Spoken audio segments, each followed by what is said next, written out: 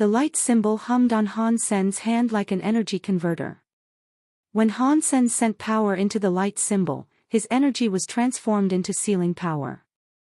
Green dragon, white tiger, red bird, and black turtle.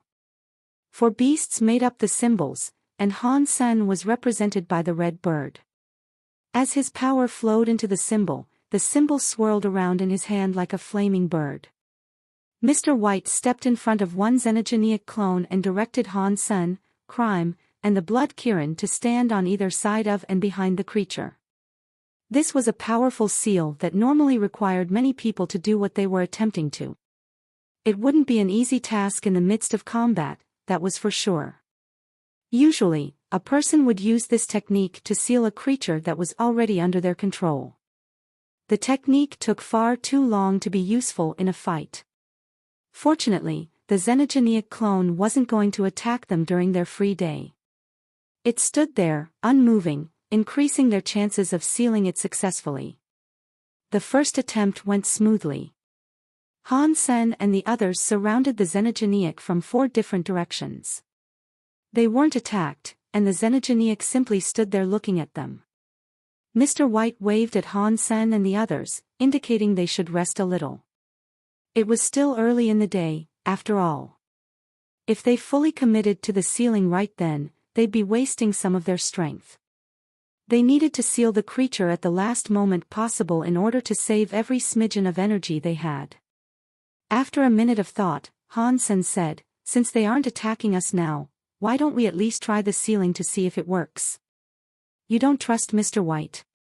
Even if the seal doesn't work, do you have another way out of this?" Crime asked in a cold voice. "There is nothing wrong with giving it a try," Han Sen responded flatly. Mr. White nodded. "Okay, then let us try. It will be a useful practice run." Following Mr. White's command, Han Sen and the others cast the 4 symbols seal. The symbol of the red bird shivered on Han Sen's hand. He felt a connection form between the bird and Mr. White's white tiger, Crime's black turtle, and the green dragon that hovered around the Blood Kirin's claws. All those powers were transferred, and the 4 symbols seal's light became stronger. The connection between them strengthened. The 4 powers supported each other, and as the light rose, 4 giant shadows formed into a bysema that trapped the creature inside. The xenogenic found itself confined within the bysema. Its eyes flashed, and the enemy started to move. "Oh no! It is going to attack us. Seal the bysema now!" Mr. White shouted loudly. The 4 of them quickly finished casting the 4 symbols seal. The shadows of the green dragon, the white tiger, the red bird, and the black turtle were cast onto the xenogenic's body. The shadows bound the xenogenic. The xenogenic kept moving as Han Sen and the others continued casting their seal. The 4 shadows kept seething across the xenogenic. The xenogenic tried to fight back, but it couldn't break the seal. Crime looked ill, and he said, "I told you to trust Mr. White, but you just had to try it. Now we've wasted so much more of our power. What's done is done. We will just have to hold the seal and keep it going for the next 10 days, Mr. White said firmly, putting an end to Crime's complaining. Han Sen shrugged slightly and remained silent. He had known this was a possibility, but he thought they should give it a try anyway. Attempting the seal now would only anger one xenogenic. If it failed, only one powerful creature would be trying to kill them. But if they failed closer to the end of the first day, they might end up being attacked by whole groups of the monsters.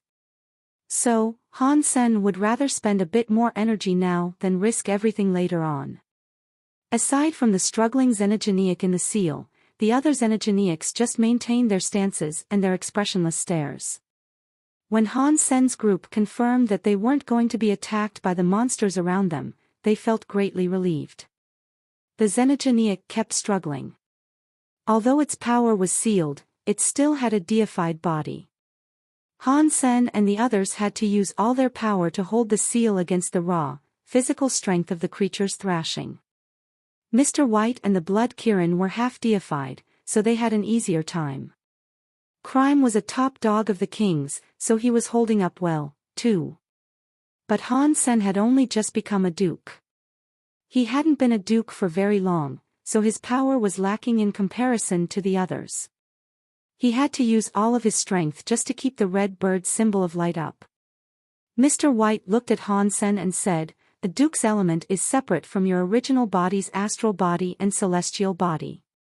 Your original body is your own genes taking the form of an element. At that stage, you must use your own power to fight. At the second stage, your astral body needs to rely on the planet beneath you. Planetary powers can be used to aid the elements of your body. For instance, a water element duke will perform much better on a water-based planet." After pausing, Mr. White continued to say, "The celestial body you can access in the third stage is also known as your universal body. That body can use the power of the universe. As long as it is not separated from the universe for some reason, it has access to practically unlimited power." Han Sen understood what Mr. White was talking about, but he had only just become a duke. He only had his original body, so he couldn't make use of any external powers. Plus, even if he did gain a celestial body, he knew that Holy Town was separated from the outside world. He couldn't access any power that was outside the town. Mr. White knew what Han Sen was thinking, and so he smiled. "Judging by the way you use your body, you must still be at the first stage. You only have your original body. I have an original body geno art that might be able to help you. Perhaps you could learn it in order to ascend more easily. If you are really willing to teach me, I would be very grateful." Han Sen was surprised. He hadn't expected Mr. White to volunteer to teach him a geno art, and he wasn't sure what the sudden offer meant. "Mr. White, why do you care about him?" Crime exclaimed unhappily. Mr. White smiled. "We are cooperating to maintain the seal, aren't we? We are all in this together. Han Sen is of a lower level than us, so he will have a hard time over the course of the next 10 days. If anything happens to him, we will all be destroyed. I am only doing this for myself." After Mr. White said that, Crime fell silent. Mr. White paused for a moment before speaking. "My geno art isn't very impressive. I made it myself, and I never did think up a name for it. It hasn't been presented anywhere. I'll explain it as best I can, and if you think it helps, you can use it. If it doesn't, that's okay. Please tell me," Han Sen said. In a quiet voice, Mr. White gave a straightforward explanation of the geno art. Crime and the Blood Kirin focused on his words as well. Crime listened seriously. Just like Mr. White said, his geno art seemed rather simple. Even so, it was obviously quite special. Despite its simplicity, it was incredibly difficult to understand. "Mr. White, your geno art is so complicated. I am afraid he won't be able to understand it," Crime said after hearing Mr. White's geno art. "I don't think I really understand." "Please explain it to me again," Han Sen said, trying to keep his shock from showing on his face. Truthfully, Han Sen understood the geno art perfectly. The geno art was quite familiar to him, and that familiarity shook him to his core. The geno art had an obvious connection to the Dongxian Sutra. Both arts could benefit each other quite well, and using Mr. White's technique could aid in the development of the Dongxian Sutra. Han Sen could use the Dongxian Sutra to absorb power from the world around him. Doing so allowed him to conserve his own energy, stretching his strength out over a longer period of time. But the Dongxian Sutra had yet to reach Duke, so the effect wasn't particularly good. It only saved Han Sen a small amount of power. "Has Mr. White realized that I use the Dongxian Sutra? Is that why he's telling about this geno art? What is he planning?" Han Sen thought fast, but he didn't have enough information to guess what Mr. White was playing at. It seemed likely that Mr. White knew that Han Sen could use the Dongxian Sutra. explaining a Geno art as simply as he had suggested that the man's mind was quite frightening. It put Han Sen on red alert. If you don't mind me repeating myself, I will recite the Geno art again. Mr. White smiled. Then, he resumed talking about the Geno art. It would have been better if he had stopped speaking there, for the more he talked, the more confused Crime became. Mr. White's detailed explanation of the Geno art was more difficult to understand than the Geno art itself. He began speaking about the Geno universe itself, which was something Crime had never heard about before. Han Sen used the Dongxian aura to listen, and he was able to understand a bit. He pretended that he couldn't though, and he feigned confusion. Mr. White, I'm afraid that the explanation isn't helping. I am just getting more and more confused.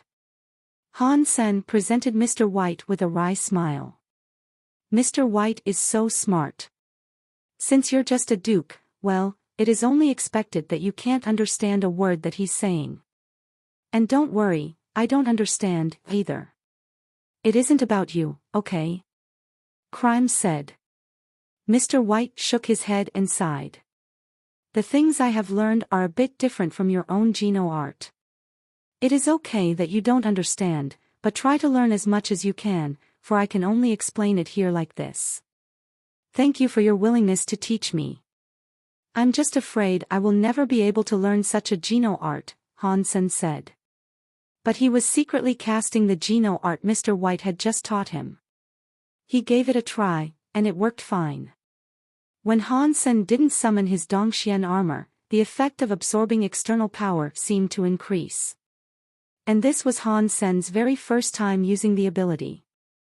If the ability was already useful, then it would surely become a greater and greater benefit to him as his proficiency increased. Han Sen still didn't know why Mr. White had given him the Geno art, but he was okay with learning something new. Han Sen practiced it, and the strain of maintaining the four symbols seal decreased. The day went by pretty quickly. After the first 24 hours, the other deified xenogeneic clones shifted slightly toward Han Sen and the others like the very hungry monsters that they were.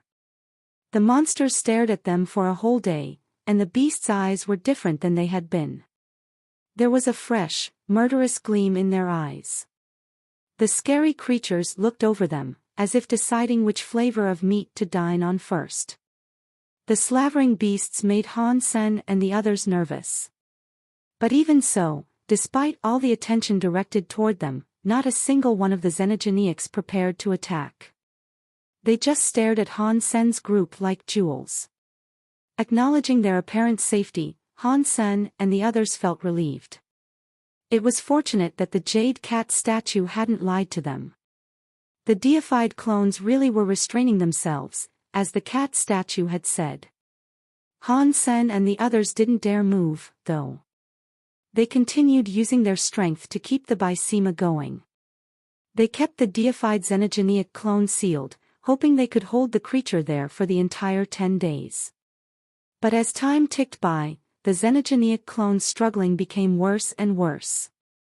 After it had been thrashing around for a while, Han Sen started to feel a strain. 5 days later, even the half-deified blood Kirin was beginning to fatigue.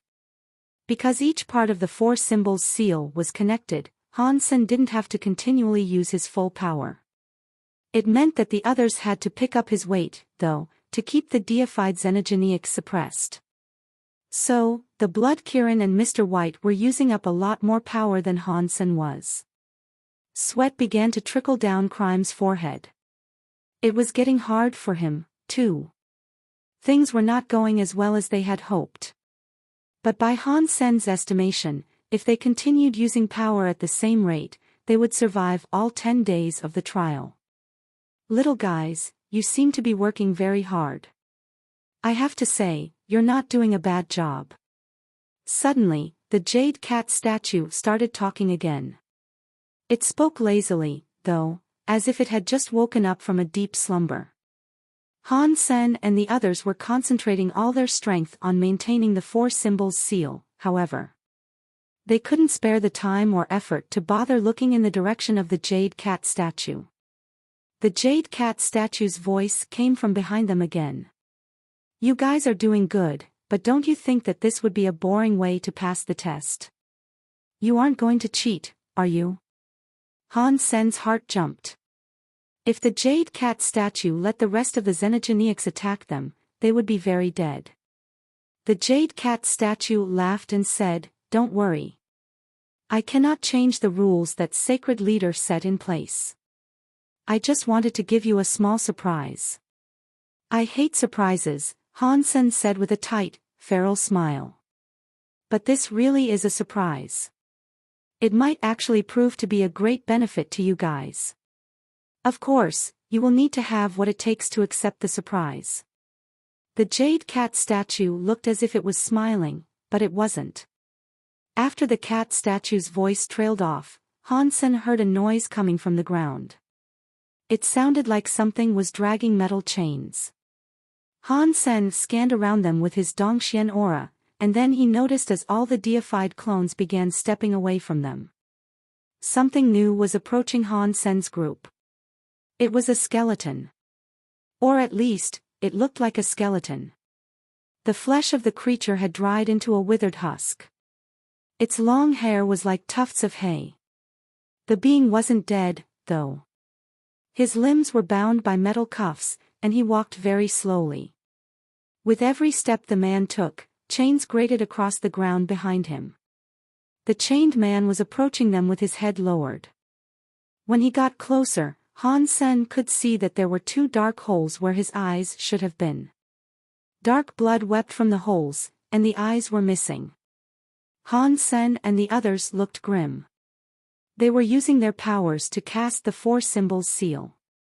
If the creepy man attacked them, they wouldn't be able to block the strike without releasing the 4 symbols seal. And that would be enough to lead to their doom. The prisoner came within 10 meters of them, chains rasping across the ground with every step. He raised his head so that the 2 bloody holes could peer at Han Sen and the others. Those 2 holes gave them the willies. He stopped for a moment, but then, the prisoner started to move again. His slow steps took him toward Han Sr., what the F***ck. Han Sen thought frantically. There were 4 of them, but the prisoner had decided to go for Han Senator. It was getting closer, and after another minute, it stood right behind him. The prisoner approached Han Senator. Although he walked slowly, he was already very close to them. A second later, he was directly behind Han Senator. As the prisoner walked, his cuffs clinked and clanked. When he came to a stop behind Han Sen, he fell completely silent. Han Sen couldn't even hear the prisoner breathing or his heart beating. It was as if he no longer existed. Han Sen used his Dongxian aura to scan the prisoner, but he was shocked to find that he could no longer detect the prisoner's presence. Goosebumps flared across Han Sen's body. The prisoner was standing directly behind him, but he could not feel the strange, chained man. His inability to detect the creature deeply unsettled Han Senator. He wanted to just run away as fast as he could. But he was currently casting the red bird spell. If he left his position, then the 4 symbols seal would break. If any of the 4 tried to run, they'd all end up dead. The bird's nest still sat on Han Sen's head. He forced himself not to turn around, and he thought to himself, so what if you are behind me? You can't break this bird's nest. I have nothing to be afraid of. Han Sen stood where he was and did not move. He did not dare turn and look behind him. He continued to cast his powers through the red bird spell to keep the trapped xenogeniacs suppressed. But when Han Sen looked at Mr. White and the others, he was given a shock. Mr. White's face looked strange, but Han Sen couldn't accurately read the man's expression. Crime's expression was easier to interpret, though.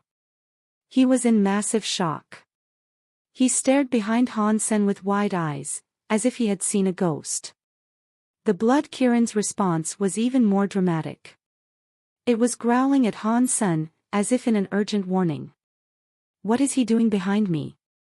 Han Sen's heart felt chilled. He still couldn't detect the presence behind him. It was as if the chained man wasn't actually a creature at all, but some specter of death itself. Mr. White gulped. He looked pale, but still, he didn't say a word. His expression made Han Sen even more worried. Han Sen could no longer help it, so he moved his head to take a look. He couldn't turn his head very far, though, because if he moved his hands or body he could disrupt the casting. After twisting his head to the left, he saw nothing. Then, he looked right. And still, he couldn't see anything. Han Sen wished he could just twist his body around so he could properly see what the prisoner was doing. But he really couldn't move his body. Han Sen couldn't keep his eyes off the other's horrified expressions, though. Their vision lingered on the space behind Han Sen, which made his heart tremble in fear. F***CKU. I have a bird's nest to protect me, and I have nothing to be afraid of. Han Sen gritted his teeth and did not move. But suddenly, Han Sen felt a chill run down his neck. It felt as if something was blowing a cold breath over his neck. Han Sen's skin prickled as his back turned sore and his legs went soft. Han Sen had seen many scary things in his lifetime, so he didn't frighten easily. But not being able to see the prisoner was deeply disturbing. He felt a deep chill in his heart. Don't move. Mr. White called to Han Sr., what is he doing behind me? Han Sen asked, his voice tense. It was a shame that the blood Kirin couldn't speak. If it had been able to talk, Han Sen would have asked it. Crime wasn't trustworthy enough for Han Sen to bother asking him, though. This is hard to explain. Mr. White frowned, and he looked poorly. It seemed as if he didn't know what to say.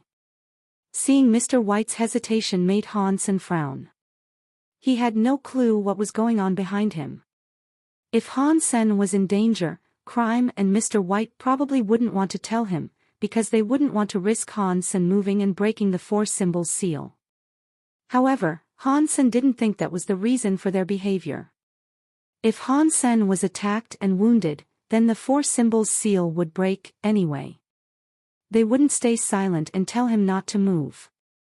If there is no actual danger, then why can they not tell me what's wrong? Han Sen wondered. Han Sen's attempts to figure out what was happening were getting him nowhere, but his back felt colder and colder. His worry continued to deepen. Mr. White and Crime were still staring at the space behind him. The blood Kirin kept growling at Han Sen, as if it wished to tell him something. Han Sen could no longer resist the temptation.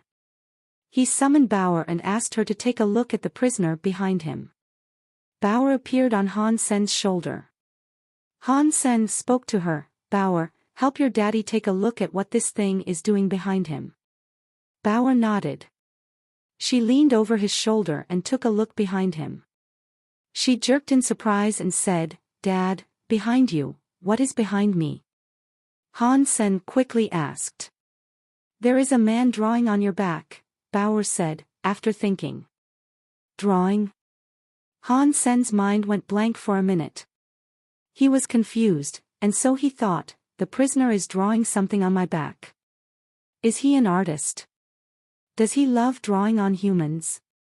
Is my body too good, and he could not help but use my fine figure for a canvas? No way. If he was fond of drawing on bodies, then he should have gone and found a pretty girl to paint upon. Why bother drawing on me? Bauer, what is he drawing? Han Sen quickly asked. Something else had to be going on here. Bauer leaned further over Han Sen's shoulder, peering at Han Sen's back, but she didn't speak. Bauer, what is he drawing? Han Sen squeaked. He wasn't scared, he told himself. He just didn't like it. Bauer hesitated, but she eventually said, It's like the creature is drawing a person. Yeah, a woman. A woman? What kind of woman? Han Sen was frozen. A skeletal prisoner had appeared out of nowhere, slinked up to his back, and started drawing a woman on him. This was 2F*King creepy, and it made Han Sen feel itchy and uncomfortable. Bauer didn't seem to know how she might describe what she saw. With hesitation, she said, "An ugly, ugly woman."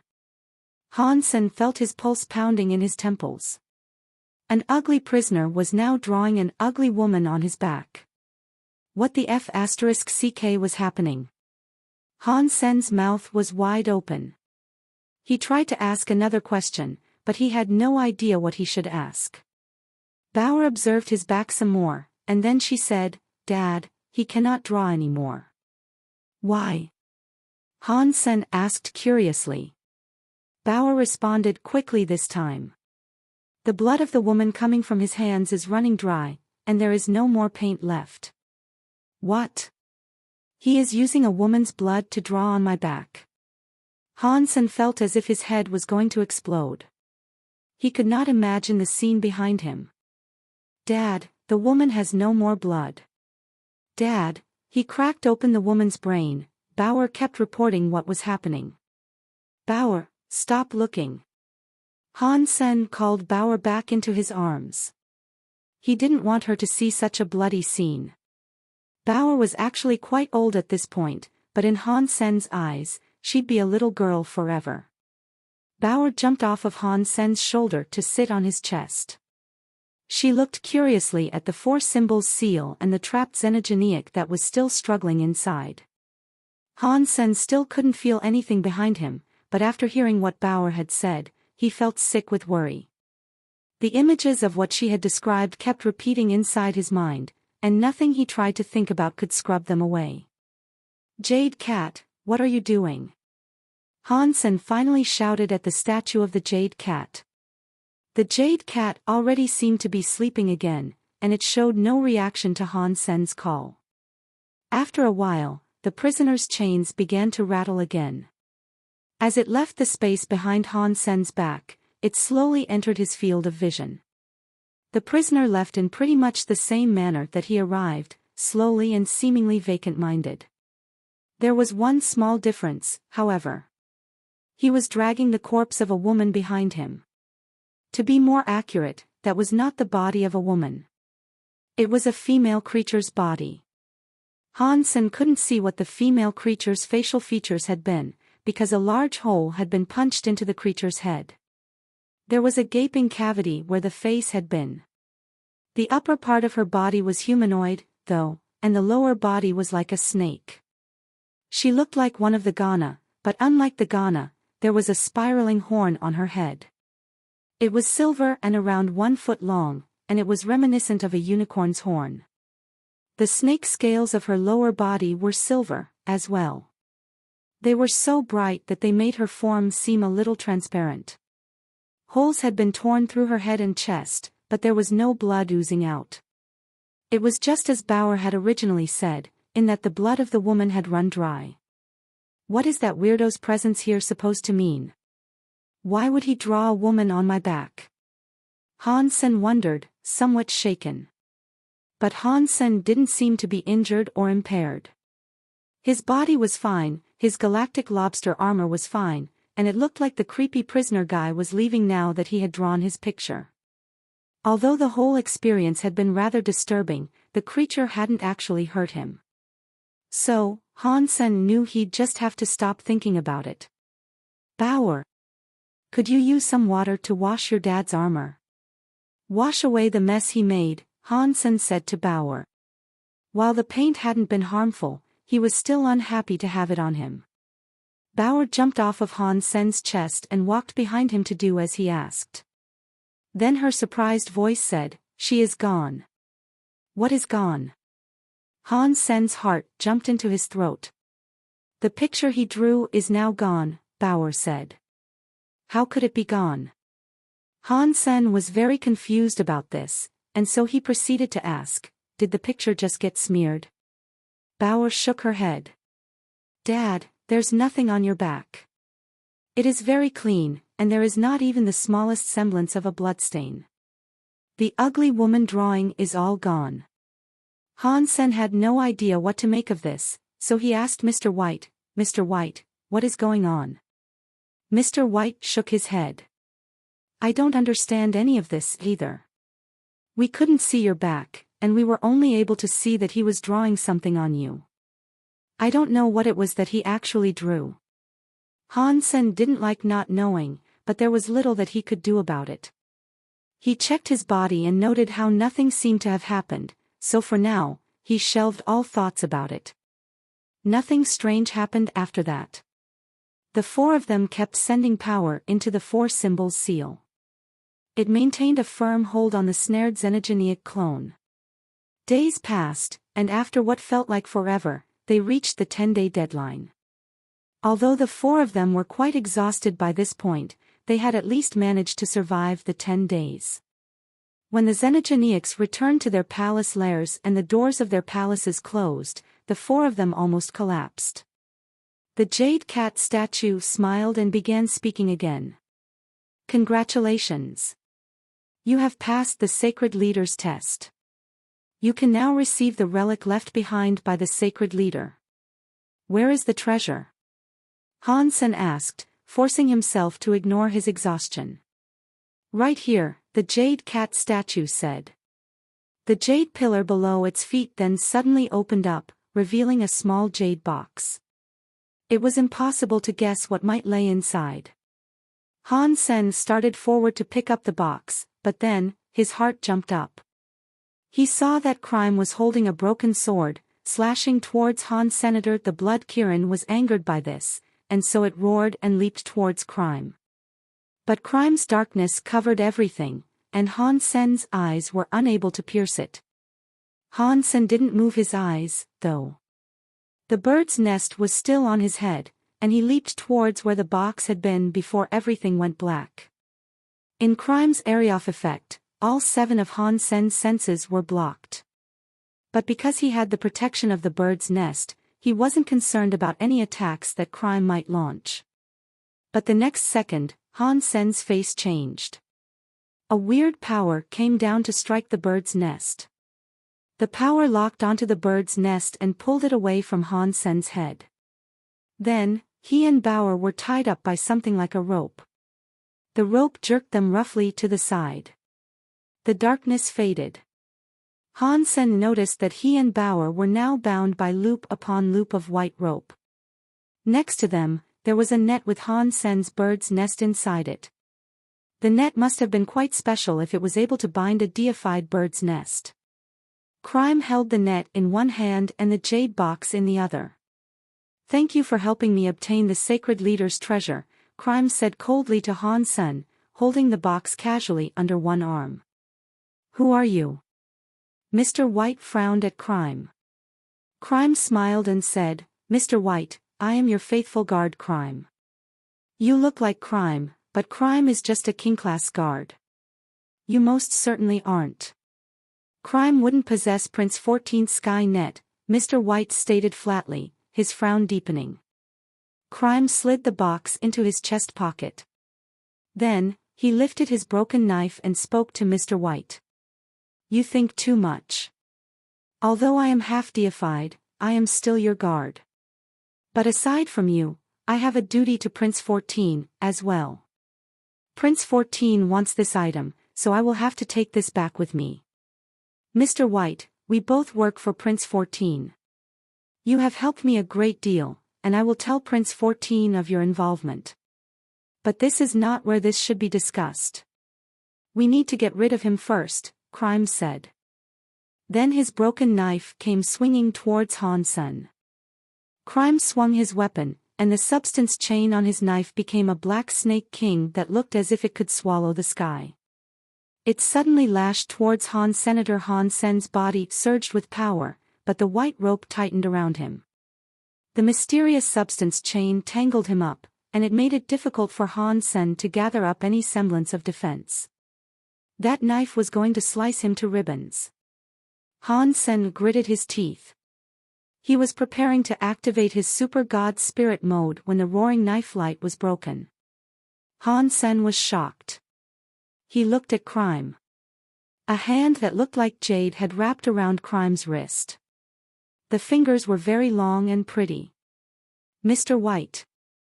Han Sen could not believe what his own eyes were seeing. Mr. White was standing behind Crime, pulling his hand back through Crime's chest.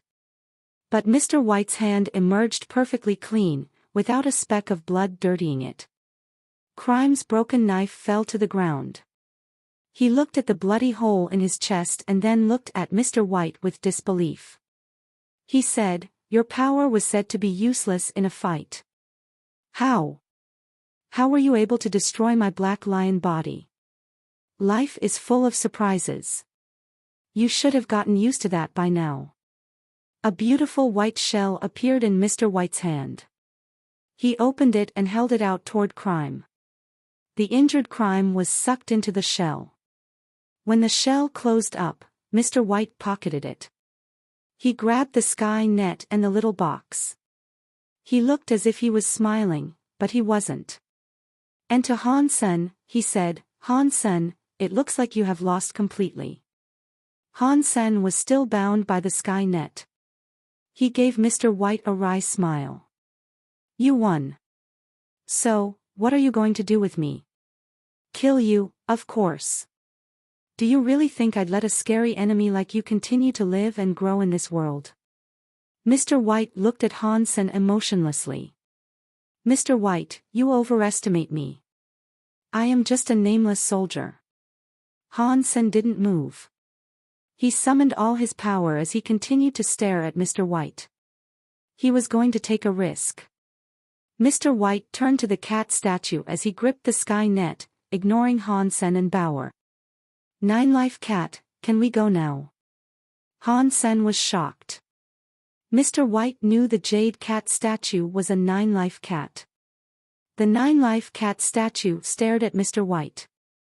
It remained unmoving as it coldly said, "If you guys pass the test, so it is entirely up to you whether you come or go. There is no need to ask for my permission. Goodbye." Mr. White tugged the sky net and dragged Han-sen and Bauer out of Holy Town. This time, the power of the town didn't prevent them from leaving. Mr. White pulled Han-sen and Bauer out of the town with ease and returned to that area of dark water. Mr. White's other hand glowed with holy light as it held the jade stone box. The light was able to keep the darkness at bay, at a distance of around 3 meters from them. He eventually pulled Bauer and Han-sen safely out of the trench. Han-sen had thought Mr. White would kill them in Holy Town, but he didn't. And after he left that place, he didn't try to make a quick getaway. He took Han-sen and Bauer into the big white whale, instead. Fox Queen and Isha's fight seemed to have ended, since there was no more movement in the sea. It was unclear which of the two might have emerged victorious, though. There was no sign of either of them. Mr. White brought Han-sen and Bauer into the big white whale.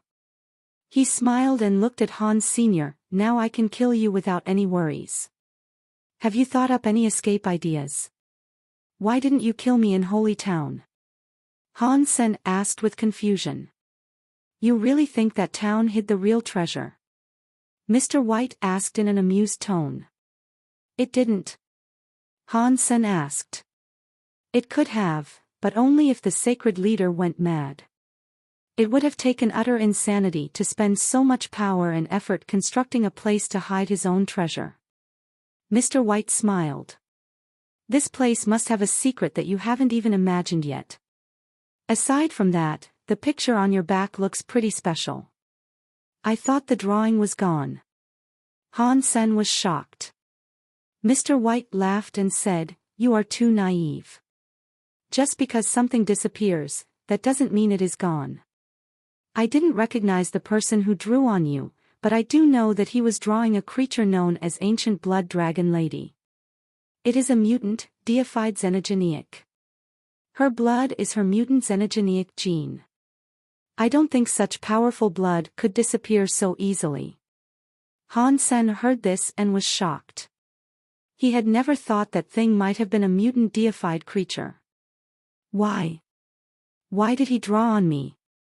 Han-sen asked in confusion. "I do not know. Perhaps ever since the beginning, you were the chosen one." Mr. White's expression hardened. "But it doesn't matter anymore. I am going to kill you, so everything will end."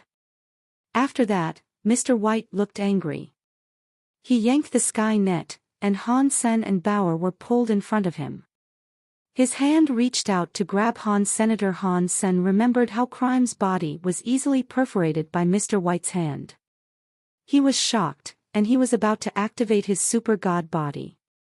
But when Mr. White waved his hand, the sky net loosened enough to release the bird's nest. The bird's nest returned to Hans Sr. Mr. White, this is. Han Sen caught the bird's nest, and he looked at Mr. White with confusion.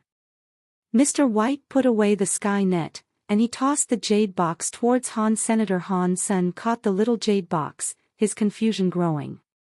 He had no idea what was going on. Mr. White smiled at Han. Senator. His muscles and bones began to shift and writhe, and so too did his face. Not long after, Mr. White became someone else. His presence was greatly changed. Mr. White now looked younger. He looked no more than 20 years old, but his body carried a special sort of presence. It gave Han Sen the feeling that this man had seen and lived through everything. He was like a person that oversaw a match of chess. Han Sen's mouth opened wide. You? How is it you? Han Sen screamed, pointing at him.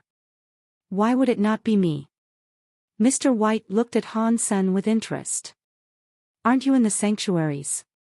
How did you get out? Han Sen spoke only half of what he wished to. He then suddenly thought of Blood Legion and the Shura, who both had a way to leave.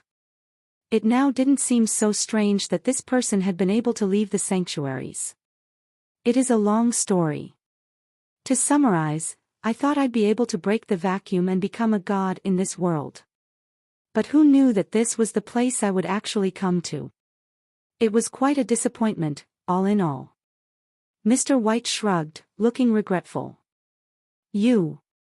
I cannot believe it, Han Sen mumbled, still frozen. Han Sen knew this man. They hadn't spent much time together, but Han Sen remembered him. That was because this man was the real heir of the Xian men. But Han Sen had only learned the Dongxian Sutra from Dongxian Zi. That counted for half of the Xian men students. Han Sen looked at that man, who was similar to his age. He coughed awkwardly and hesitantly asked, so, what should I call you? In the past, Han Sen had received a secret Xian men skill from the man. But the man said he wasn't going to take any students. And Han Sen was also able to obtain Dongxian Zi's legacy. He didn't know which of the two was a more important figure. The man laughed and said, names are merely symbols. When someone practices as much as I have, they've already given such titles up. You should just keep on calling me Mr. White, to make sure that my identity within the Extreme King doesn't get exposed. You are going back to the Extreme King? Han Sen asked with surprise. Mr. White smiled and said, the Extreme King isn't some scary hole for beasts to fester in. There are many resources to obtain. To be fair, it is a fine place to continue with one's practice. Why wouldn't I go back? Then how are you going to explain what happened here? Han Sen asked, holding up the little box. Crime was dead, and Mr. White had given the box to Han. Senator Han Sen was afraid that if he returned, he would be unable to report to Prince 14. Everything will work itself out, if given the time. Use your heart. Think, hear, and see. Hold on to everything you can in this world. There is a solution to each and every woe. After that, Mr. White gave Han Sen a card. This is what I have been thinking about over all these years. You can take a look, but remember, do not put the stock of your belief too deeply into anything. You still need to form your own opinions on things in this life. A portion of the real Xian men requires one to practice with the faith of their own heart. I have no time to take care of it. My Xian men legacy has probably come to an end on this day. You count as half of the Xian men members. I hope that in the future, you will find a way to continue the teachings of the Xian men and pass on my techniques. You don't need to ask anyone to join the Xian men formally, but the Xian men will be lucky enough just to have one or two out there that have really devoted themselves to the learnings. Han Sen did not reject the plea. He gladly accepted the card he was given.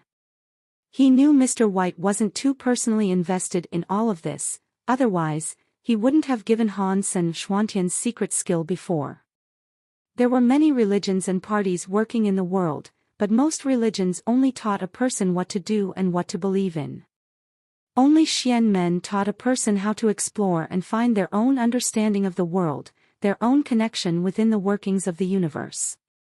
So, it would be very difficult for the Xian men to become famous.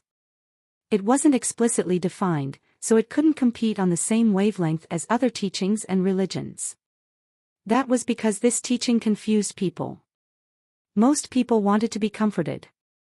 They wanted something to guide them through the hardships of life. But Xian men was about having to think about things yourself. You had to take charge of your own fate and explore the unknown. The future was full of unknowns and variables. It was tough. People that didn't have the required intelligence or endurance could never make it through. So, it wasn't beyond belief that Xian men fell into oblivion. The road of Xian men was not one that many would willingly choose. After Mr. White spoke, he looked at the little box in Han Sen's hand. He said, "If my assumptions about the box are correct, then it doesn't actually contain the sacred leader's treasure. It is just a red herring. The real treasure still resides someplace in Holy Town. But our combined strength still isn't enough to explore all of that town's secrets. When we have both become deified, we can return and resume exploration of the town." "Mr. White, what is the picture upon my back?" Han Sen still felt nervous when he thought about that painting. It was way too weird. Mr. White thought for a moment, then said, "Ancient blood dragon lady's blood was used as ink. A picture was drawn upon your back. I couldn't see the picture, and so I can't make a sound assertion. But do not worry, as I have made some calculations of the future on your behalf. Following a terrible incident, there were still some good fortunes to be had. Whatever that picture was, it wasn't a bad thing. Good fortune following something terrible. That means something terrible is going to happen." Han Sen was shocked. Mr. White laughed and said, "You're in for a rough ride. It would be nice if you didn't tell me these things so bluntly." Han Sen gave a wry smile. Mr. White quietly said, "When you follow Isha back to Narrow Moon, you should be prepared. I believe that the Extreme King will eventually summon you to their ruler's kingdom." Han Sen was curious, so he had to ask, "Mr. White, how did you end up becoming part of the Extreme King?" Mr. White quietly said, "I disguised myself as a hybrid of the Extreme King so I could stay among them. I was drawn to their resources, but I also learned something very interesting there. I stayed so I could find out more about it." "What was it?" Han Sen asked again. "We humans have the Extreme King's blood pulse gene. Although it is only a small smidgen of the stuff, it does exist. And that is how I was able to successfully pass myself off as one of the Extreme King without being discovered," Mr. White said. "I guessed as much." Han Sen nodded. He had considered this possibility before, and if Mr. White had followed the same line of thought, there was no reason to believe he was incorrect. Mr. White continued to say, "When the Extreme King become king class, they can awaken their king body. The king bodies are very similar to the super god bodies we have in the sanctuaries. There's one primary difference, however. Our super god bodies are independent, while their king bodies are not independent." "What do you mean?" Han Sen didn't understand. Mr. White groaned and went on to explain, "What I mean to say is that our super god bodies are a part of us. Their king bodies seem to have a connection with the outside world and some mysterious power. I am still investigating it. There are so many questions I have been unable to find answers for. I cannot explain everything." After chatting with Han Sen, Mr. White said, I should go. If you head left when you leave, you should soon come across Isha. Mr. White left, but Han Sen didn't go after Isha just yet. He walked over to the skeleton sitting in the command chair of the white whale. He took off the clothes that were on the skeleton, and then, he put the skeleton in a box. He planned on finding a good place to bury the man when he returned. It was a crystallizer. It was like someone of the same race. After thoroughly cleaning the pieces of clothing, Han Sen put them on. He put the transparent eye patch on his head, and he felt as if his thoughts were spreading. His body and his vision expanded. That feeling could not be explained. It was like the whale was becoming a part of his body. Waves of information rolled through eye patch and were downloaded into his mind. To put it simply, Han Sen could now use his mind to control the white whale. Piloting the machine was as simple as using his own body. Han Sen guided the big white whale to the left. And there he found Isha. Isha was swimming through the sea. She saw the big whale and surged towards it. Han Sen quickly jumped out of it to prevent any misunderstandings. "My queen, where is Fox Queen?" Han Sen asked. Isha shook her head. "She escaped." "Then we should get out of here, too. I got the item from Holy Town. Let's leave now." Han Sen then piloted the white whale out of the Holy Spirit Sea with Isha. When they reached the maze, Han Sen put away the whale. The enormous whale really was just like the beetle. It could shrink with its space technology. It shrank until it disappeared into the eye patch. It was like a little whale placed inside a bottle, and it looked magical. Isha and Han Sen returned to the base of the Ice Blue Knights, where they ran into Ice Blue Knight King. It was fairly obvious that he had been unable to navigate the palace maze, and had thus decided to return. When he saw Isha and Han Sen come back together, Ice Blue Knight King's eyes widened. "Knife! I am so glad to learn that you are still alive," Ice Blue Knight King said, coming up to her. "I'm afraid that my survival might not be a good thing for you," Isha growled. Ice Blue Knight King frowned. "Isha, what makes you say that? I am alive. That means no one is allowed to bully my student. Do you understand now why that might not be a good thing? It would have been better for you if I had remained dead," Isha said, her voice as hard as stone. Ice Blue Knight King fidgeted awkwardly, but he said, "I was just doing my job. I had no choice in the matter. There were some things I just had to do. I don't care about your job. Let me ask you something. Did you drag my student into the Ice Blue Knights by force? Against his will?" Isha stared at Ice Blue Knight King as she spoke. Ice Blue Knight King looked glum, and he admitted, "Yes." "Were you the one who captured him?" Isha asked. "Yes," Ice Blue Knight King said. "If you were unable to look after him, why would you drag my student all the way out here? Is that how you manage the Ice Blue Knights?" Isha hissed. Ice Blue Knight King could not speak. His face turned red. Another Ice Blue Knight who was accompanying Ice Blue Knight King stepped forward to angrily tell her off. "Knife, don't be so rude. You are a member of the Ice Blue Knights yourself. How can you speak like that to your captain? From now on, I have no affiliation with the Ice Blue Knights. It's over." Isha looked at them all with disdain. Ice Blue Knight King frowned and said, "Knife, I understand the reasons for this mood of yours, but there are some things you can't just say. I will pretend I did not hear what you just said.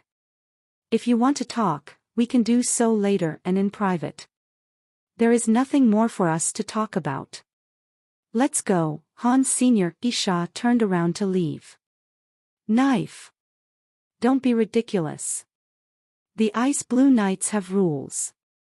You are a member of the Ice Blue Knights, and you were born to be an Ice Blue Knight. Furthermore, you will one day die on behalf of the Ice Blue Knights.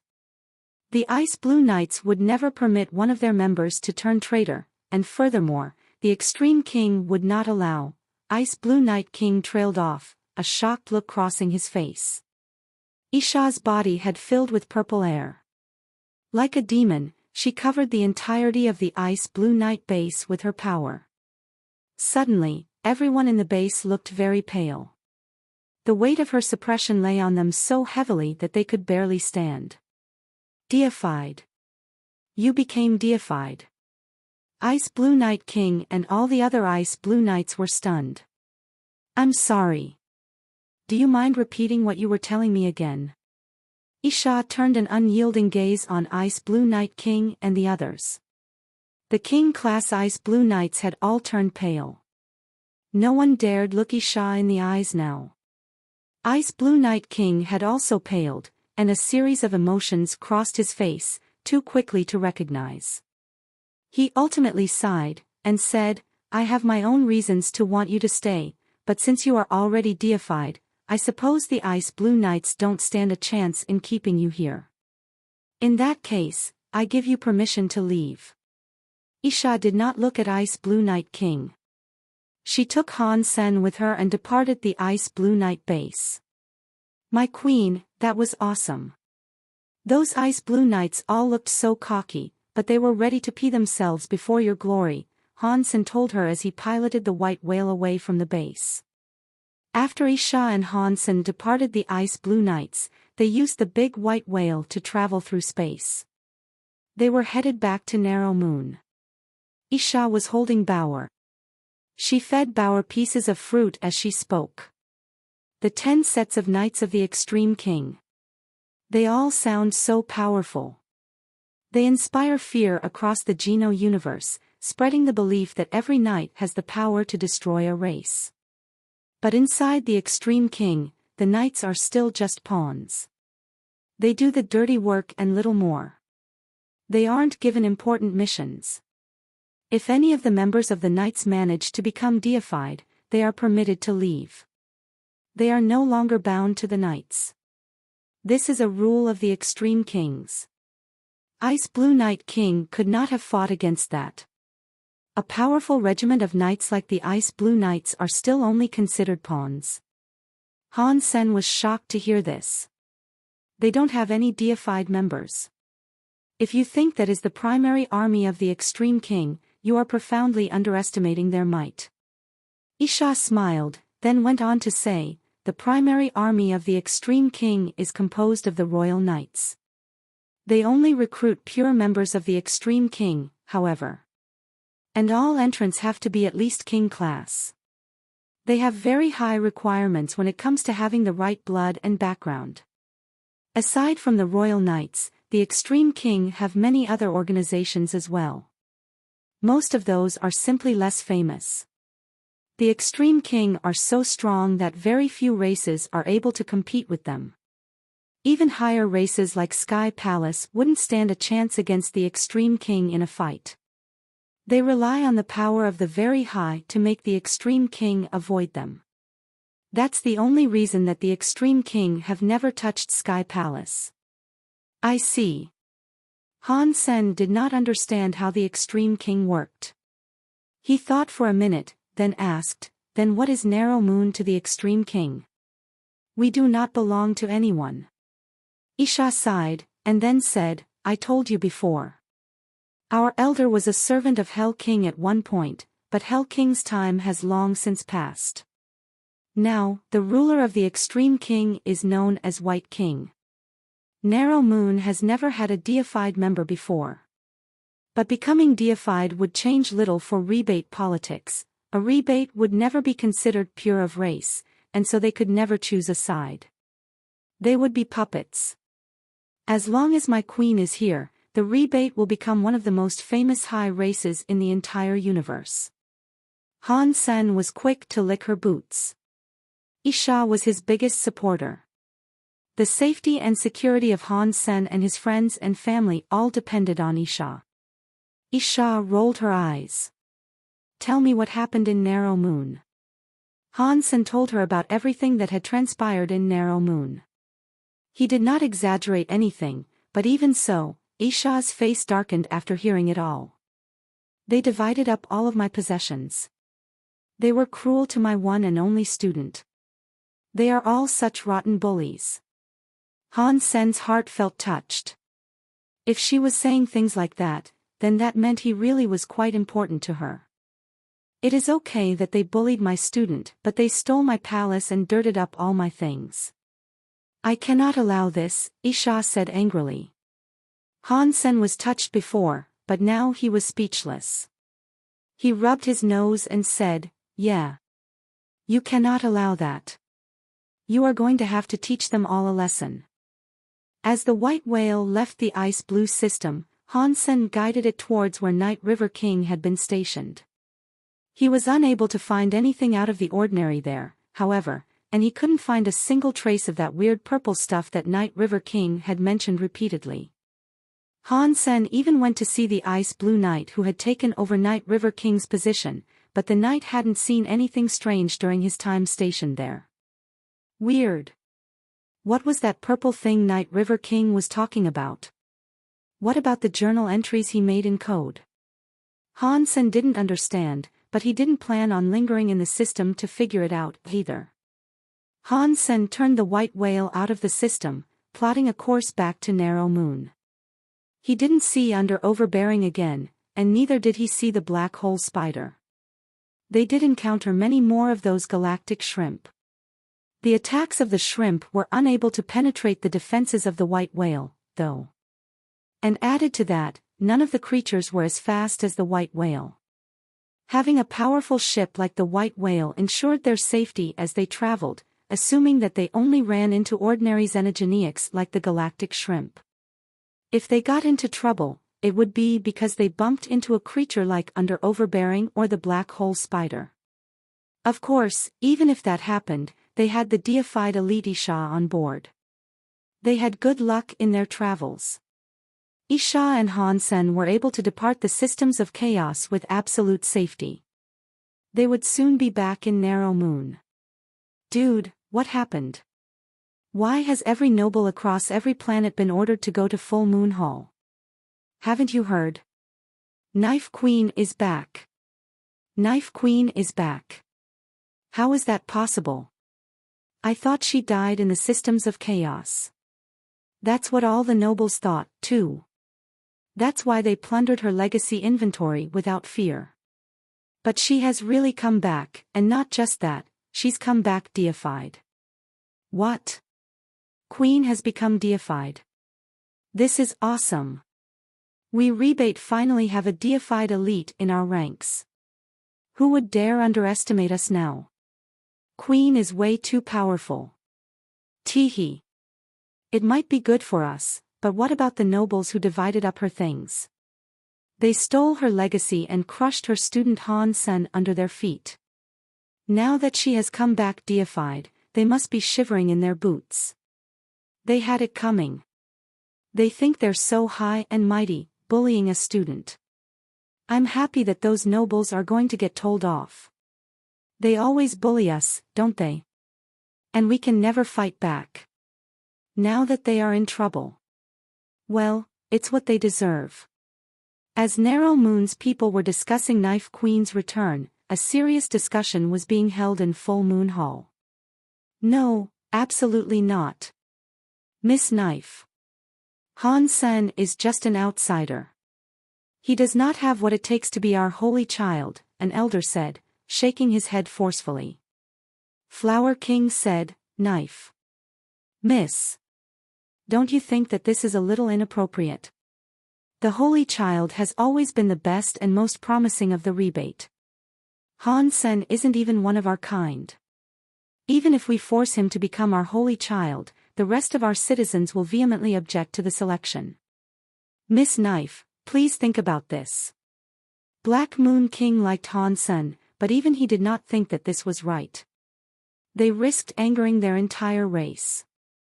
All the nobles were arguing against Isha's decision to elect Han Sen as the holy child. Full Moon Hall was filled with so many shouting voices that it was louder than a supermarket. Moonwell King raised his hand to tell everyone to quiet down. Then, He looked at Isha and said, "Knife, we were not considerate to you and Han Sen in your absence. We can give him whatever he deserves, but the position of holy child is something of gross importance. It affects the very legacy and glory of our race. Allowing an outsider to take this position is in no way appropriate.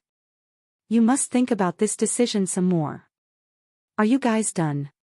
Isha sat at the head of the conference table. She coldly looked upon all of the nobles that had gathered there. All of those nobles felt a massive chill as her eyes came to stare at each of them in turn. They fell utterly silent under the weight of her gaze. The same was true for Flower King, as it was all the others. After everyone stopped talking, Isha spoke in a slow, deliberate voice. "What if I insist that Han Sen becomes our holy child? Knife Queen, if you insist, then you'll have to forgive us for being unreasonable.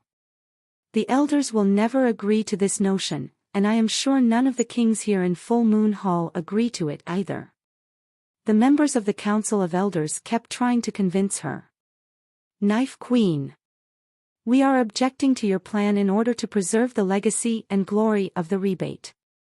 We cannot allow everything we have built for the rebate to be destroyed." "Are you saying I am destroying the rebate as a whole?" Isha asked coldly. "Knife Queen, that is not what we meant." The elder wanted to say more, but Isha cut him off. Isha swept her gaze across the nobles and stopped at Moonwell King. "I called you all here to tell you of the decision I have made. I did not call you here for you to voice your opinions on the matter. Starting from today, Han Sen is the holy child of the rebate.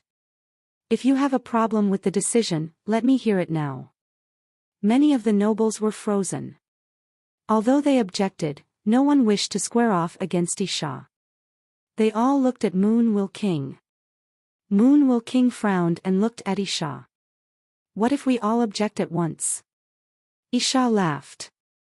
She stood up, ignoring Moonwell King. She looked down upon all of the nobles and slowly said, "Listen up, people. From now on, Narrow Moon is my narrow moon. The rebate have only one queen. Whoever follows me will live, but anyone who seeks to betray me will die. You can object, but if you directly disobey one of my commands, I will consider you an enemy. I do not mind an injection of fresh blood to fill up the ranks of Narrow Moon." Over the next few months, political instability swept through the rebate. The people in power kept changing, and families rose and fell on a daily basis. Han Sen really admired Isha's decisiveness.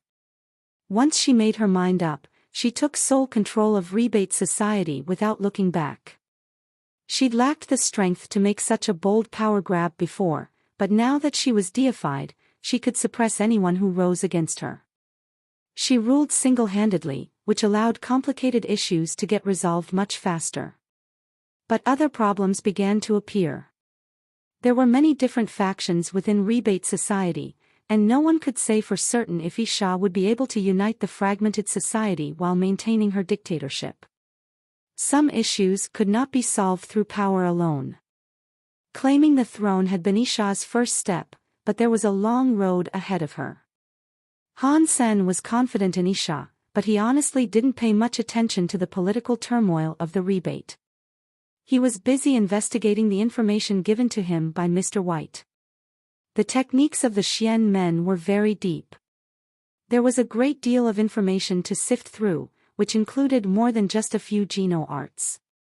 Some of what Han Sen read would take a few hundred years to truly comprehend. There were many things that couldn't be truly understood by merely reading a book. Instead, they had to be figured out by each individual. The teachings of the Xian men were this sort of knowledge. Han Sen planned to find a few people that could research the Xian men information on his behalf and determine what content might be suitable for humans to learn. He also wanted to establish a special school in the Alliance that would teach the Xian men techniques to other humans. He wanted to pass on the knowledge and expand the lineage of the Xian men. It was just as Mr. White had said, if 1 or 2 people in every 10 million were able to follow the righteous path of Xian men, then that would be enough. Surprisingly, Ji Yanran expressed an interest in the subject. Han Sen quickly turned the project over to her. But Ji Yanran didn't do as Han Sen hoped. Instead of building a school for the purpose of teaching the Xian Men philosophy, she opened up a martial hall. In it, she would start by teaching the Xian Men martial arts, whereas the philosophies of the Xian Men way would be taught at a later time. No one will treasure something that is earned very easily. And the Xian Men way of thinking is not suitable for everyone. It requires too much heart. By teaching them this way, the philosophies are likely to be accepted by more people, Ji Yanran explained. Ji Yanran's line of thinking made sense to Han Senator. He had only learned the secret techniques of the Xian Men, anyway. He didn't actually understand the core concepts of the Xian Men way himself. Potential students would have absolutely no experience with the Xian Men techniques going in, so it would likely be a waste of time for them to learn. Not many people would ever be able to understand this stuff. If we can't even start a school, do you really think your martial hall will work? Han Sen asked, purely to be contrary. Ji Yanran laughed. This will be easy. We only need your big face for an advertisement, and our doors will be swarmed with upper-class socialites begging to sign up. They only need to hear that these techniques were practiced by the great Han Senator. I wager they'd fight to the death and use any trick in the book to get their kids accepted into our martial hall. Mr. White's intention was to see the Xian Men expanded. If you approach things like this, you are only serving the needs of the upper class. Han Sen frowned. Ji Yanran laughed and said, don't worry. Over the years, most ideas start with high society. Once an idea has been accepted by the wealthy and powerful, it is more easily disseminated to the lower class. This is especially true when it comes to the ideals of the Xian Men.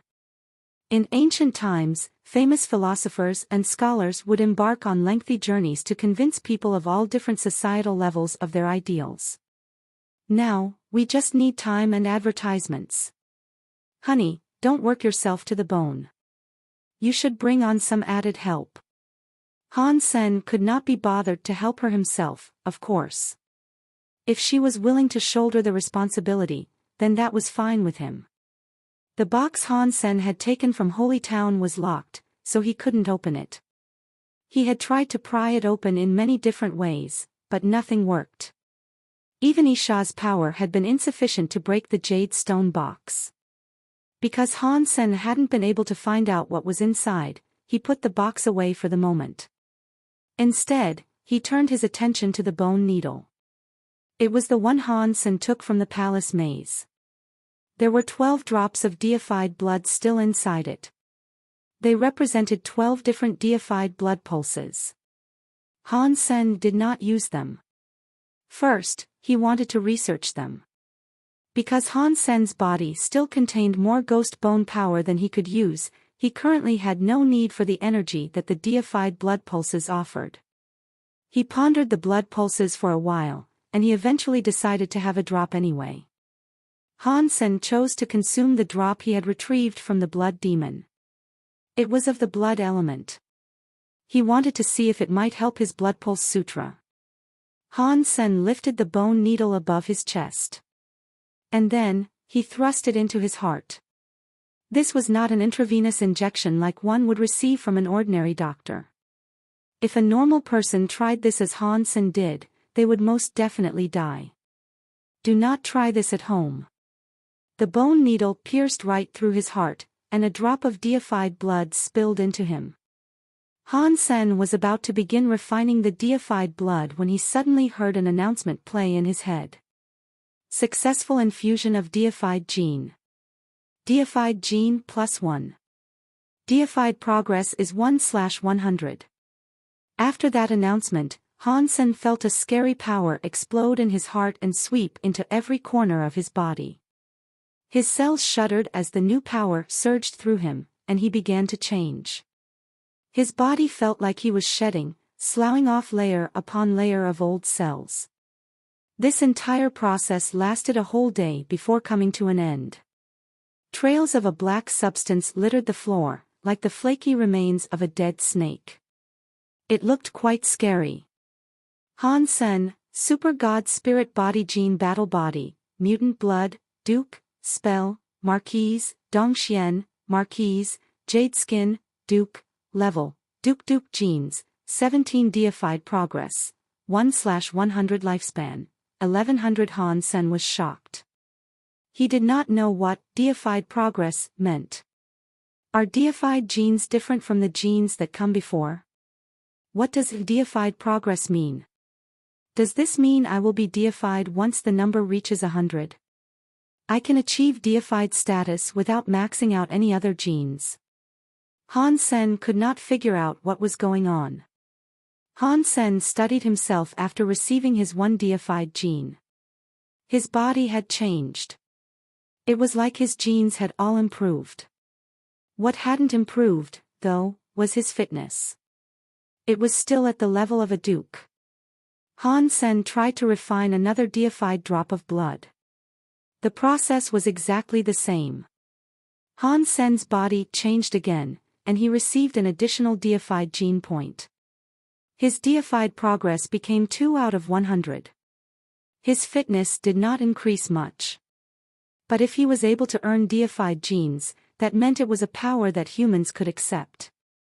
That relaxed many of Han Sen's worries, and he absorbed the rest of the deified blood. Over the next 2 weeks, Han Sen refined his deified blood. His deified progress became 12 out of 100, and after the refining process, his fitness increased by quite a bit. But strangely, Han Sen didn't gain any special blood pulse powers after receiving the deified blood pulses. Where can I get more deified genes? Once I reach 100, I guess I'll be able to find out what it does, Han Sen thought to himself. It would be too difficult to kill deified beings by himself, though. At his current strength, it was an impossible task. It's a shame that the little red bird ate my son Raven. If it hadn't, I could have given it a try. Perhaps I could eat the flesh of deified creatures, Han Sen thought to himself. Thinking about the little red bird, Han Sen checked on the egg inside the bird's nest again. Han Sen was shocked. A number of weird substance chains had appeared from the nest and were drilling into the red egg. The red color of the egg was shining brightly, as if it was being consumed by a red fire. 23.99 The raging insect dollar will die. Dragon 1 could see that Han Sen was about to be swallowed by the weird insect. Instead of being sad for Han Sen, he was sad about what Han Sen's death would mean for all of them. Even Han Sen, who could somehow nullify the air restriction, couldn't escape this monster. If Han Sen couldn't escape, then it likely meant death for them all. Dragon 8, who was following Dragon 1, also saw what was about to happen. He looked just as glum. Boom! In the sky, the insect's enormous mouth was closing around Han Senator. Its sharp teeth were about to clamp down on Han Sen's body. Dragon 1 and the others couldn't bring themselves to look at the horrible sight. They turned their heads and continued running as hard as they could. They hoped they could find a place on Planet Dark Zone that wasn't smothered by the air restriction area. That was the only way they might be able to escape this hellhole. Han Sen's body didn't break because of the weird insect's attack, though. He was still in Super God Spirit mode, so the creature's incredible power was unable to touch him. While the weird insect's teeth pierced through his body, they didn't actually bring him any harm. Han Sen's body was incorporeal now, rather like a ghost's. He moved effortlessly through the weird insect's teeth and flesh, and he was on the verge of escaping the creature's body when he realized that he didn't want to leave just yet. He turned around, heading deeper into the maw of the weird insect. The hard bug shell and flesh couldn't restrict Han Sen's movement. He moved quickly through the insect's entire body. But Han Sen found that the inside of the creature was like jade. Even its organs and vessels had taken the texture of xenogeneic genes. There was no weakness to be found anywhere, so it would be hard for Han Sen to hurt the creature from the inside. But Han Sen had found the beast's xenogeneic core located in its brain. It was a green core that shone like the stars. Time passed. Han Sen's super god spirit mode could last much longer now that he had reached king class. He couldn't use it forever, but he could certainly last around half an hour. Staying close to the green deified core of the beast, Han Sen gathered up power in his hand to perform super spank. Once he built up sufficient power, he moved toward the green core. Bzzzt. The substance chains went crazy under the impact of Han Sen's hand. They were like rubber bands that couldn't be broken. Roar. The weird insect felt a sharp pain in its head, and so it roared. Its body hit the ground, then drilled deep inside. It decided to go for Dragon 1. The insect snapped up a destroyed king, plunging through the man's king area like it wasn't even there. Blood splattered everywhere. It was like it had eaten a sheep, not a scary king. Dragon 1 headed for the other side of the planet. He tried using every power at his disposal to fight back, but against that deified insect, all of his powers seemed to be useless. The scariest thing about the creature was its king area. If they met an ordinary deified xenogeniac, Dragon 1 and the others could still make an easy escape. But this weird insect's area power not only restricted air travel, it stopped any powers being used in the atmosphere. Even using skills or items to teleport was impossible. They were trapped. Run. Run for your life. Dragon 1 and the others used all their various powers to try to escape, but the creature picked them off one by one. In the end, only Dragon 1, Dragon 8, Bar, and Dia Robber were left alive. They were injured, but they were still running. Somehow, they all started to work together. They knew that if they didn't, they had no chance of surviving. The bodies of Dragon 8 and Bar were special. They were almost immortal. That incredible power allowed them to escape some attacks and continue breathing. Dragon 1 and Dia Robber were top-tier kings. They were invincible when it came to fighting others of the king class, but attempting to deal with this scary deified was enough to leave them injured and bleeding. Boom! The weird insect clamped its jaw around Bar's leg, and Dia Robber took that moment to gather up 3 different types of power. He created a triangle composed of 3 different energies. Light blossomed inside that triangle, breaking space and shaking the air around it. The light shot forward, smacking right into the weird insect's mouth. But the weird insect just swallowed the light, which disappeared harmlessly down its throat. Dia Robber looked pale and hopeless. That was the strongest move he could conjure, but it hadn't affected the weird insect in the least. That insect wasn't an ordinary deified monster. Its area power and the strength of its body both indicated that whatever it was, this creature was far better than an average deified xenogeniac. Although they hadn't exhausted all of their strength yet, Dragon 1 and the others knew that if they could not escape the weird insect's area, then they were sure to die. This is bad. Why did we randomly encounter a xenogeniac with such a scary area? Dragon 8 groused loudly as he ran. Dragon 1 remained silent, though. He knew that complaining would help no one. He needed to last as long as he could, grasping every additional second that he could, in the hope that a miracle might save them. Maybe a new idea would occur to one of them, something that could help. Dia Robber was of a similar mindset. In that place, no one could save them. Even if the deified elites of his race knew they were in danger, deifieds were not permitted access to the universal core area. Only king-class beings were allowed to enter this place. You could not be 1 level higher nor 1 level lower. If I am to die, I do not want to die fleeing, Bar snarled with a furious look on his face. He turned around and sprinted towards the weird insect. His body blazed with a sword light. Dia Robber started to stop him. But then he realized that with the situation they were currently in, no matter how hard they ran, they could not run far enough. Stopping Bar was pointless. Bar slashed the weird insect's head, but the bone knife never made contact with the weird insect's shell. The substance chains on its body caught the knife and crushed it. Bar's hand touched the substance chains. His arm vanished in a cloud of fleshy scraps. The weird insect opened its mouth to chase down the injured Bar. Bar couldn't run any further, though, and he didn't want to. He summoned his area power and used his left hand to punch the weird insect's face.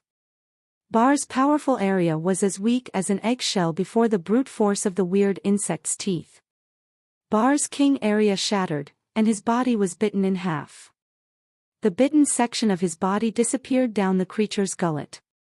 Although Bar could respawn and gain strength each time, the process required his cells to be close by.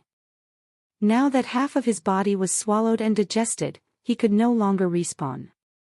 The weird insect swung around, going for what was left of Bar's body. Bar was still conscious, but the situation was hopeless. Roar! As the weird bug came down to eat the other half of his body, Bar realized he was going to die. But then the bug suddenly squealed.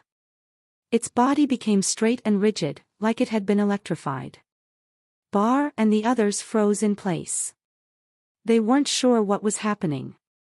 Blurg!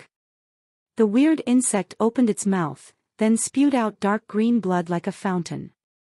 The blood sprayed all over Bar. Chapter 2400 Stone Destiny's Tower. Blood continued to fountain out of the insect's mouth, spilling all over the place. It looked as if something was fighting its way out. Dragon 1 and Dragon 8 asked together, squinting at the figure that emerged. They could barely believe their eyes. They wanted to scream, but their question came out as a whisper. He had been eaten by a deified creature, and yet he hadn't been killed. It was a miracle. Han Sen finished pulling himself free and climbed to his feet. He didn't have any blood on him. He didn't even look injured.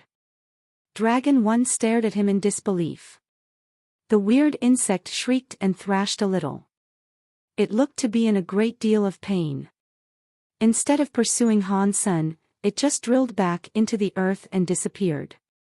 The green area power that had covered the sky suddenly disappeared. Dragon 8 stared at the hole it left behind in bewilderment. What did you do? Dragon 8 asked slowly, his voice a little shaken. Nothing. I just thought I'd hurt it a little. Han Sen paused for a moment, then said, let's go. Once it heals, I doubt we'll be able to escape again. Putting action to words, Han Sen left the ground and headed out of Planet Dark Zone's atmosphere.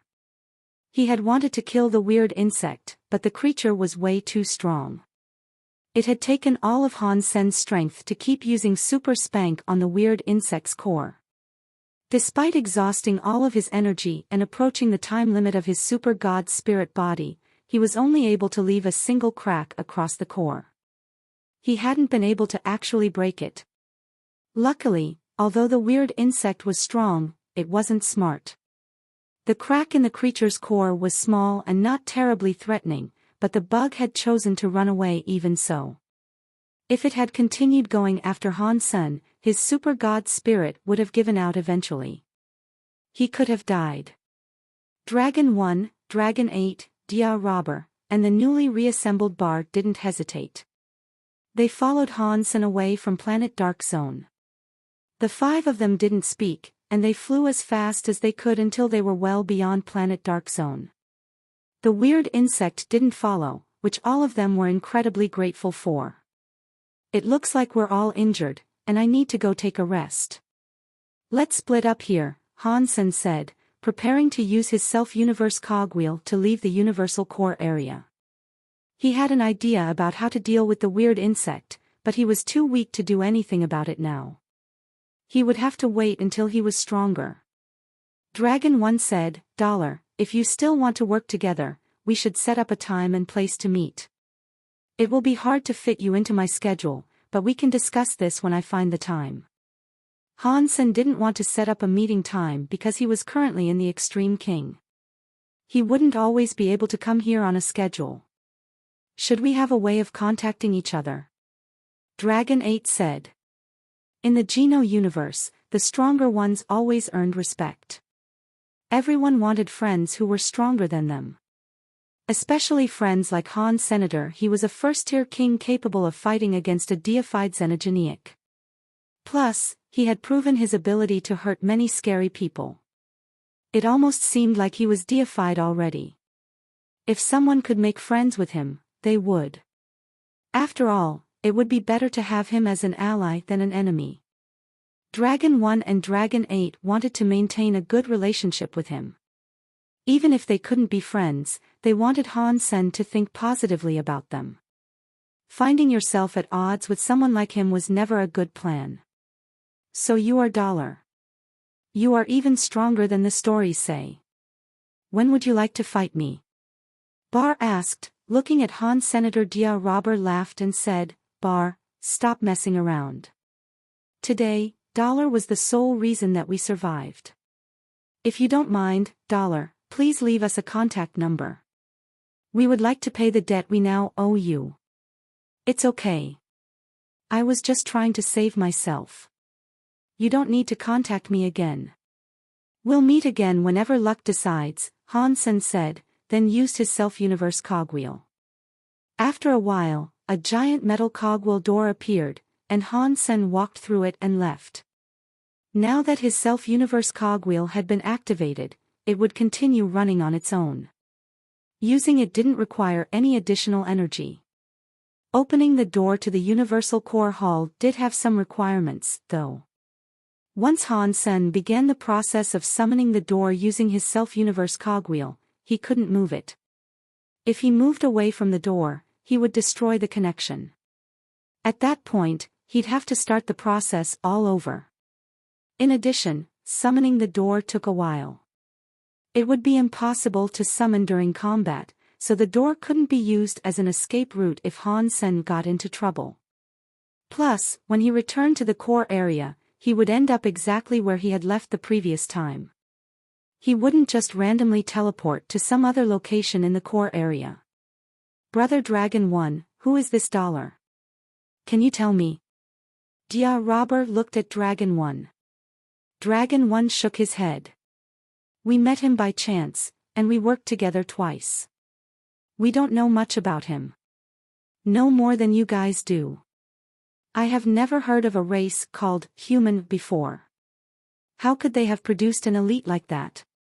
It is confusing.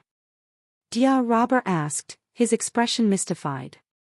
I am afraid that because of $, humans might become famous across the universe. We don't know if there are any other strong humans. If he's the only one with such strength, like Kong Fei was, he would still be alone. He cannot change the world, in that case, Dragon 1 answered. The four of them lost themselves in deep thought. None of them said anything.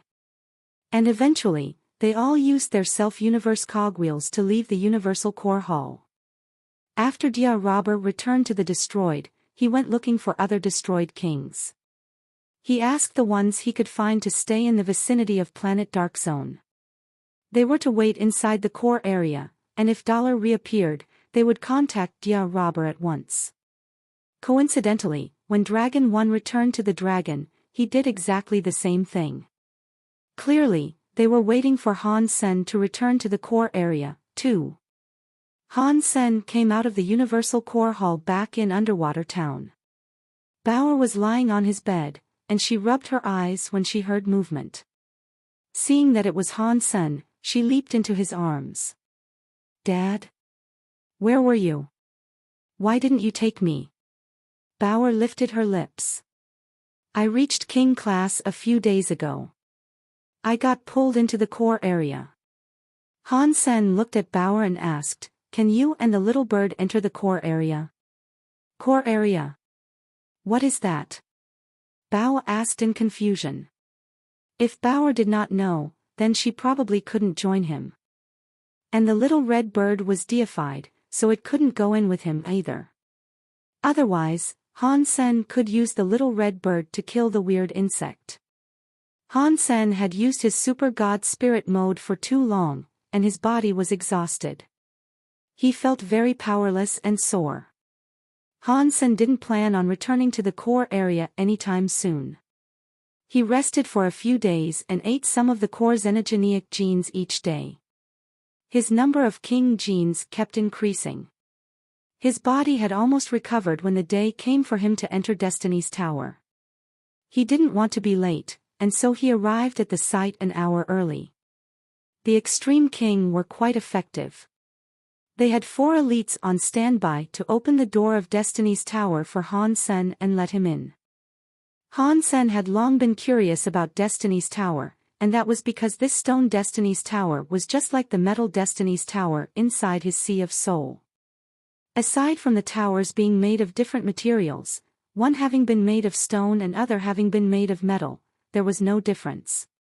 4 deified elites used their powers to force open the gate to Destiny's Tower. Only one person could go in while the gate was being held up. Once he received the signal, Han Sen immediately ran into the tower. Dang! Han Sen had just entered the tower when the door slammed shut behind him. Because Han Sen knew the process, though, he wasn't afraid. The 4 deified elites had to use formation powers just to get the door open, and it could only be kept open for a single second. It simply wasn't feasible to keep it open any longer than that. Han Sen was given 1 month to spend in Destiny's Tower. When that month was up, the door would open again, and Han Sen would be allowed to leave. Han Sen looked around the tower. He had heard there was supposed to be an amazing Geno art located inside the tower, and any creature that learned it would be able to increase the speed of their evolution.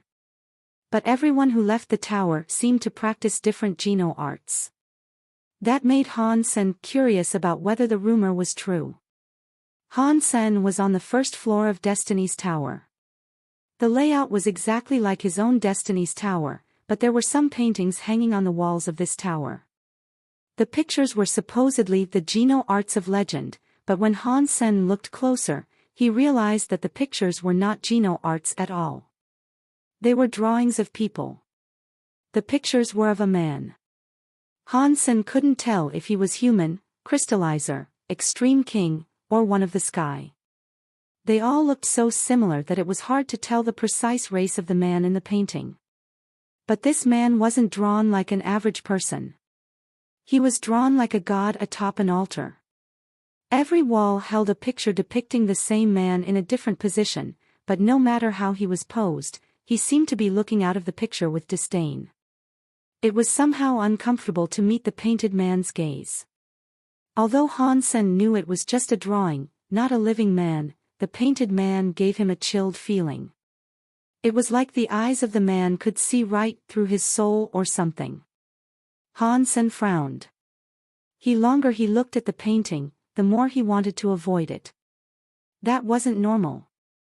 Is there something wrong with this drawing?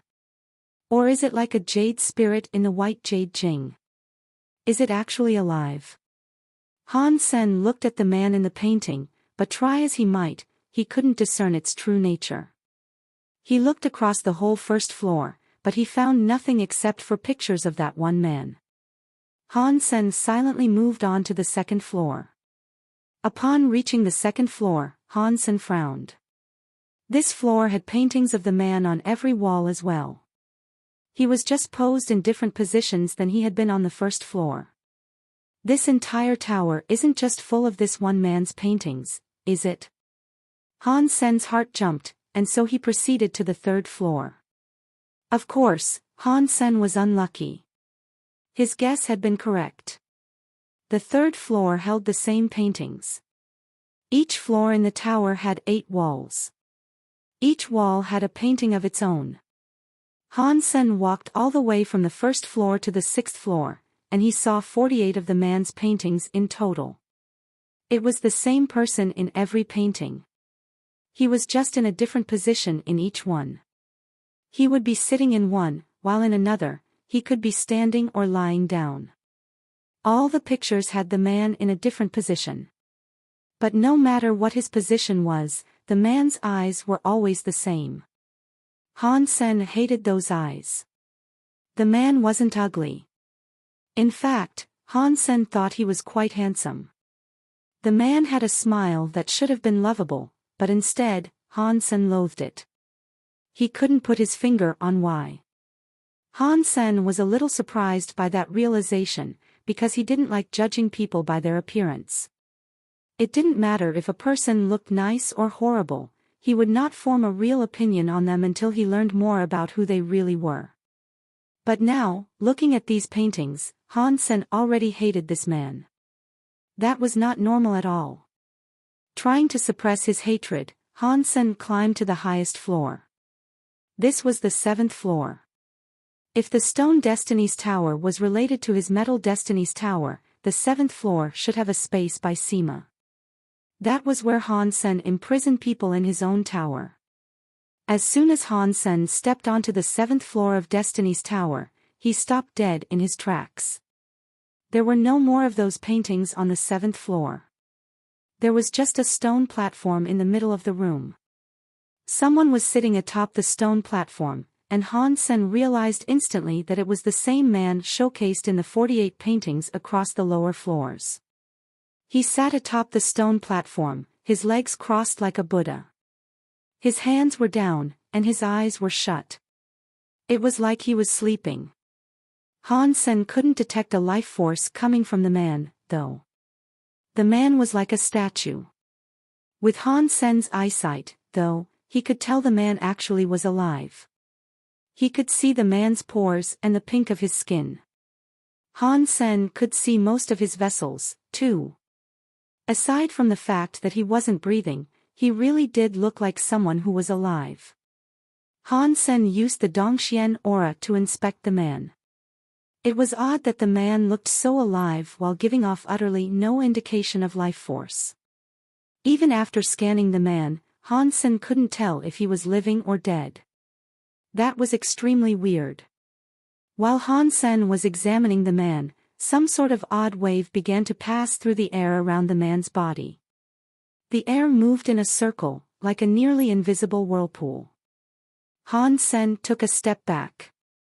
He soon realized that the swirl was just a life force, not anything harmful. What astonished Han Sen the most, though, was that the black crystal armor in his Sea of Soul reacted to the whirlpool. The armor began to tremble. A mysterious power flowed out of the armor and sank into Han Sen's body.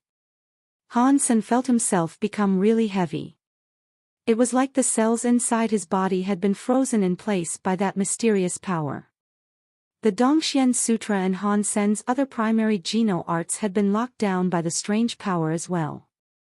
Only the original Water King body and a few other powers Han Sen had absorbed were still active inside his body. What is this? Han Sen asked in sudden trepidation. Then the man slowly opened his eyes. It looked like he was smiling at Han Sen, but he wasn't. Han Sen's heart flared with that feeling of hatred again, but this time, it was 1,000 times stronger than it had been when he saw those pictures. Han Sen managed to suppress the feelings and keep them from showing on his face.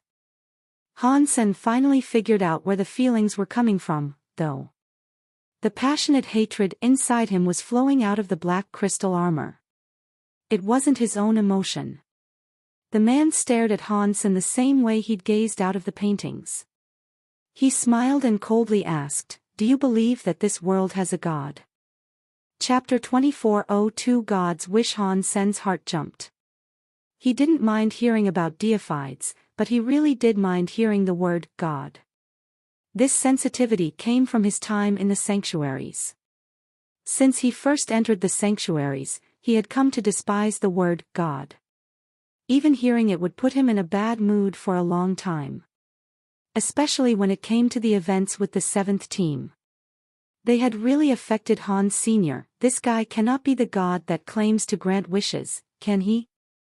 Han Sen stared at the man who sat atop the stone platform, and he really thought that this man had to be the one he had heard so much about.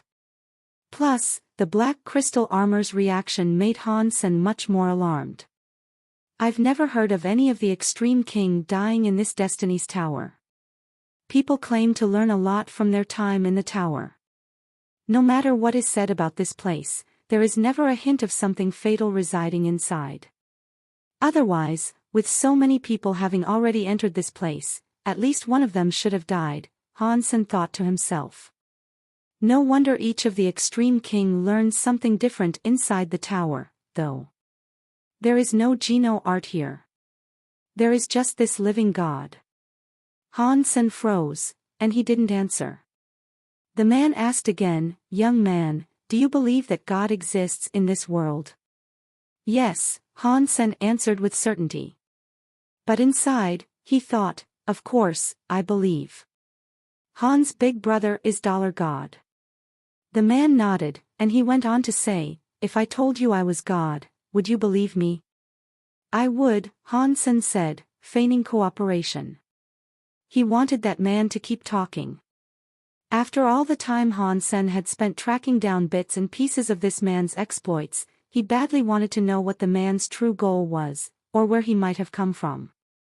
The man didn't seem impressed or concerned by Han Sen's answer, though. His expression hadn't changed, and he still smiled. "It is a fated meeting that you have come here to speak with me. I can fulfill one wish for you. You can say whatever you want, as it should be something deep in your heart. You only have one chance. No matter what you say, it will be fulfilled. But you cannot change what you wish for." "This guy is just like King Kun," Han Sen chuckled darkly in his heart. He looked at the man. "I can make any wish?" Han Sen asked, looking at the man. "Any wish that you desire." "God can do anything," the man said calmly. Han Sen frowned, and he didn't speak. Making a wish seemed like a simple process, but there were many traps. Each member of the 7th team from the Alliance had made a wish, but before the end, each one of them had regretted their wish. Something disastrous that they never expected had befallen them. For instance, Han Sen could wish for a lot of money. God would set up an accident and drop a lot of money right into his lap. Things would seem great, until it eventually came out that the money had belonged to a psychotic killer. While Han Sen would indeed be the recipient of great fortune for a time, he would eventually be killed by that psychotic killer. God was supposed to be an abstract concept. Once people made their wishes to God, they were supposed to move on with their lives, not linger in the moment. If people really thought that God was a person who granted wishes like this man, it would be very dangerous. If someone believed in God, then they believed that God was a real force in the world. Every action he took would have ramifications in the world. He wouldn't just be able to make something out of nothing. So, whatever wish a person made should be something that already existed inside the universe someplace. These items would, of course, have a pre-established connection to the universe. Any rare item that someone wished for would be deeply associated with the workings of the world. Han Sen used to think that, if God really existed and he could really fulfill wishes, then he might be a special sort of life form that had causal powers. A person had to wish for something they wanted, but the consequences of the item might befall the wisher. So, the rarer the item was, the greater the consequences could be. The price that had to be paid could be huge. If a person wished for $10,000, and that $10,000 were with a mother who wanted to heal her ailing son, and that $10,000 were then given to the wisher, the son would die from lack of treatment. That death and that mother's hatred would end up on the wisher. If the wisher was greedy and wished for $1 million, the wish might hurt 100 lives. The wisher would be hated by 100 families. Having 100 different families seeking revenge against you would be a high price to pay. Those were just Han Sen's predictions and guesses, though. They might not have actually been true, but according to what happened to the 7th team, the guesses were in the realm of possibilities. It didn't matter if someone wished for immortality or a return to their youth, every wish had its price. That price also took away the governance of a person's own life and death. Perhaps it was because there were too many consequences, but sometimes, not even death brought freedom from the consequences of a wish. They would have to continue their miserable existence to pay back the debt. If this theory is correct, then everyone who entered this Destiny's Tower should have paid a price. But I haven't heard of any misfortunes among the people who have come here. Why? Han Sen frowned. The guy that was claiming to be God noticed Han Sen's continued silence. He smiled and said, "You can think about what you wish to want to make. There are 48 God pictures. They all have my will in them. You can go and take a look. Perhaps they will help you decide. That will be the first gift I give you. When you have thought of the wish you seek to make, come to me and I will make it come true." Han Sen didn't leave. He looked at the man and asked, "If I make a wish, do I have to pay something back in maid?" The man continued smiling and said, "You will." Han Sen was surprised that the man answered. He had thought the self-proclaimed God wouldn't admit this, even if asked. Han Sen immediately followed up his question. "What do I need to give you?" The man looked at Han Sen and didn't answer the question. "You are not the first person to ask me this question. And you surely won't be the last. I can answer you, but if I answer, you must make a wish. Do you agree?" Han Sen thought for a brief moment, and then said seriously, "I agree." The man smiled and said, "The wish you make will be fulfilled, and that is because it is what you deserve." "It is what I deserve. If I want 100 wives, that means the wives will already have been my wives. What sense does that make?" Han Sen was frozen. What the man said was something Han Sen couldn't accept, but when he thought about it some more, his breath caught. He now knew why the man would say this. What the man had said was reversed. If you tried to understand it in reverse, then the sentence made sense. But the causal relationship reversed it. Chapter 2403 Vampire. Just as Han Sen predicted, if God was a creature that had causal powers, then he could reverse causal relationships. For example, take a person who wished for $1 million. Normally, the person would have to work for 10 years to earn that much money. But God's powers reversed the causal relationship. God could give that $1 million to the person immediately, and then the person would have to work to pay it back. If someone wished for far more than they could ever pay back, then the wisher would destroy the causal relationship, which would create a serious imbalance within that causal power. It was difficult to imagine what might happen. If this line of thought is true, making a wish is like prepaying wages. If my wish is something I can pay back, then I might not get hurt. Or at least, I might not get hurt very much. Just like Han Jinji. He made a wish, but the wish he made didn't backfire on him, Han Sen thought. The man smiled. "You are smart. You understand the meaning behind wishes. I believe you will be able to make the correct wish." Han Sen thought to himself, many of the extreme king have entered Destiny's Tower, and their lives don't seem to be falling apart afterwards. They must have deciphered the meaning behind the man's words. But is it really true that no one was greedy enough to make a wish they were unable to make good on? Han Sen didn't know if this guy was the same self-proclaimed god that the 7th team had encountered.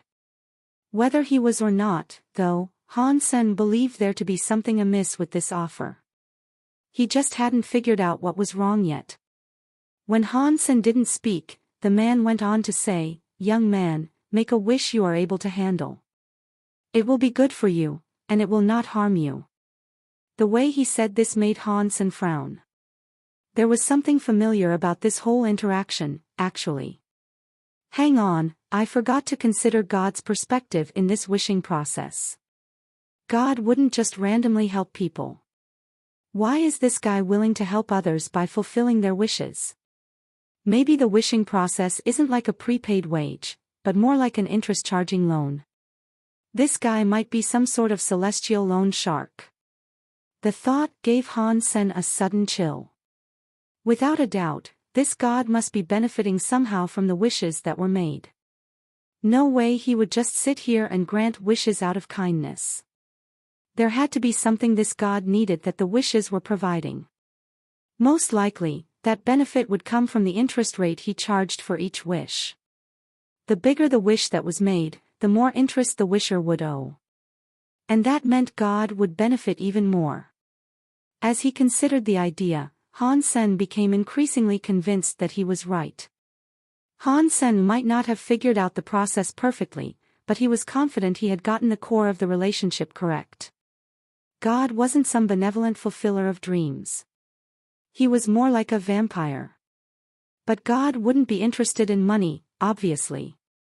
Han Sen hadn't quite figured out what form this God would want his interest in when he collected it.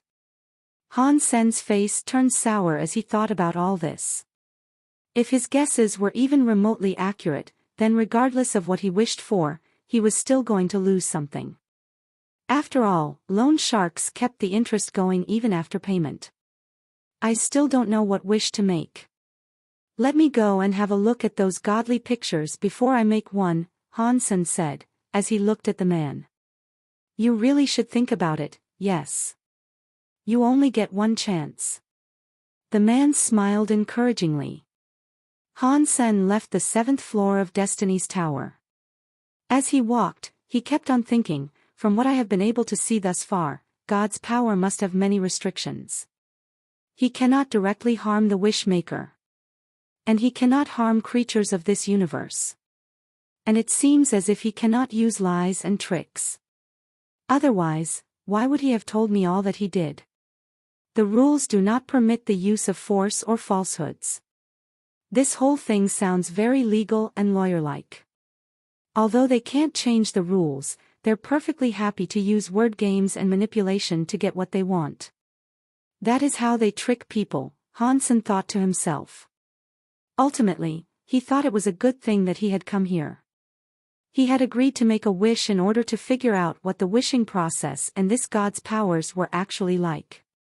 Now, he had a much better idea of what was happening. His theories couldn't be 100% accurate, but he was better off now than his previous state of complete cluelessness. To defeat an enemy, you had to understand them. Ignorance was the most frightening thing on a battlefield. Now that Han Sen had agreed to make a wish, he might end up paying a price. But he still thought that this was all worth it.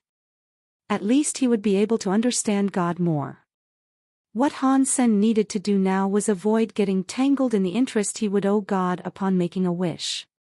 According to the theory he was crafting, the smaller the wish Han Sen made, the smaller the price he would have to pay.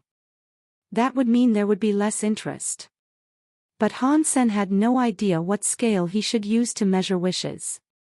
How would he know if the wish he made was big or small?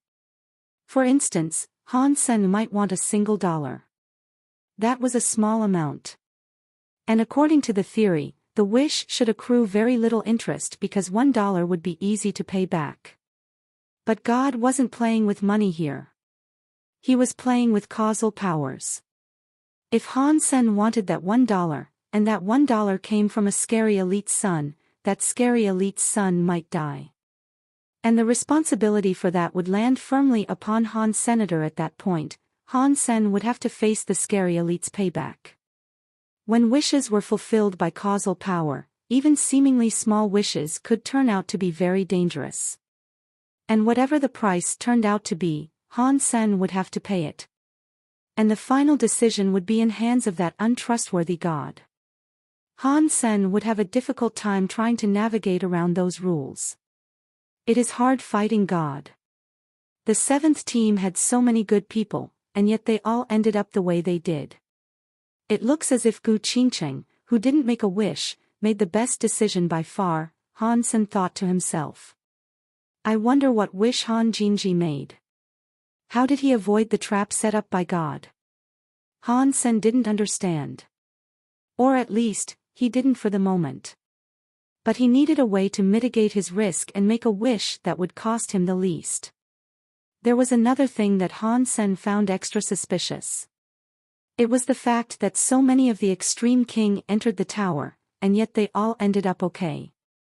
Perhaps this god really was a nice loan shark who only ripped people off a little. Han Sen didn't think that was possible, though. All vampires drank blood, after all. What is keeping these Extreme King from having their lives destroyed by these wishes? Han Sen kept walking as he thought, staring at the paintings on the walls along the way. Chapter 24:04 Han Sen makes his wish. Han Sen thought of many different things he could wish for.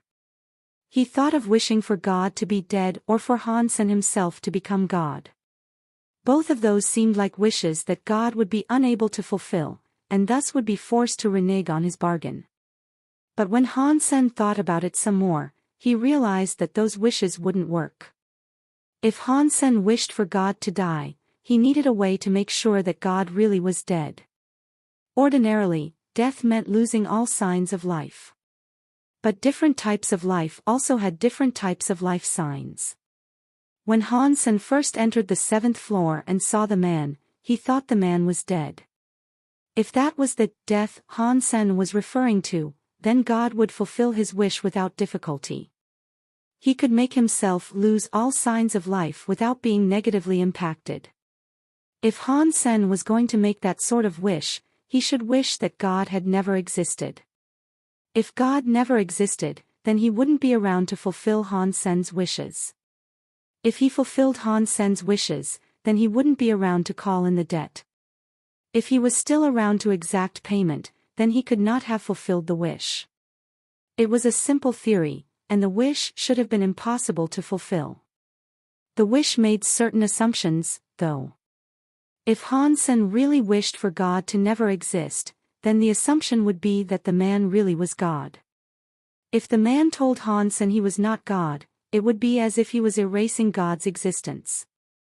And then he could make Han Sen pay the price. There were many other similar methods that God could use to avoid getting the bad end of a bargain. God was very good when it came to toying with rules. Because of that, Han Sen didn't think that any of these ideas would work.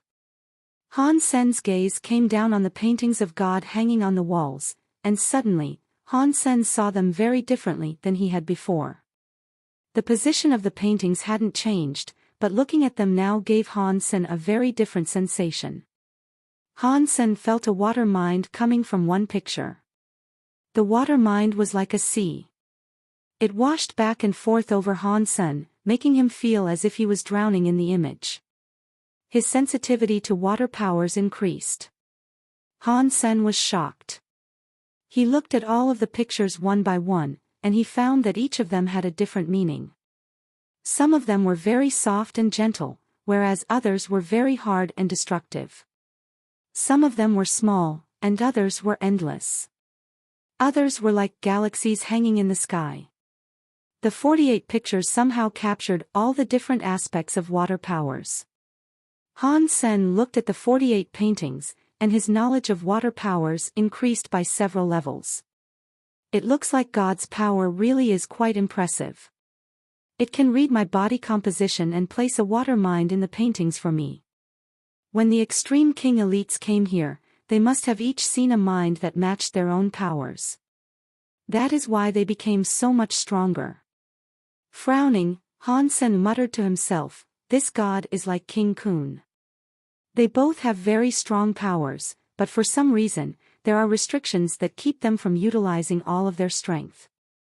This is the only chance I have against them, as the ordinary creature that I am.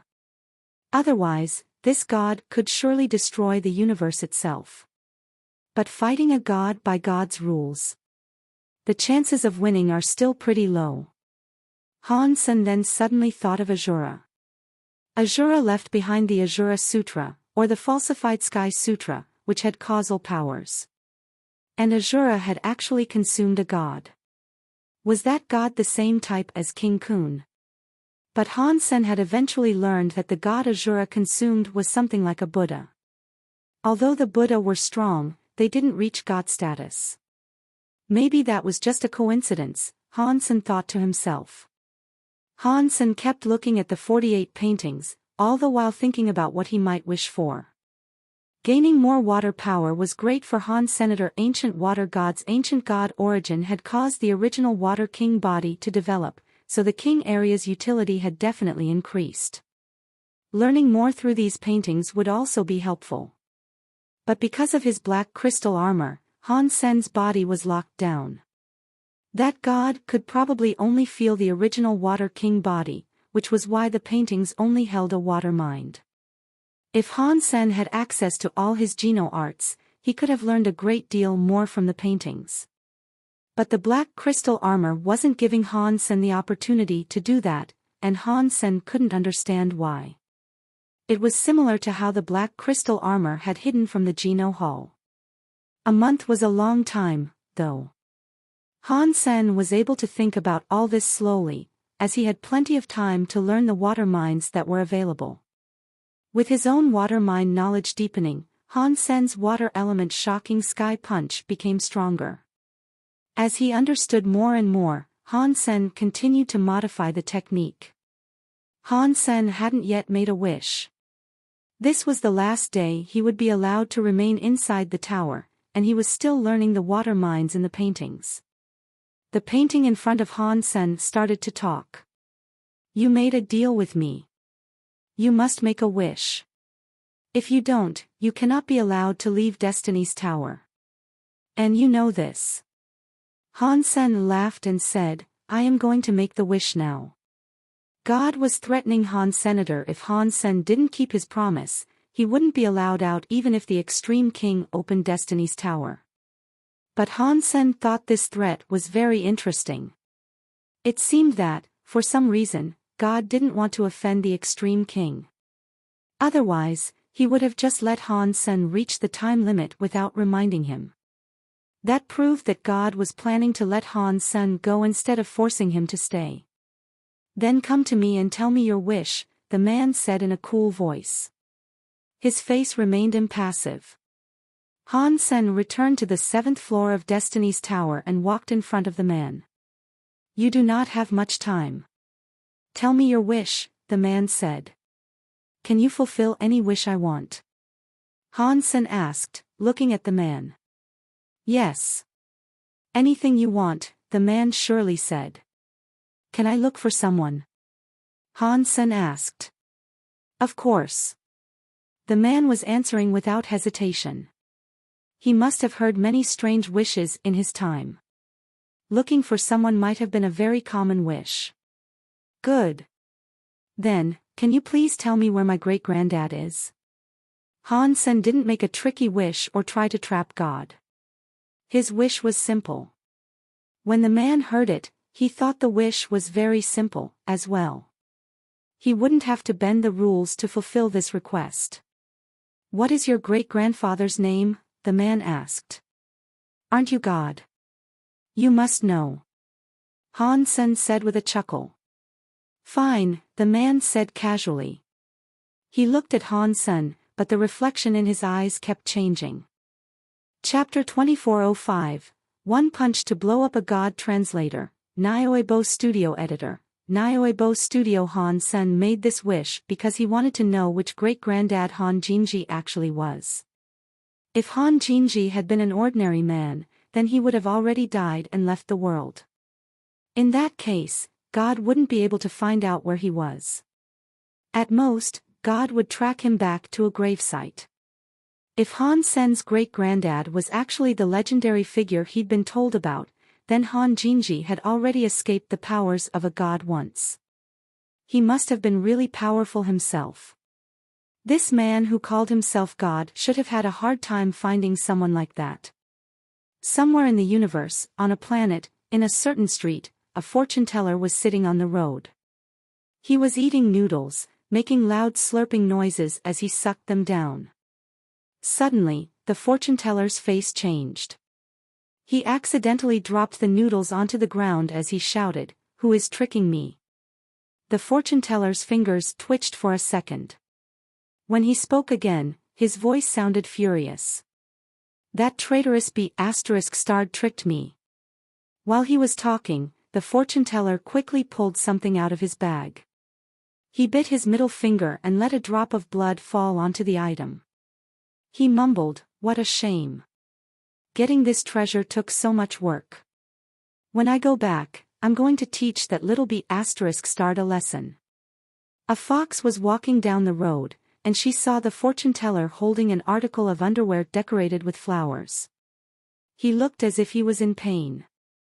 She stared at him, but the fortune-teller didn't even seem to notice. His face remained twisted in discomfort. In Destiny's Tower, the man looked at Han Senator. The images reflected in his eyes kept changing, but all of them gleamed brightly. Han Sen had made a wish. When the wish was complete, the man could use his power on Han Senator. Tracing Han Sen's bloodline would be very easy, as it was just a basic power. It didn't even require any special tricks. As the spell ran, the man considered different ways he could maximize his earnings from someone making such a wish. While he was in thought, the image in the man's eyes kept changing. The gleam of power in those eyes was constant, but the images within them began to whirl faster and faster. "Arg!" the man suddenly screamed. He covered his godly-looking eyes. Han Sen frowned and looked at the man.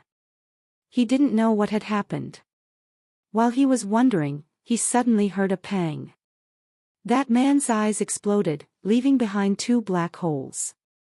From the empty air of the room around them, a godlike voice laughed darkly. "How dare you spy on me? This time, I'm only taking away your eyes. Next time, I will destroy your body." "No, impossible. How could you be his heir?" "That is impossible," screamed the man whose eyes had been incinerated. "Whose heir?" Han Sen asked the man. Now he could see the wounds clearly. The holes in the man's eyes weren't flesh, they were rimmed with a jade-like substance. His eyes were completely destroyed, and there wasn't a single drop of blood. The eyeless man looked creepy. The empty pits stared at Han Sen as the man gnashed his teeth. "It doesn't matter if you are his heir or not. You made a wish, and so, you must pay the price. Plus, there is no way you are his heir. You haven't told me where he is," Han Sen said. "He is where he should be," the man said sternly. "This is wrong. You have broken the rules." Han Sen frowned. "The rules are simple. I have done what you asked, and so, you must pay up." The man looked quite angry. "What if I don't pay up?" Han Sen asked, glaring at the man. "That isn't up to you," the man laughed in a grating voice. A light began to shine around his body, like the aura of some ancient sky god.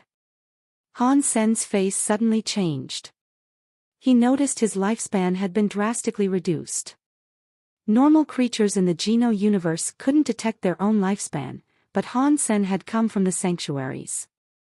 He could see his own lifespan. Han Sen's maximum lifespan was reducing, year by year. It was transforming into a barely visible light and drifting toward the man. "If this place wasn't Destiny's Tower, you would be giving me more than just years from your lifespan for destroying my eyes," the man seethed. "That was unlucky.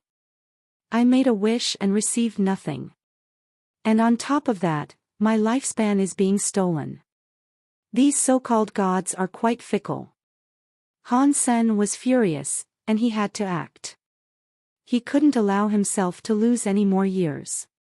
He had already lost a dozen years, and the man was still sapping away even more. Han Sen didn't know how much lifespan the man planned on taking in payment for this wish.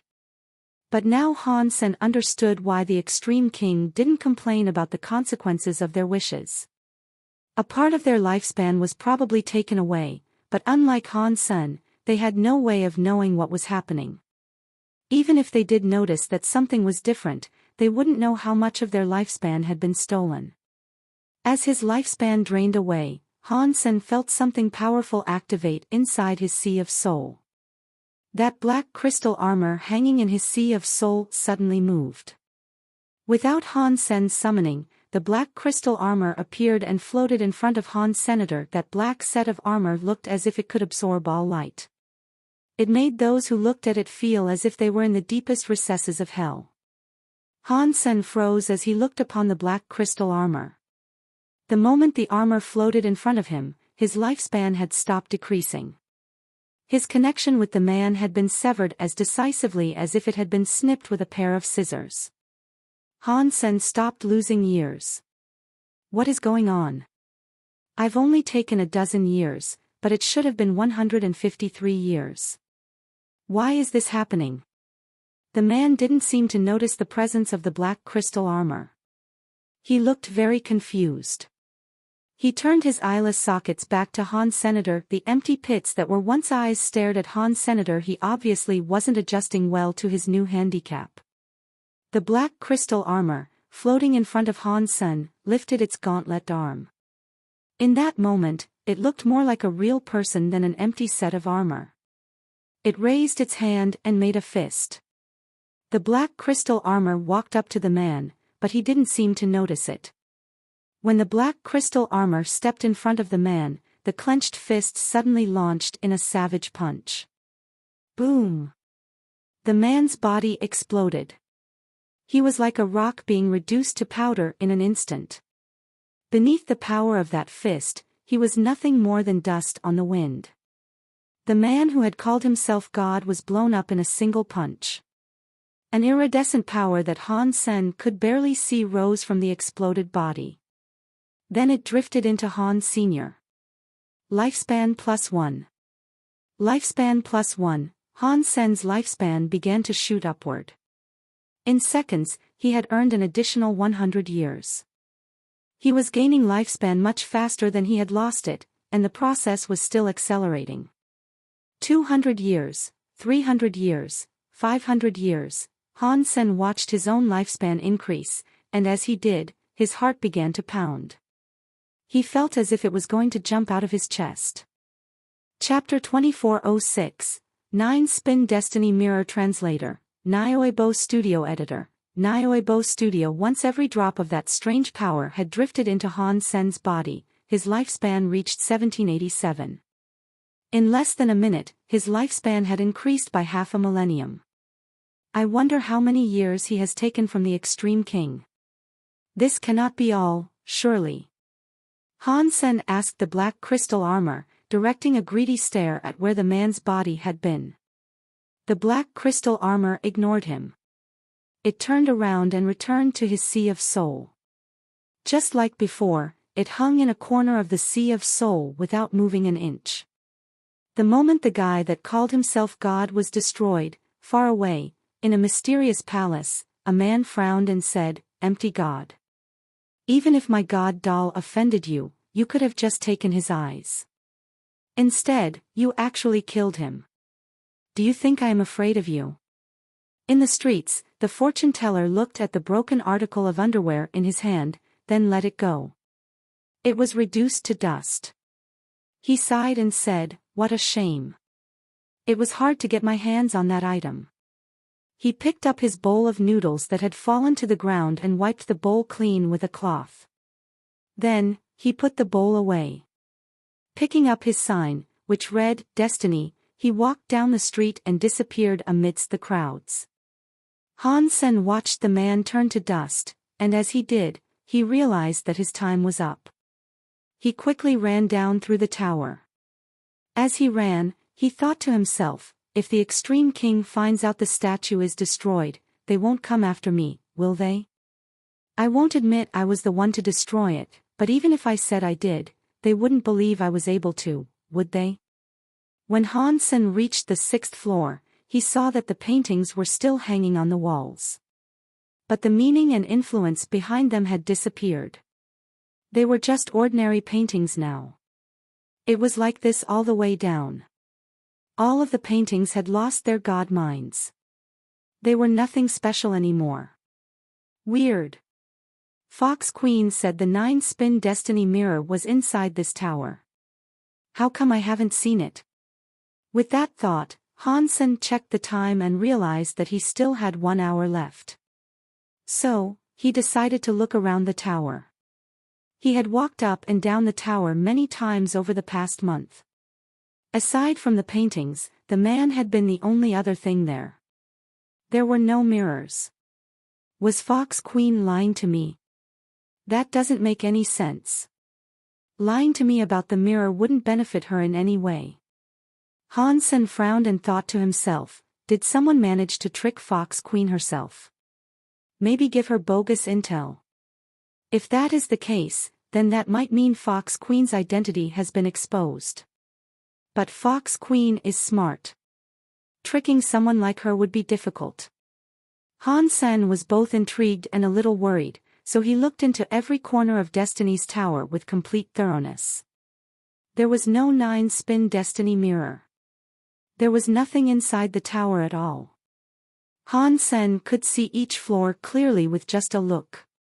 If there was a mirror, he would have seen it. Searching should have been unnecessary.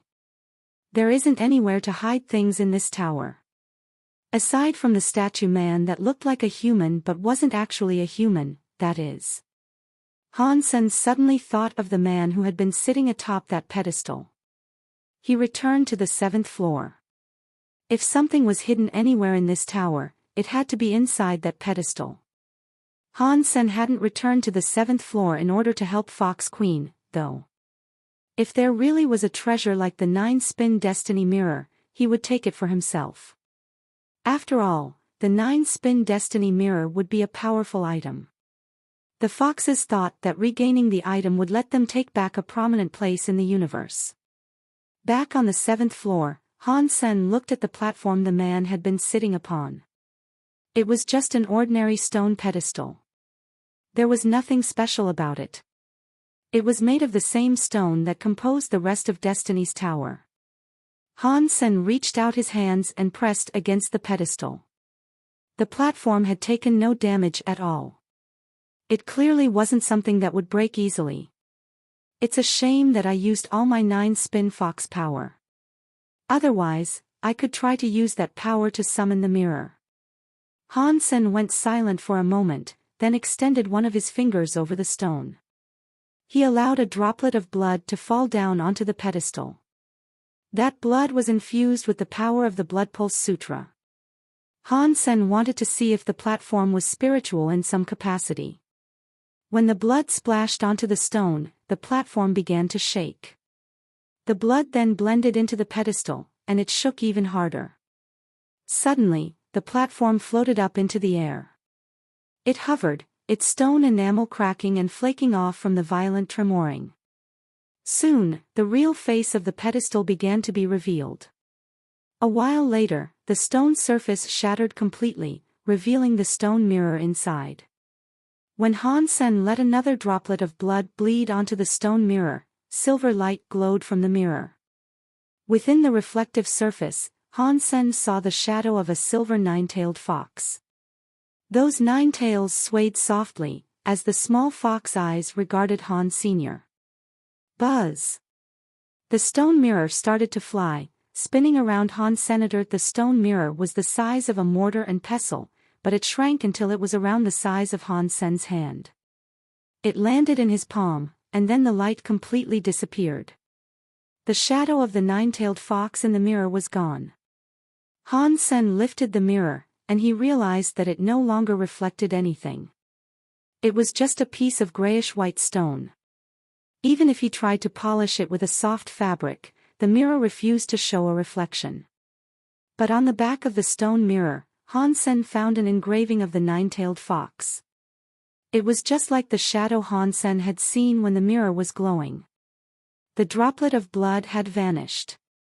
It seemed to have disappeared when the stone mirror activated.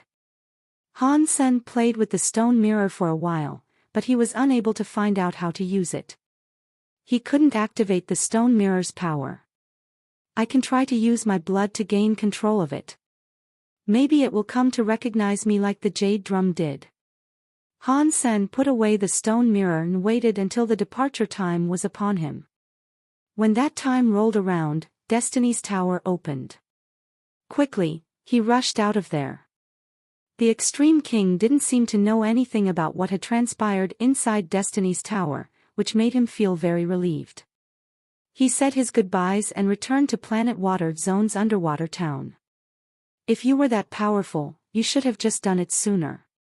If something like that happens again, you don't need to wait around before cutting the bad guy down.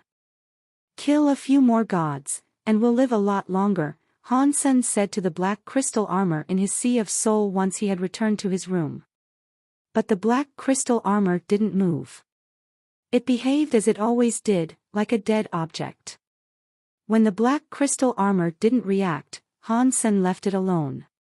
He rested at home for a few more days, waiting to see if the Extreme King noticed any changes in Destiny's Tower. Luckily, the Extreme King was none the wise. They didn't seem to have a clue that the man statue inside Destiny's Tower had been destroyed. It made Han Sen feel much safer. Han Sen, Super God Spirit Body Geno Battle Body, Mutant Blood, Duke, Spell, Duke, Dongxian, King, Jade Skin, Duke, Level, King Genes, 22 Deified Progress, 12% Lifespan, 1787, he isn't dead? Upon learning that Han Sen was alive and had visited Destiny's Tower, Fox Queen was amazed.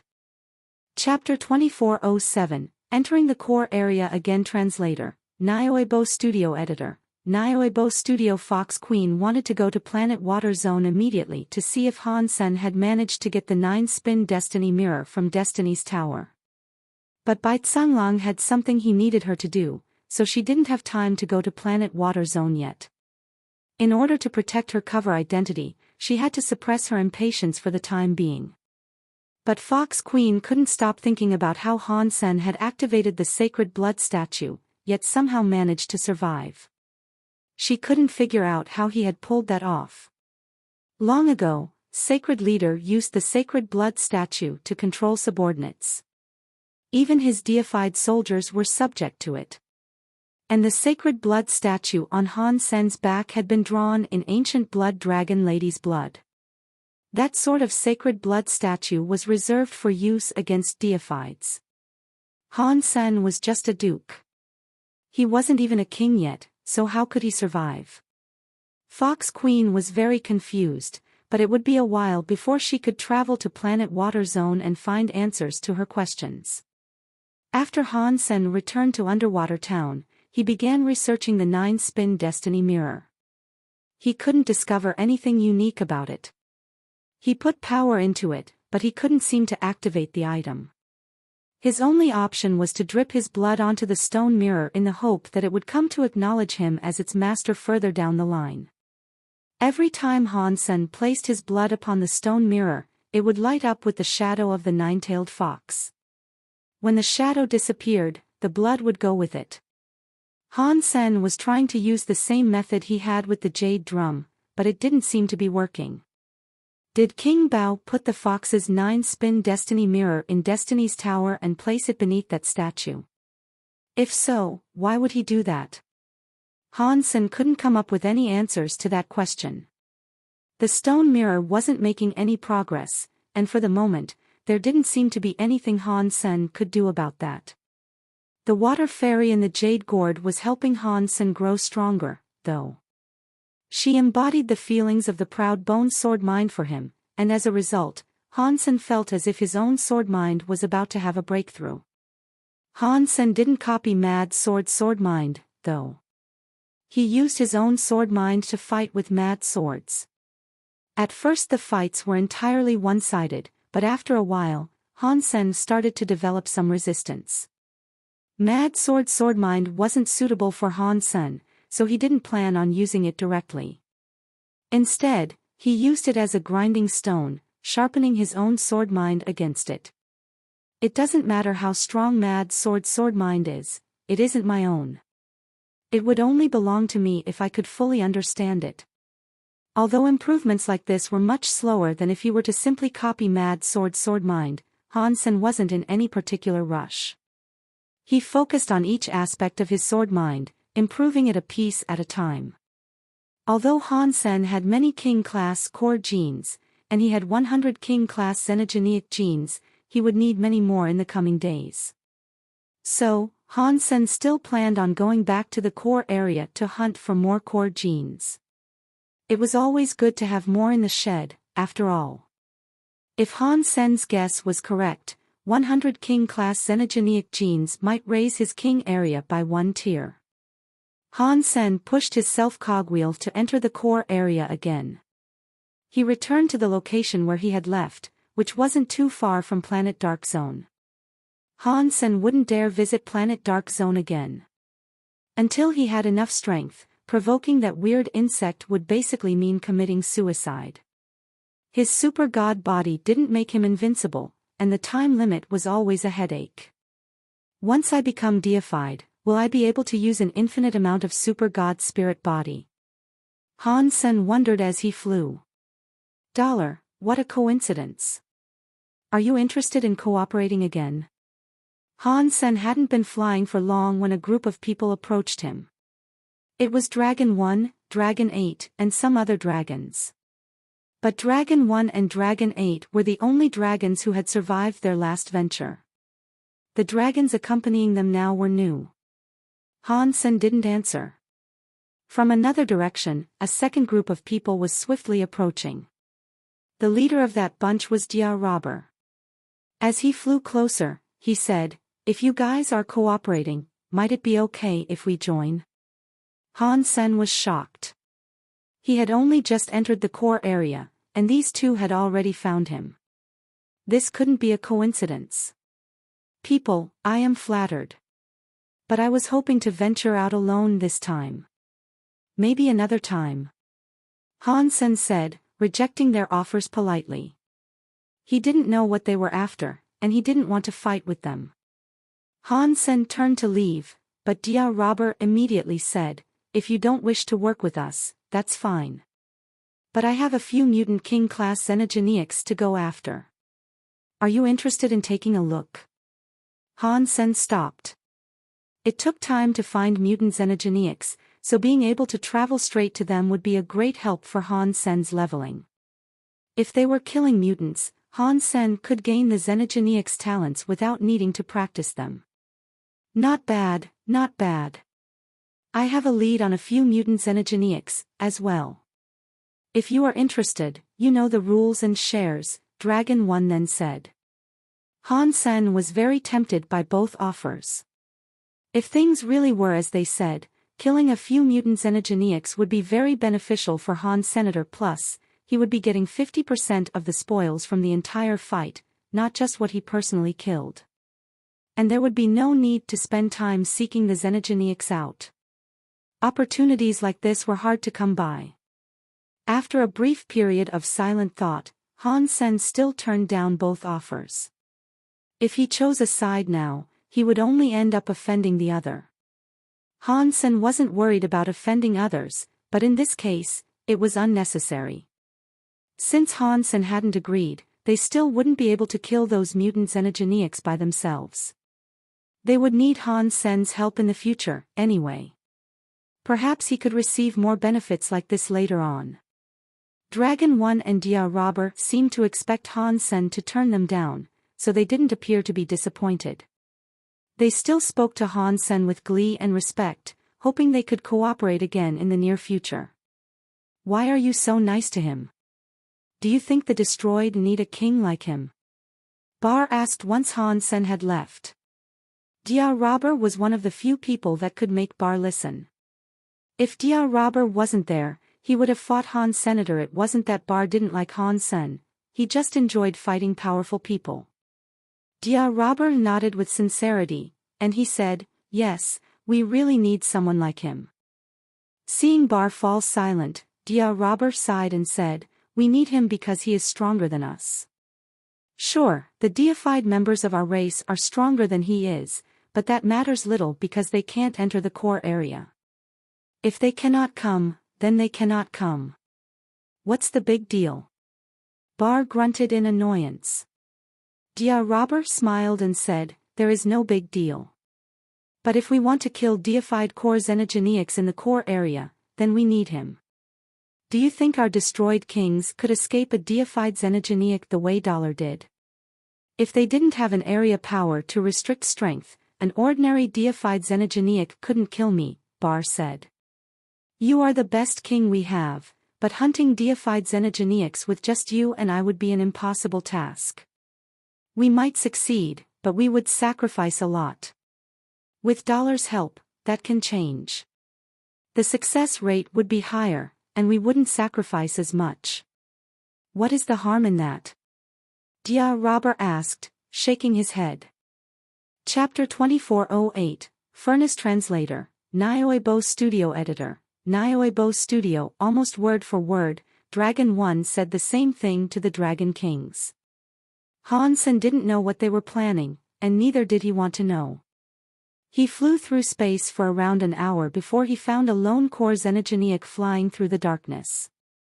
That xenogeneic looked very unusual.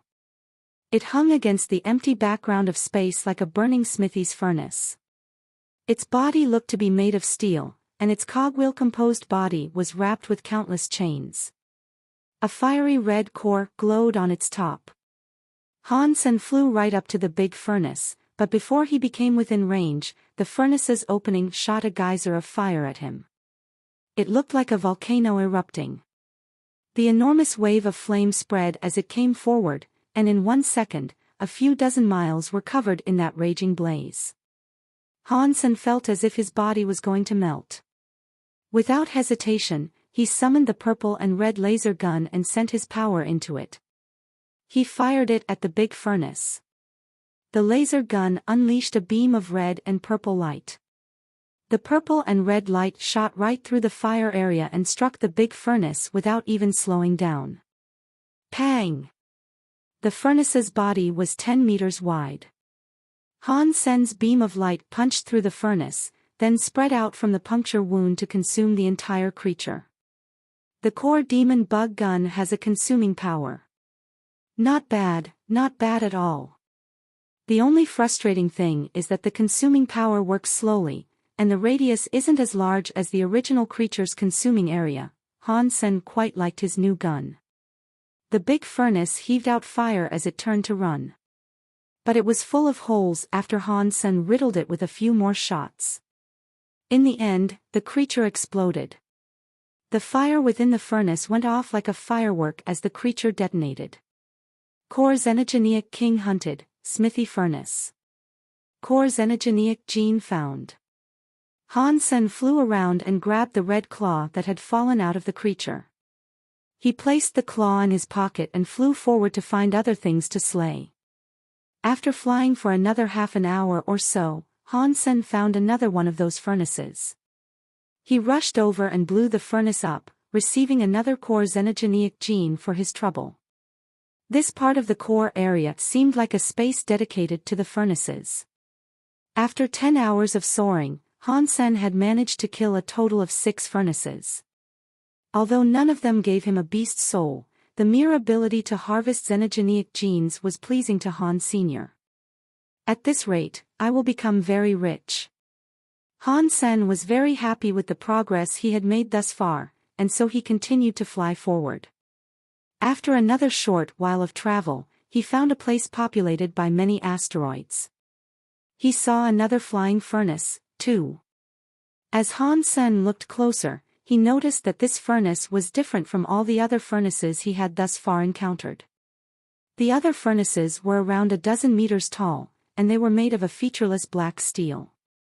This furnace was only 3 or 4 meters tall, however. It was made of copper, and the core of the furnace and the fires inside were bronze. The weirdest thing about this one, though, was that there was a sword sticking out of it. That sword was almost wholly swallowed by the flames. It was very red, and something about it was particularly eye-catching. Is this another subspecies of the flying furnaces? There is a sword inside. This looks higher class than those black furnaces, but the power I sense from it doesn't seem to be much stronger. The other furnaces were kings of the 1st or 2nd tier. But this guy has an area that is at the 3rd or 4th tier at the most.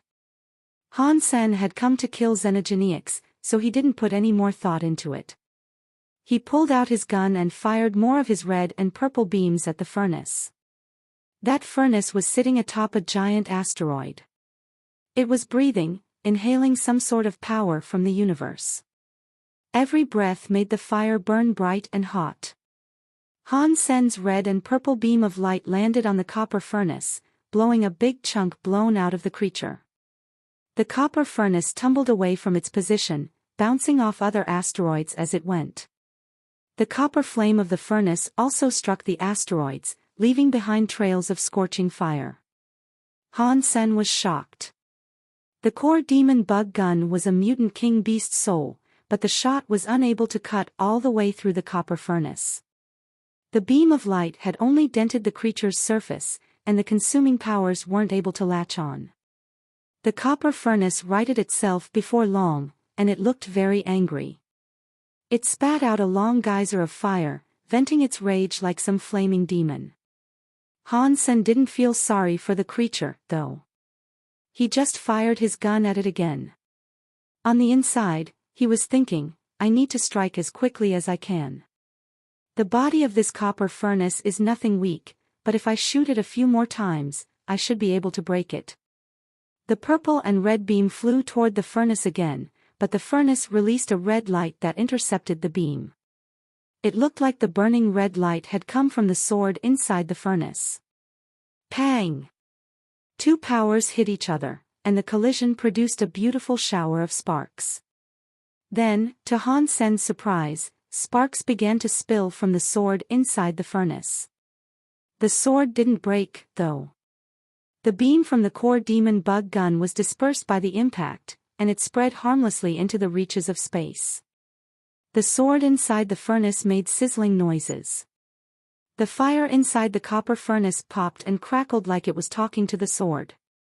A copper-colored flame area covered the entire galaxy, wrapping over both Han Sen and the furnace.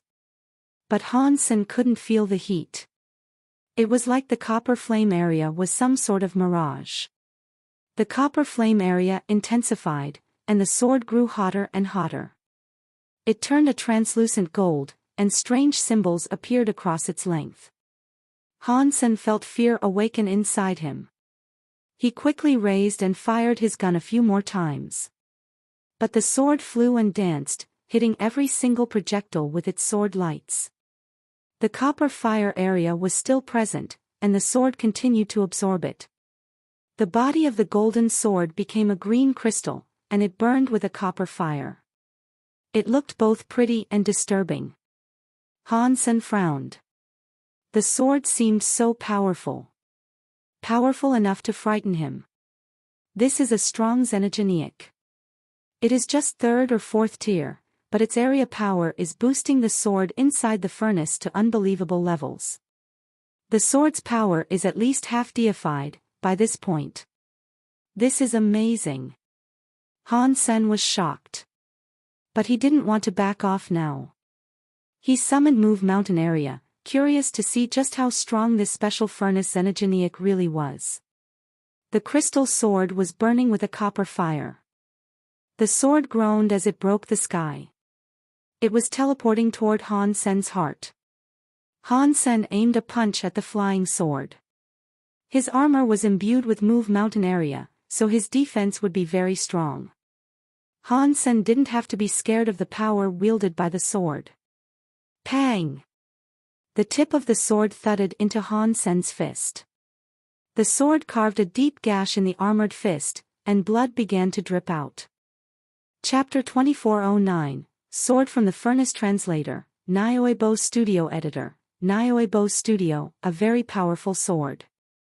Han Sen lowered his head and stared at his fist. Despite being imbued with Move Mountain Area, the armor covering his fist had been sliced clean through. His fingers were bleeding. He was just thankful that the bones were undamaged. The sword from the furnace came to strike a second time, but this strike was going to be harder than the last one. The sword moved so fast that Han Sen could barely follow it with his eyes. Catcha! Han Sen grabbed the blade of the sword from the furnace, which drew more streams of blood from his hands. He kept gripping the blade, though. The sword from the furnace shook as if it was trying to move forward, but Han Sen held on tight and kept the blade still. The copper furnace's fire blazed higher. The fire area covered everything again. The sword from the furnace absorbed that fire, and the sword grew even more transparent. Its power increased, and it thrust toward Han Sen's heart again. The blade sliced deeper into Han Sen's hands. Blood spilled around the sharp edges of the sword, but even still, Han Sen refused to let go. He resettled his grip on the sword, tightening his hands as he tried to force back the sword from the furnace. The tip of the sword from the furnace almost touched Han Sen's chest. The green crystal blade looked like a venomous snake as it shook and writhed in Han Sen's hands. It was trying to strike at his heart, but its movements had been restricted.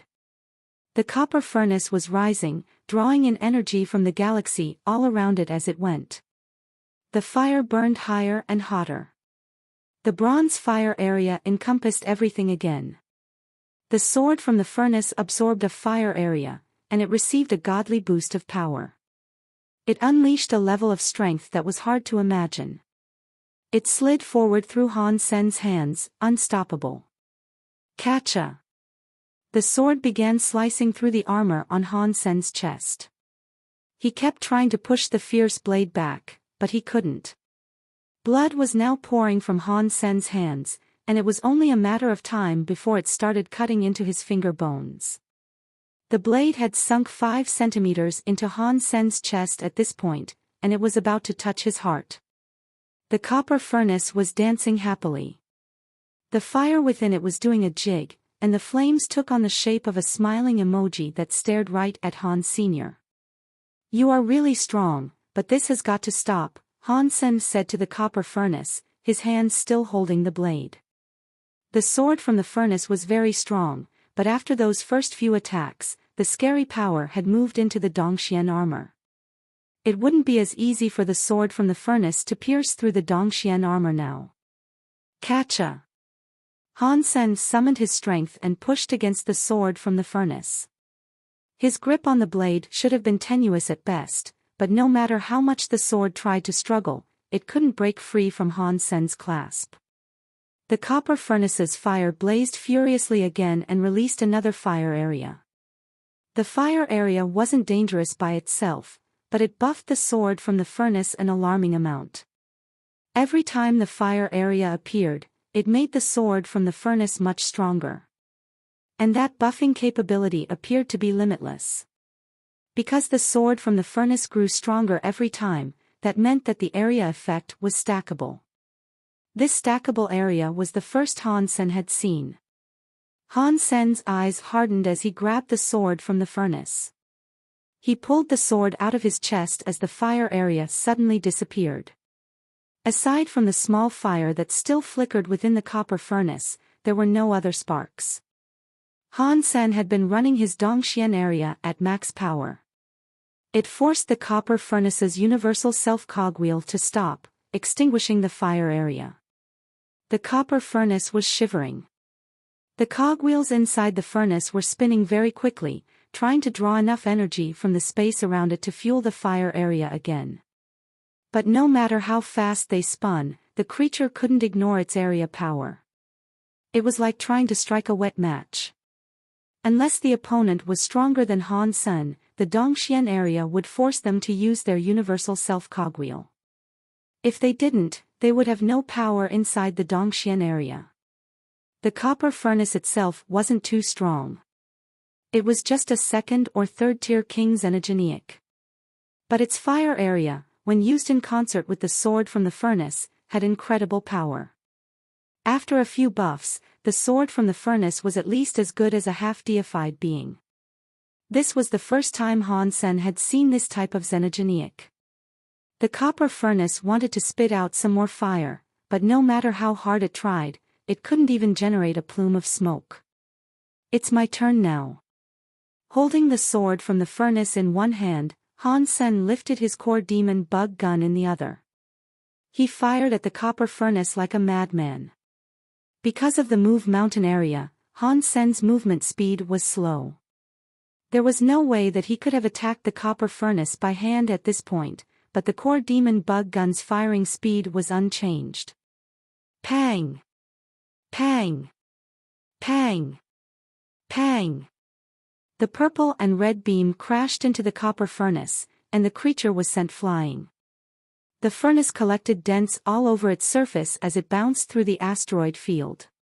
Why is this guy so hard? Han Sen was stunned. He had used his core demon bug gun to shoot at it for ages. He covered the copper furnace with dents and dings, but he was unable to break it, and the consuming power couldn't latch onto his enemy. The copper furnace looked to be in bad shape, but it had only taken minor injuries. It hadn't sustained any serious harm. A third or fourth tier king xenogeneic has such a weird area. And its body is so hard. This is very strange. Han Sen frowned. But Han Sen had come too far to let things go now. He kept using his core demon bug gun to shoot at the copper furnace, resolving to shoot the thing as much as he needed to in order to break it. Han Sen's precise shots continued nailing the furnace. The creature was still flying, but rather than trying to get away from Han Sen, it was coming closer. The furnace jerked forward like it was riding a roller coaster in space. The sword from the furnace kept struggling within Han Sen's hand, but it couldn't shake him loose. Pang! Finally, after Han Sen had been shooting for what seemed like forever, one side of the copper furnace took a little too much damage. The purple and red light blew a fist-sized hole in the surface. The hole wasn't large, but Han Sen felt instantly relieved. The size wasn't a problem. If he could pierce it, then he could destroy it. Han Sen planned to keep on firing, but the copper furnace began to make wheezing, crying sounds. The Dongxian area was still locking down all the cogwheels in the nearby space, and no matter how hard it tried, it couldn't create any more fire areas. Suddenly, Han Sen heard a deafening metallic shriek. This sound wasn't coming from the copper furnace, though. Han Sen raised his head. He turned and saw a giant copper furnace coming toward him. It was as big as a planet, and thousands of swords circled it like a raging river. Every sword looked like the sword from the furnace in Han Sen's hand. They burned with a weird green fire that looked somehow crystalline. As far as Han Sen could see, the galaxy was covered in a stream of swords, and the world became a sea of flashing blades. Chapter 24:10, Stream of Swords Translator, Nioebo Studio Editor. Nioebo Studio. The huge furnace's appearance caught Han Sen completely off guard. He quickly shoved as much power as possible into his Dongxian area. It was impossible for him to completely stop the swords from the furnace and the fire area. This giant copper furnace was a genuine half-deified beast. It was probably only one small step away from being deified. It was almost stronger than Dragon 1. But, thankfully, it didn't have substance chains, so it couldn't be a real deified. The Dongxian area couldn't completely seal power, but it still affected the universal cogwheels. It made the universal cogwheels spin slower, which led to a reduction in power. Plus, with the Move Mountain area, Han Sen wasn't really afraid of that stream of swords, though they did look very scary. Dong! Han Sen waved the sword from the furnace that was in his hand and knocked away a bunch of the raining swords that were coming dangerously close. But ultimately, the sword rain was too much to defend against, and each one of those swords wielded a frightening power. Each attack came with the strength of a half-deified creature. A blade hit Han Sen, cutting open the Dongxian armor. Fortunately, Move Mountain area was able to absorb a lot of power from the attacks it had sustained. It was able to shrug off the attack of a half-deified being. The sword rain could leave deep scratches in the Dongxian armor, but it couldn't pierce all the way through. Blade after blade slammed into the armor. It was like a flash flood. Each one left a scrape across the armor's surface. The strikes got dangerously close to Han Sen's flesh, and he almost yelled out in alarm. The waterfall of swords kept pounding Han Sen's body.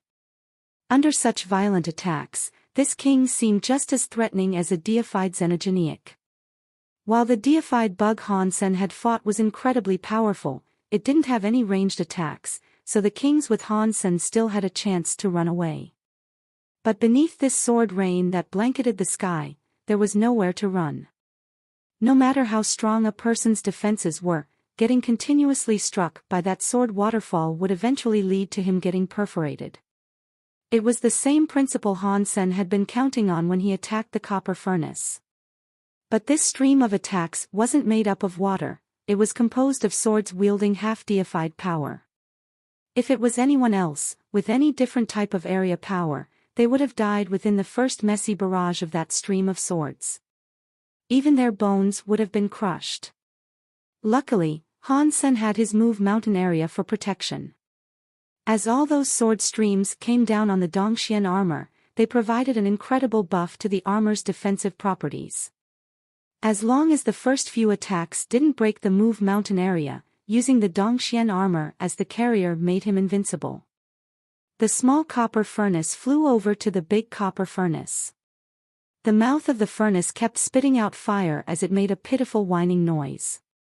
It seemed to be telling the big copper furnace of its woes. After the big copper furnace heard what it was told, it became enraged. It released a wave of green fire that looked like it could incinerate a planet.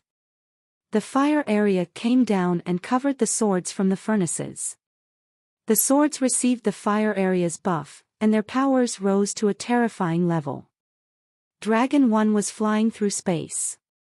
After Dia Robber left, he went around, following in the direction Han Sen had gone. He kept on the move, but he didn't see Han Sr. Han Sen had been traveling fast, clearly intending to kill as many xenogeniacs as possible. Dragon 1 and Dia Robber had talked for a while before going their separate ways. It made sense that Dragon 1 had yet to catch up with Han Sr. Moving forward more leads to the core furnace zone.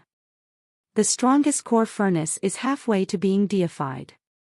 It doesn't have its own substance chain yet, but it is stronger than most half-deified beings. And there are scary swords inside that furnace. Many kings and half-deifieds have confronted it, but none of them have been able to kill it. I wonder why Dollar is headed there. Is he going to fight the core furnace alone? Dragon 1 looked forward and frowned. He was still traveling forward, but he suddenly glanced over his shoulder. He saw a shadow coming toward him. Dragon 1 watched it suspiciously, and when he saw the person clearly, he raised an eyebrow in surprise. Dia Robber. What a coincidence.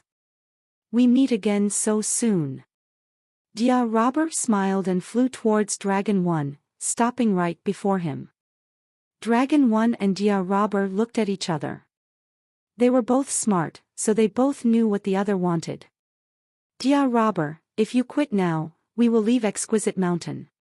It will belong to you and the other destroyed, Dragon 1 offered quietly. Dia Robber laughed. Dragon 1, give me $. We do not want Exquisite Mountain. The dragon can keep it. It looks like we will have to employ our own tricks, Dragon 1 said with a feral grin. No matter what, $. Will belong to the destroyed, Dia Robber responded coldly. Even if that is what you want, he might not go with you, Dragon 1 countered. Dia Robber started to say something, but then he noticed some green flames far in the distance. The light reflected off of clouds of dust that had risen from the turmoil, and countless swords could be seen flying against the dusty backdrop. $. Went to the core furnaces. Dia Robber's face changed. Dragon 1 frowned. It seems that way. Dia Robber's face changed, but in the end, he laughed and looked at Dragon 1. He said, he really dares to go in there. Does he want to kill the core furnace? Not bad. Now we can gauge how strong he is. You will want to know as well, right? Dragon 1 had a wry smile. He and Dia Robber were thinking the same thing. They both wanted to use $'s powers to fight the core area's deified xenogeniacs. The core area's deified xenogeniacs were a very large prize. Because no deified could enter this place, claiming that prize was a very difficult process. Many different elites of varying races had attempted to bring down core deifieds, but they all had failed. Even the extreme king had to rally many half-deified people to pull off such a hunt. The dragon and the destroyed had achieved some modicum of success in the past, but they had to rally many half-deifieds in their attempts. That also meant they lost a lot of people in the battles, and when the benefits were split among those who remained, there was never much for each person. Nothing to compensate for the danger and losses incurred. Therefore, over the past few years, there hadn't been many chances to hunt deified xenogeneics. The strength of deified xenogeneics varied widely, and the weaker variety were generally targeted by hunters. Once those deified xenogeneics were killed, only the strong deified xenogeneics remained, and over time, those monsters became even stronger. Killing them was now a much harder endeavor than it had once been. Like the weird bug they recently encountered, it was a powerful deified xenogeneic.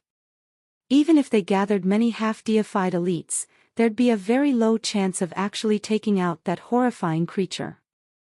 Chapter 2411, Invincible Defense Translator, Nioebo Studio Editor. Nioebo Studio people like Han Sen, who could survive a conflict with a deified xenogeneic, were really helpful when it came to taking down deified xenogeneics.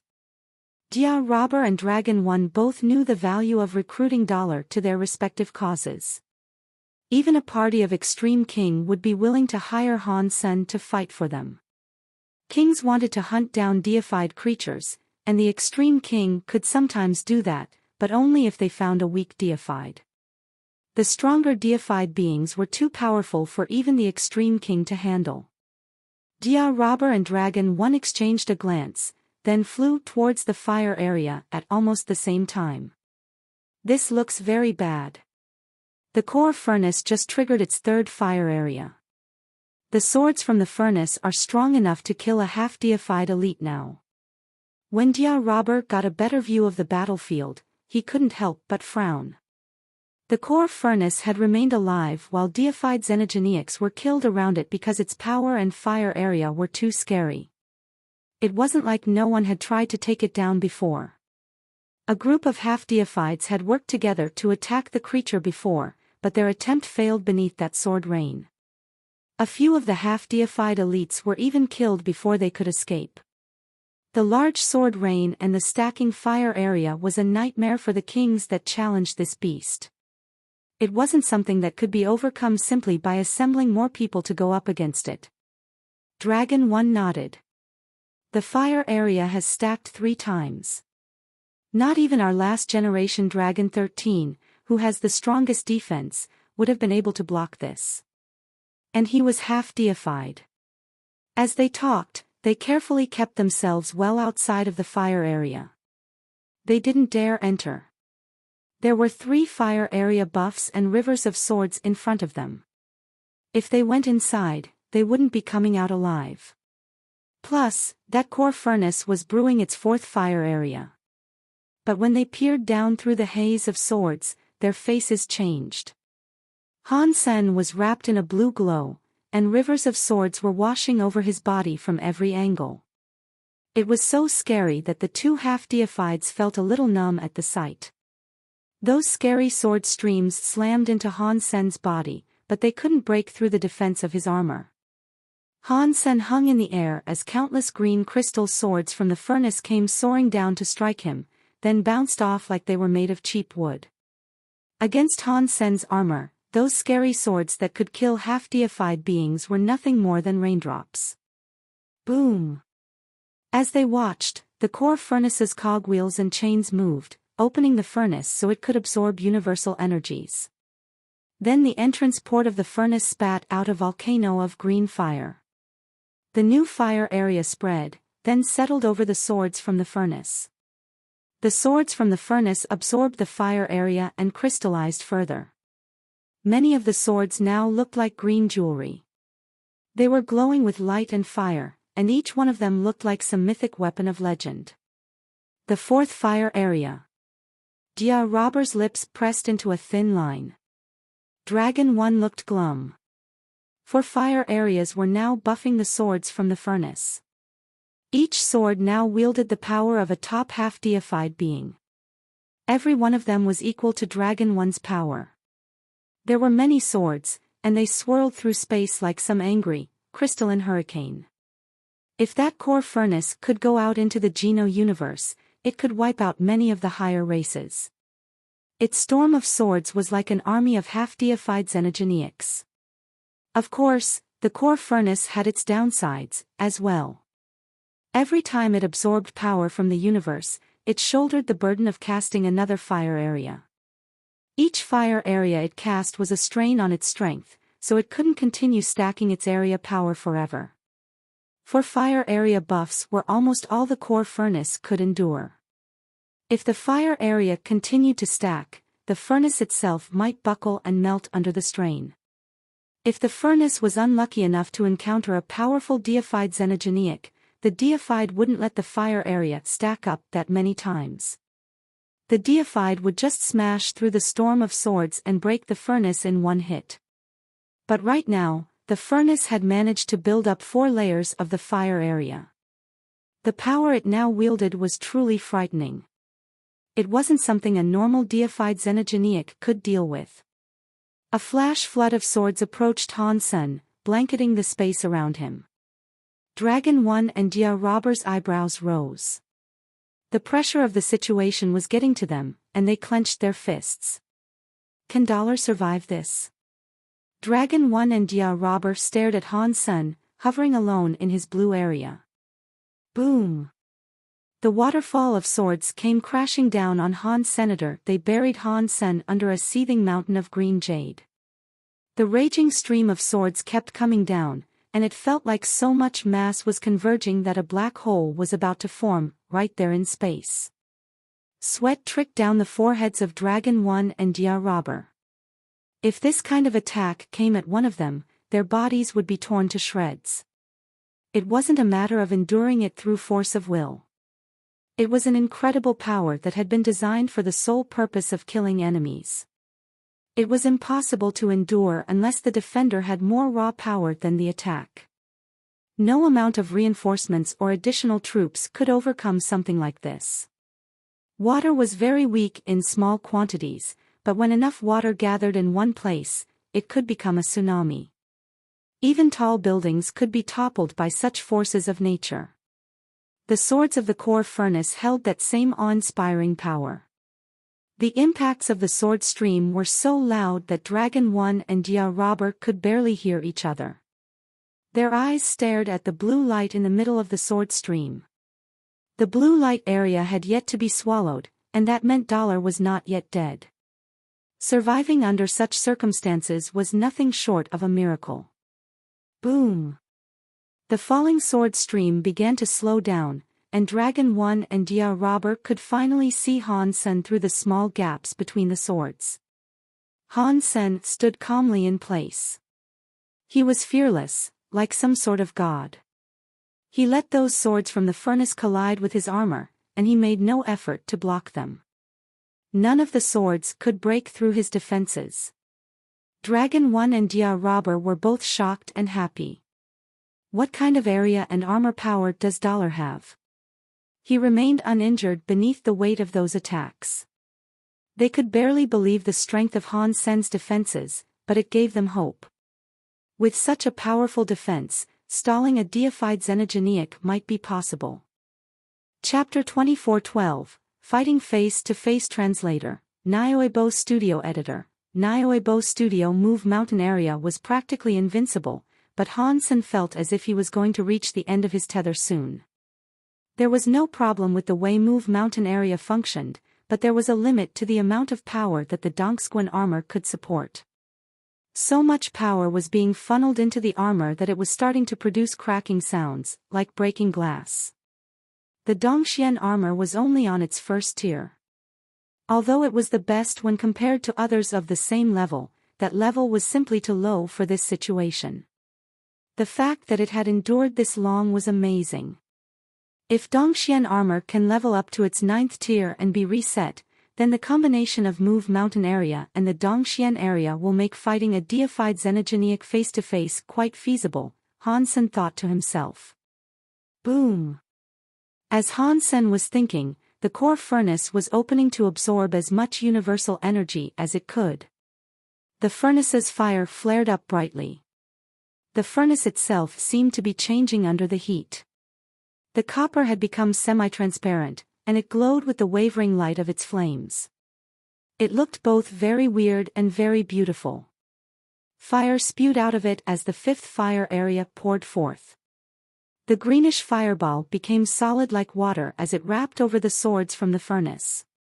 Many swords absorbed that fifth fire area power. The swords looked like perfect glass now.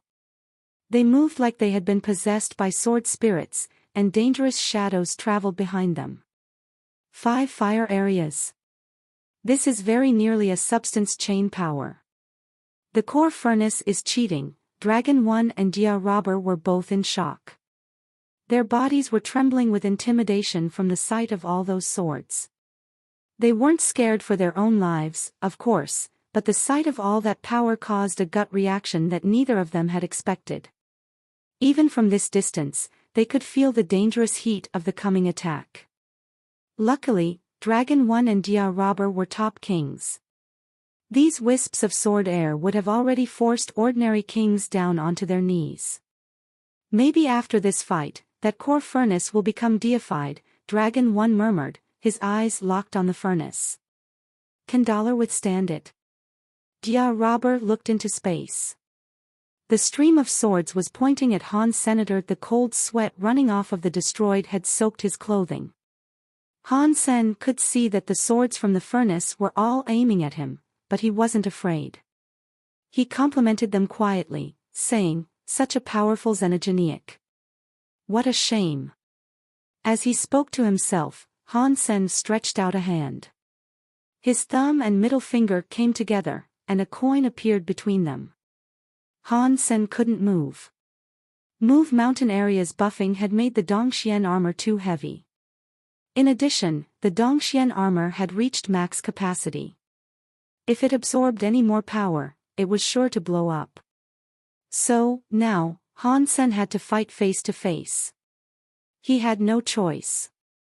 He has to fight. Upon seeing Han Sen's plan, Dragon 1 and Dia Robber looked unsettled. A first-tier king was going to fight the almost deified furnace. The likelihood of death was very high. They could see Han Sen's situation and hear his armor creaking. There were some small marks starting to appear across it. Clearly, it couldn't endure the suppression of that scary power for much longer. They thought Han Sen was fighting now because he had no other choice. A first-tier king should have had no chance at all against that enormous storm of swords. Han Sen didn't agree, though. The swords from the furnace were scary. Even Mountain area and his Dongxian armor couldn't bear them. But the incredible power that had built up within his armor was something that Han Sen could now use. Come on. Let the world know the power of collecting taxes. Han Sen growled under his breath. He held the coin tightly between his fingers. Buzz! The coin moaned, and the numbers upon its surface jumped up quickly. 1, 2, 10, 50. The numbers upon the coin blurred as they raced upward. The wave of swords gathered, preparing to head for Han Sen and his coin. Han Sen's coin had 2 skills, saving money and collecting taxes. Saving money could stack up his own power to attack. Collecting taxes came from Han Sen's coin Geno core. Rather than using Han Sen's own power, that skill depended on external powers. Within a certain radius, all creatures with power would sacrifice their own energy to fuel the skill. The stronger the creatures were, the more taxes were collected. Each and every sword from the furnace was wretchedly strong. They were half deified, almost fully deified. There were many of them, too. Every sword surrendered a small amount of power, and Han Sen collected their taxes. An unnerving amount of power gathered on Han Sen's single coin. That coin's power increased to such a level that Han Sen almost couldn't control it. When the furnace groaned, countless swords received their fire buff. That put them on the move. The stream of swords looked like a tsunami descending on Han Senator. Their power blanketed everything as if they were about to rip space itself apart.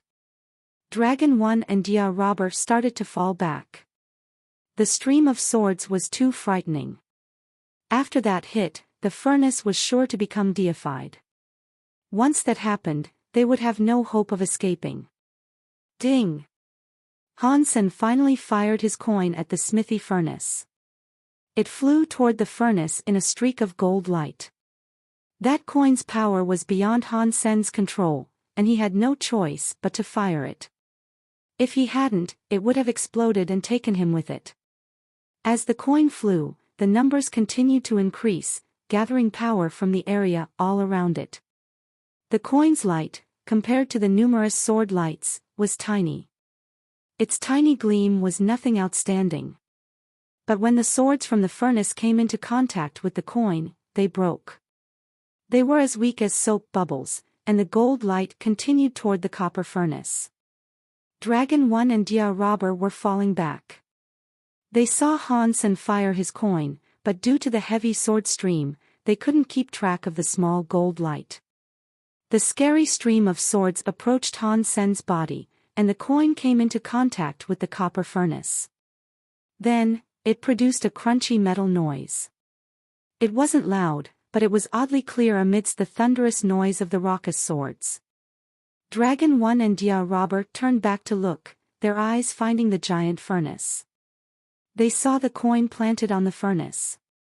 Then, in the next second, the coin was actually inside the furnace. And then the construct was shrinking. Chapter 24:13, Exploding Furnace Translator, Nioebo Studio Editor. Nioebo Studio. The furnace had become semi-transparent under the heat of its own flames. The coin hit the side of the furnace with so much force that it started to cave in on itself. A small hole formed in the surface, and the coin disappeared into that hole. It felt like time was standing still.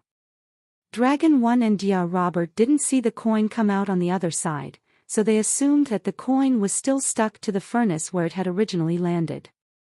They doubted the coin would have enough power to penetrate the furnace. But then they froze in disbelief. The whole furnace was imploding. As if a black hole had formed at the center of the furnace, the whole thing collapsed in on itself. The huge furnace twisted into a small chunk of metal. And this minimizing process continued without stopping. It was like a soda can being crushed under someone's foot. The power inside the furnace continued to collapse its structure. The giant furnace grew smaller, and smaller, and smaller. Eventually, the furnace was no more than a point of light. Then it detonated like a supernova. The shockwave of the explosion rocked that section of space. Debris and destruction spread everywhere, far beyond what the eye could see. Dragon 1 and Dia Robber were sent flying away by that scary power. When Dragon 1 and Dia Robber gathered themselves enough to look around, they saw that the giant copper furnace had been reduced to nothing but cosmic dust. All of the swords from the furnace had cracked because their hosting entity had been annihilated. They created a chain of explosions, one after another. It was like watching a giant universe firework event. Han Sen still stood there unaffected. Dragon 1 and Dia Robber looked at each other. This hadn't just been a display of high defense. Dollar had completely annihilated a creature that was almost deified. That was a very powerful attack, to say the least. Even a top-class half-deified couldn't endure the stream of swords like he had just done. Scary. Dragon 1 and Dia Robber thought of the same thing at the same time. Mutant Xenogeneic King hunted, core smithy furnace. Beast soul gained. Han Sen was shocked. There had been no announcement of a xenogeneic gene being found. Now Han Sen understood the scariest part of the coin's power. It had even destroyed the xenogeneic gene inside the creature. That attack was the furnace's own power turned against it. The swords from the furnace were too powerful for it to withstand. Every power from the individual swords had been gathered together. Each one had probably reached deified level, and that was how Han Sen was able to defeat the furnace. Just as Han Sen was about to take a look at the beast soul the furnace had given him, he noticed something flashing far away. He looked closer, and he saw the small copper furnace running away. Han Sen stopped using his move mountain area and flew after it. The furnace wasn't a fast creature. It didn't fly quickly, and so Han Sen was able to catch up to it in no time. He pulled out his core demon bug gun to kill it. The small furnace stopped in its tracks, puffing its chimney to make the fire spin, spew, and spread. It gave off a string of crying noises. Han Sen thought it was prepping itself to fight. He held the core demon bug gun with a fixed aim, but he soon noticed the furnace wasn't unleashing its green fire at Han Senator. Instead, the fire twisted in the air to form a few words. "My king, spare me." Han Sen was shocked. He lowered the gun, taking his finger off the trigger. The small furnace, noticing that Han Sen hadn't attacked, spit out a few more green flames. It formed the shape of more words. "I am willing to become your slave. Holy sh*t. This guy is very smart," Han Sen thought in shock. The xenogeneics he had seen so far in the core area weren't intelligent. Even the deified insect wasn't smart like an ordinary high-level creature. But the small furnace's intelligence was the same as a high-level creature's. "What can you do for me?" Han Sen asked, looking at the furnace. Han Sen didn't think he could take a core xenogeneic into the Geno universe. Even if he accepted its services, it would have to remain in the core area. The furnace understood Han Sen, so it spat out more green fire to shape words. "I can give directions to my king, for I am familiar with this place." "Pa!" Han Sen laughed. He thought the small furnace was very talented. "Wouldn't you hate me for killing your brethren?" Han Sen asked, raising an eyebrow at the small furnace. That big furnace looked like some sort of parental figure to the small furnace. It would be risky to have a servant who hated him. The small furnace spat out more fire and said, "We are of the same kind, but there is no connecting bloodline. If that is the case, then I will permit you to live. Go ahead and lead the way, then. If you try anything funny, I'll kill you." Han Sen thought the small furnace was funny. He kind of liked the thing, so he couldn't bring himself to kill it. He would keep it around for now, and see whether or not it really wanted to give him good directions. If it really did want to serve him, then having a companion that knew about the core would be useful. In the future, he could avoid accidentally stepping into the territory of strong xenogeneics. Having another mishap would be bad. "Do not worry, my king. I will lead the way. I will live for the king, and I will die for the king. I will spend my life in the service of the king." The small furnace spelled out. "Now I know you're full of sh*t. Lead me to where I can find xenogeneics.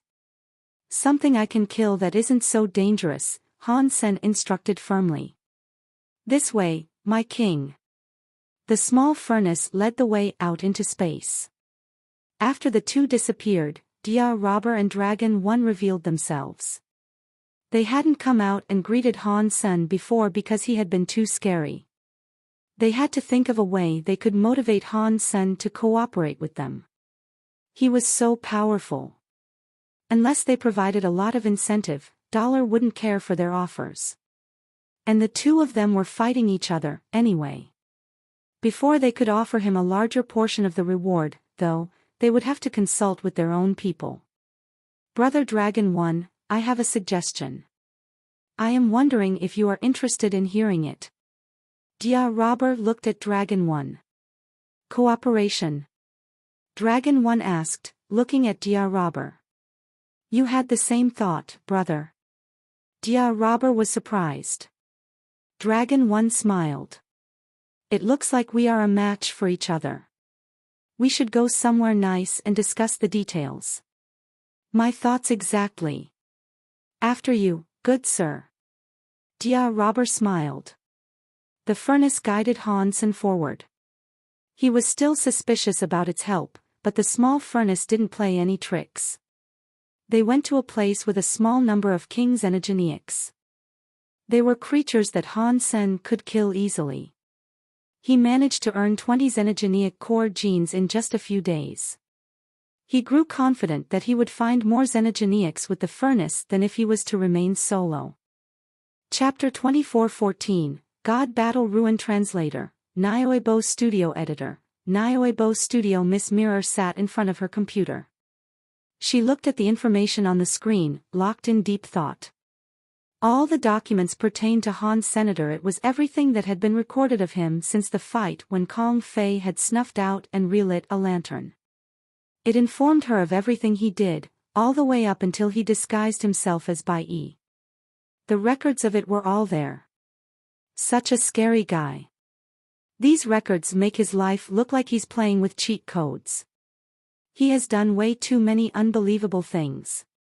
It is difficult to imagine that a leftover crystallizer, starting from scratch, achieved all that he has today. The investigation was very thorough. Miss Mirror had to admit that if she had been in the same situation as Han Sen, she wouldn't have been able to achieve half of what Han Sen had managed to. It is a shame that he isn't really Bai Yi. Otherwise, with his performance amongst the Extreme King, he might have become a legendary figure for us. Miss Mirror sighed. She turned off the computer and rubbed her temples. She had been tired for a while. The person who had her mirror spirit eye ring was disguising himself as a prince. It made things rather difficult for her. She couldn't tell King Bai about it, but neither could she lie to him. And King Bai wasn't an easy man to fool. Lying to him might lead her down a path she could never return from. Radio Wave should be investigating Han's senator. If they start uncovering his secrets too quickly, things might go badly for me. And if I had Han Sen over, I'm afraid the mirror spirit I won't be able to withstand the same dosage of damage again. Miss Mirror was beginning to develop a headache. Miss Mirror closed her eyes to think, but she couldn't figure out a solution that was perfect for her.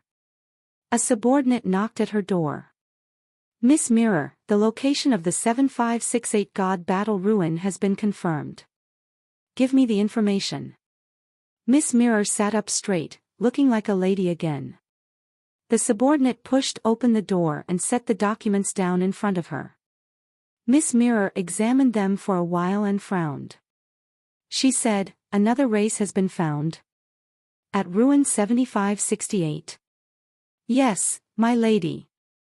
Our people found a big excavation site, and some construction zones started up not too long ago," the subordinate explained. "Okay, that's all for now." Miss Mirror set the documents back down on the table. She closed her eyes and thought. A while later, she opened her eyes. She glanced over the pages again, then finally smiled.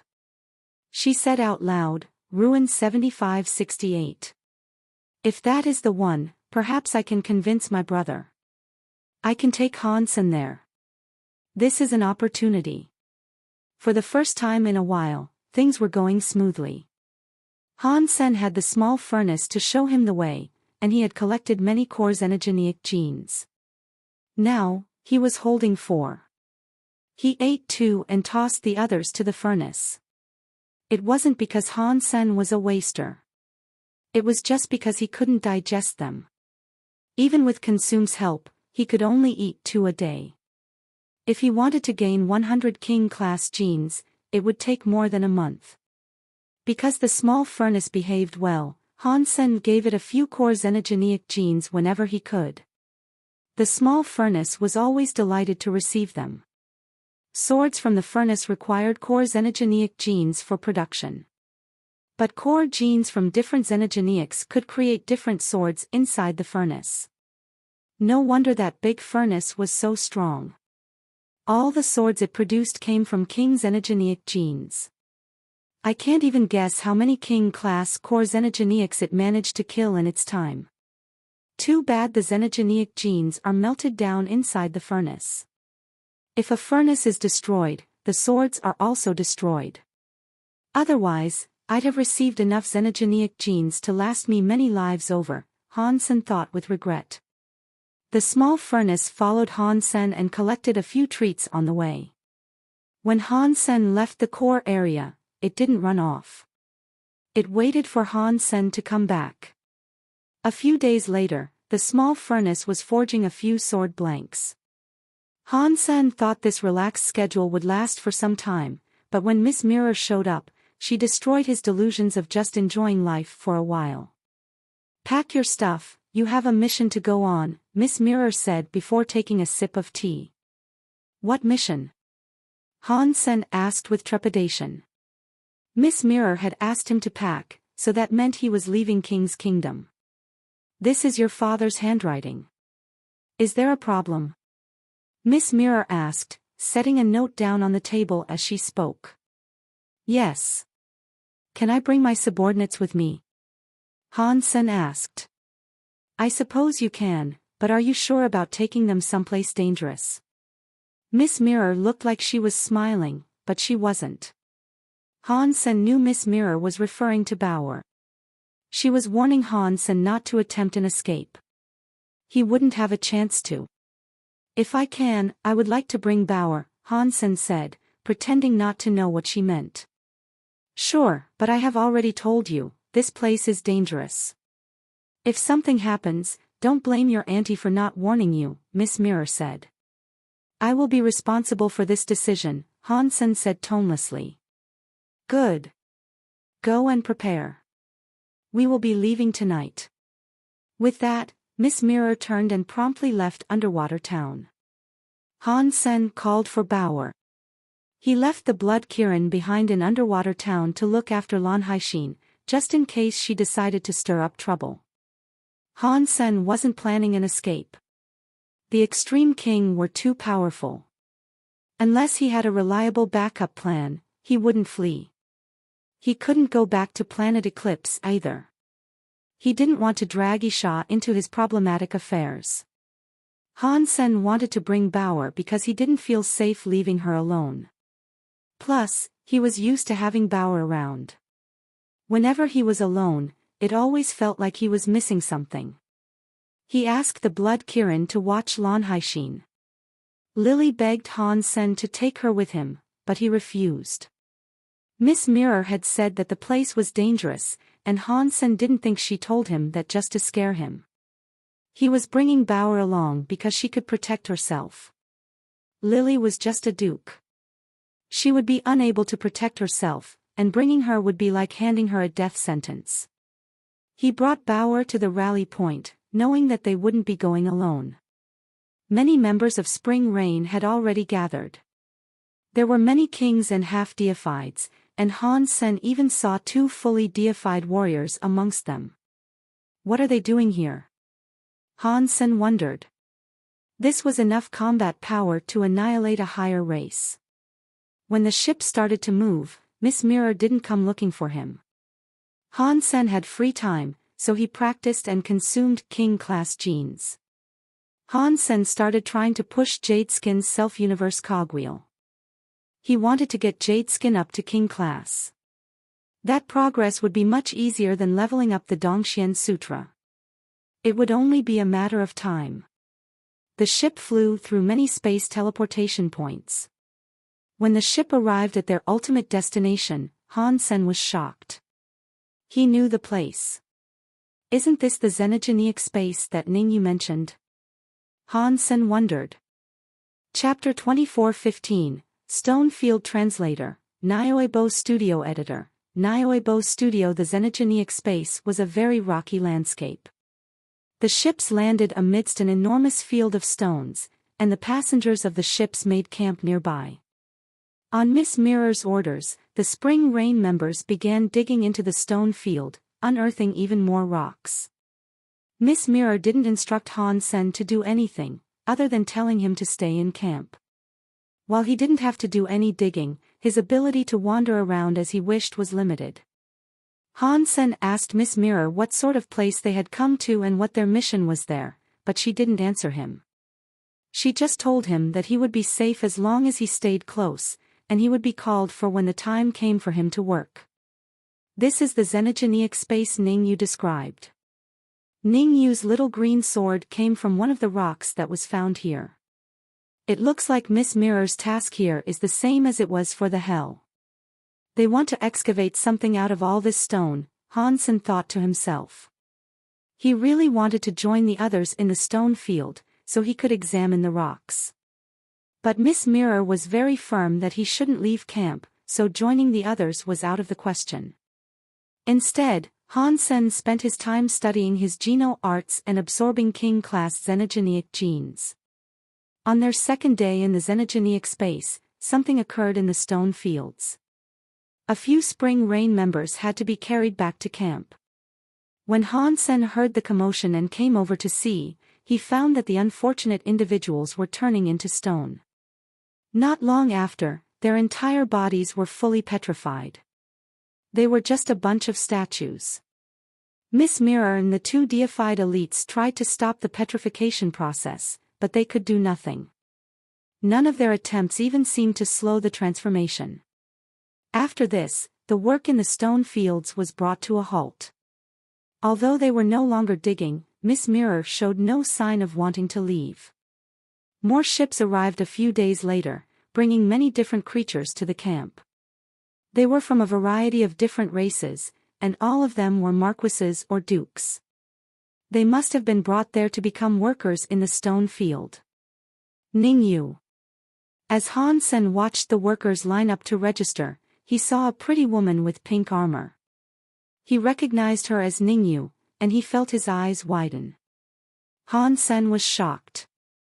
Not because Ningyu was now a woman, Han Sen knew that little factoid already. It wasn't strange that Ningyu was actually there either. Ningyu would have been looking for a chance to come back, so he could find out what happened to his body. The Extreme King had recruited workers, so it was reasonable that Ningyu had joined their ranks. Han Sen was simply surprised by what he wore. He had a little pink dress on, and he also had some pink earrings, rings, necklaces, and red flowers in his hair. He was like a pink lady, and he was genuinely pretty. If Han Sen hadn't seen Ningyu before, he definitely wouldn't have been able to recognize him. Oh no! What is wrong with Ningyu? Even if his body turned into the body of a woman, it doesn't mean he has to dress up as one, Han Sen thought to himself. The longer he watched Ningyu, the more convinced he became that something was deeply wrong. How to talk to Ningyu alone? Han Sen wanted to ask him what had happened, but he wasn't permitted to talk to the workers. Even if he could, everyone would be watching. There was nowhere they could discuss matters privately. Han Sen thought about it overnight. And the next day, he barged into Miss Mirror's office. Miss Mirror. Miss Mirror. You brought me here, and yet you aren't letting me do anything. You won't let me out, and you won't even let me go on the internet. What is this? Han Sen demanded. My lady, we couldn't stop the prince. He just barged in, the guard said tensely, trying to explain his sudden intrusion. You guys can leave, Miss Mirror said in a cool voice. Her pretty eyes didn't even glance their way. Instead, she kept her focus fixed on the documents she was reading. After the guards closed the door, Han Sen said, even if you don't want to let me out, at least allow me to do something. If I'm stuck at home all day again, I am going to go crazy. And Bauer is just a kid. She can't remain cooped up all day either. You are the one who asked to bring her here. She is entirely your responsibility. Miss Mirror closed the file and looked at Hans Sr. You will be given your task when the time comes. But for now, your job is just to wait patiently in camp. Fine. I can do that, but can you at least make nicer food? Plus, I want Bauer to have a maid to look after her. That isn't too much to ask, is it? Han Sen said. We are here to work. We aren't here on vacation. After a brief pause, Miss Mirror said, I will find you a maid. Now go home. That's better. Find a pretty one, though. It annoys me if the maid is ugly, Han Sen said. Are you looking for a maid, or are you looking for a woman? Miss Mirror asked sternly. I am Prince 16. Is there something wrong with having a woman to please me? Han Sen smiled. Prince 16. Miss Mirror shot Han Sen a flat look. Han Sen coughed. I wasn't going to do anything. I just want someone to look after my kid. But you won't let me go out, and I must make myself look like more of a prince. Any other concerns you would like to share? Miss Mirror asked, fixing Han Sen with another unnerving stare. No, Han Sen answered. If there is nothing more you require, then go home. I have work to attend to, Miss Mirror said in clear dismissal. Then I'll go now. Please be considerate when picking a maid for me, Han Sen said. Miss Mirror stared at him until he left the office. I wonder if Miss Mirror will just pick a worker. If she picks a worker, I think Ning Yu will have a high chance of being selected, Han Sen thought as he walked. It was all he could do, after all. If Miss Mirror didn't pick a worker, then Han Sen would have to find another way to get some alone time with his target. The next day, after Han Sen opened the door to take Bauer to the canteen to eat, he saw a pretty extreme king woman standing directly before him. My prince, Miss Mirror asked me to serve you. The woman bowed to Han Sen, but her face was expressionless. Not bad.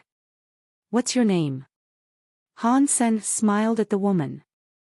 He had been prepared for this possibility, so he wasn't disappointed. If Miss Mirror had picked any random person, Han Sen would have grown suspicious. Falling Leaf, the woman answered. Falling Leaf, huh? Not bad. Not bad. Miss Mirror didn't disappoint me. Come. Let's go find something to eat. Han Sen squinted slightly, lifting a smiling Bauer up to sit on his shoulder. Then the trio made their way to the canteen. While they ate, Han Sen turned to Bauer's new maid. Falling Leaf, your mission is to take care of Bauer.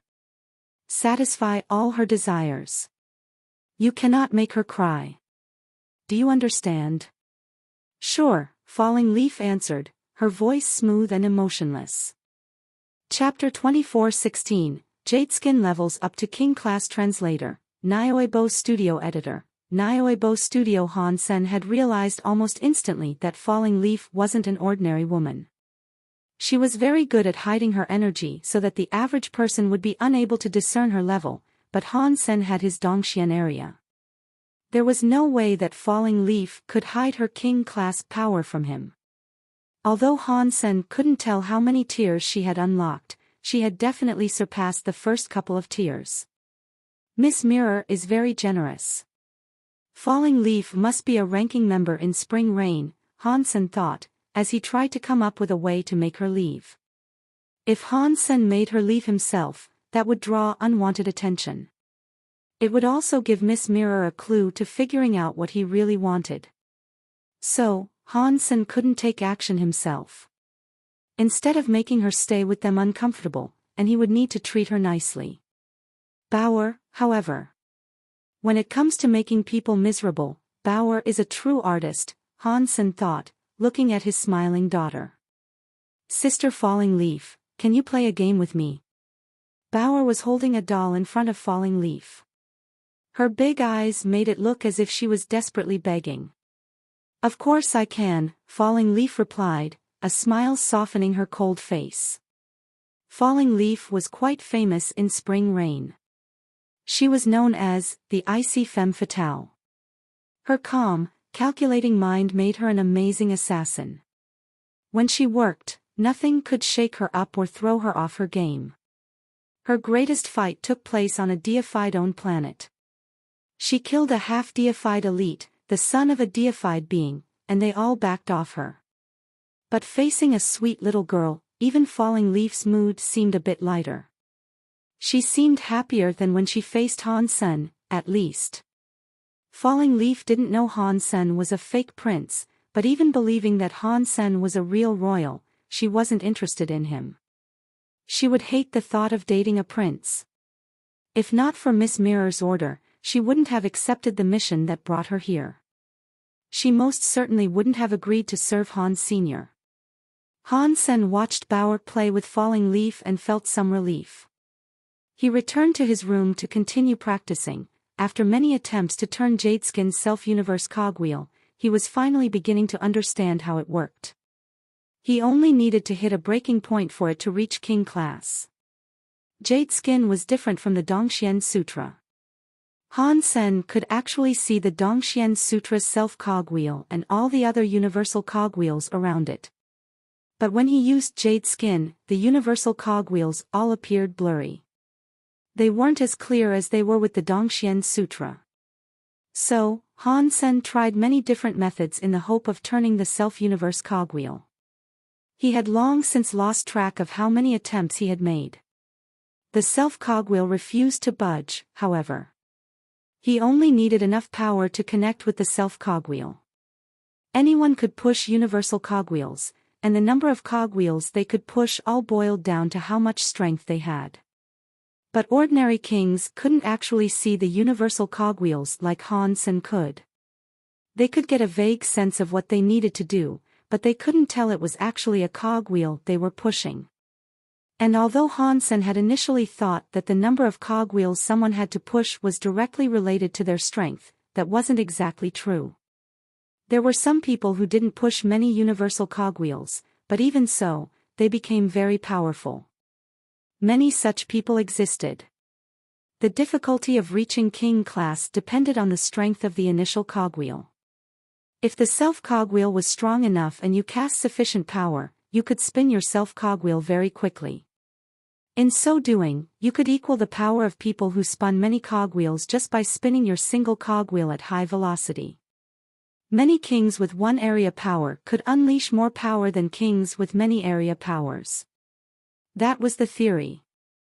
Jade skin was a Geno art that was very simple in the way its power was used.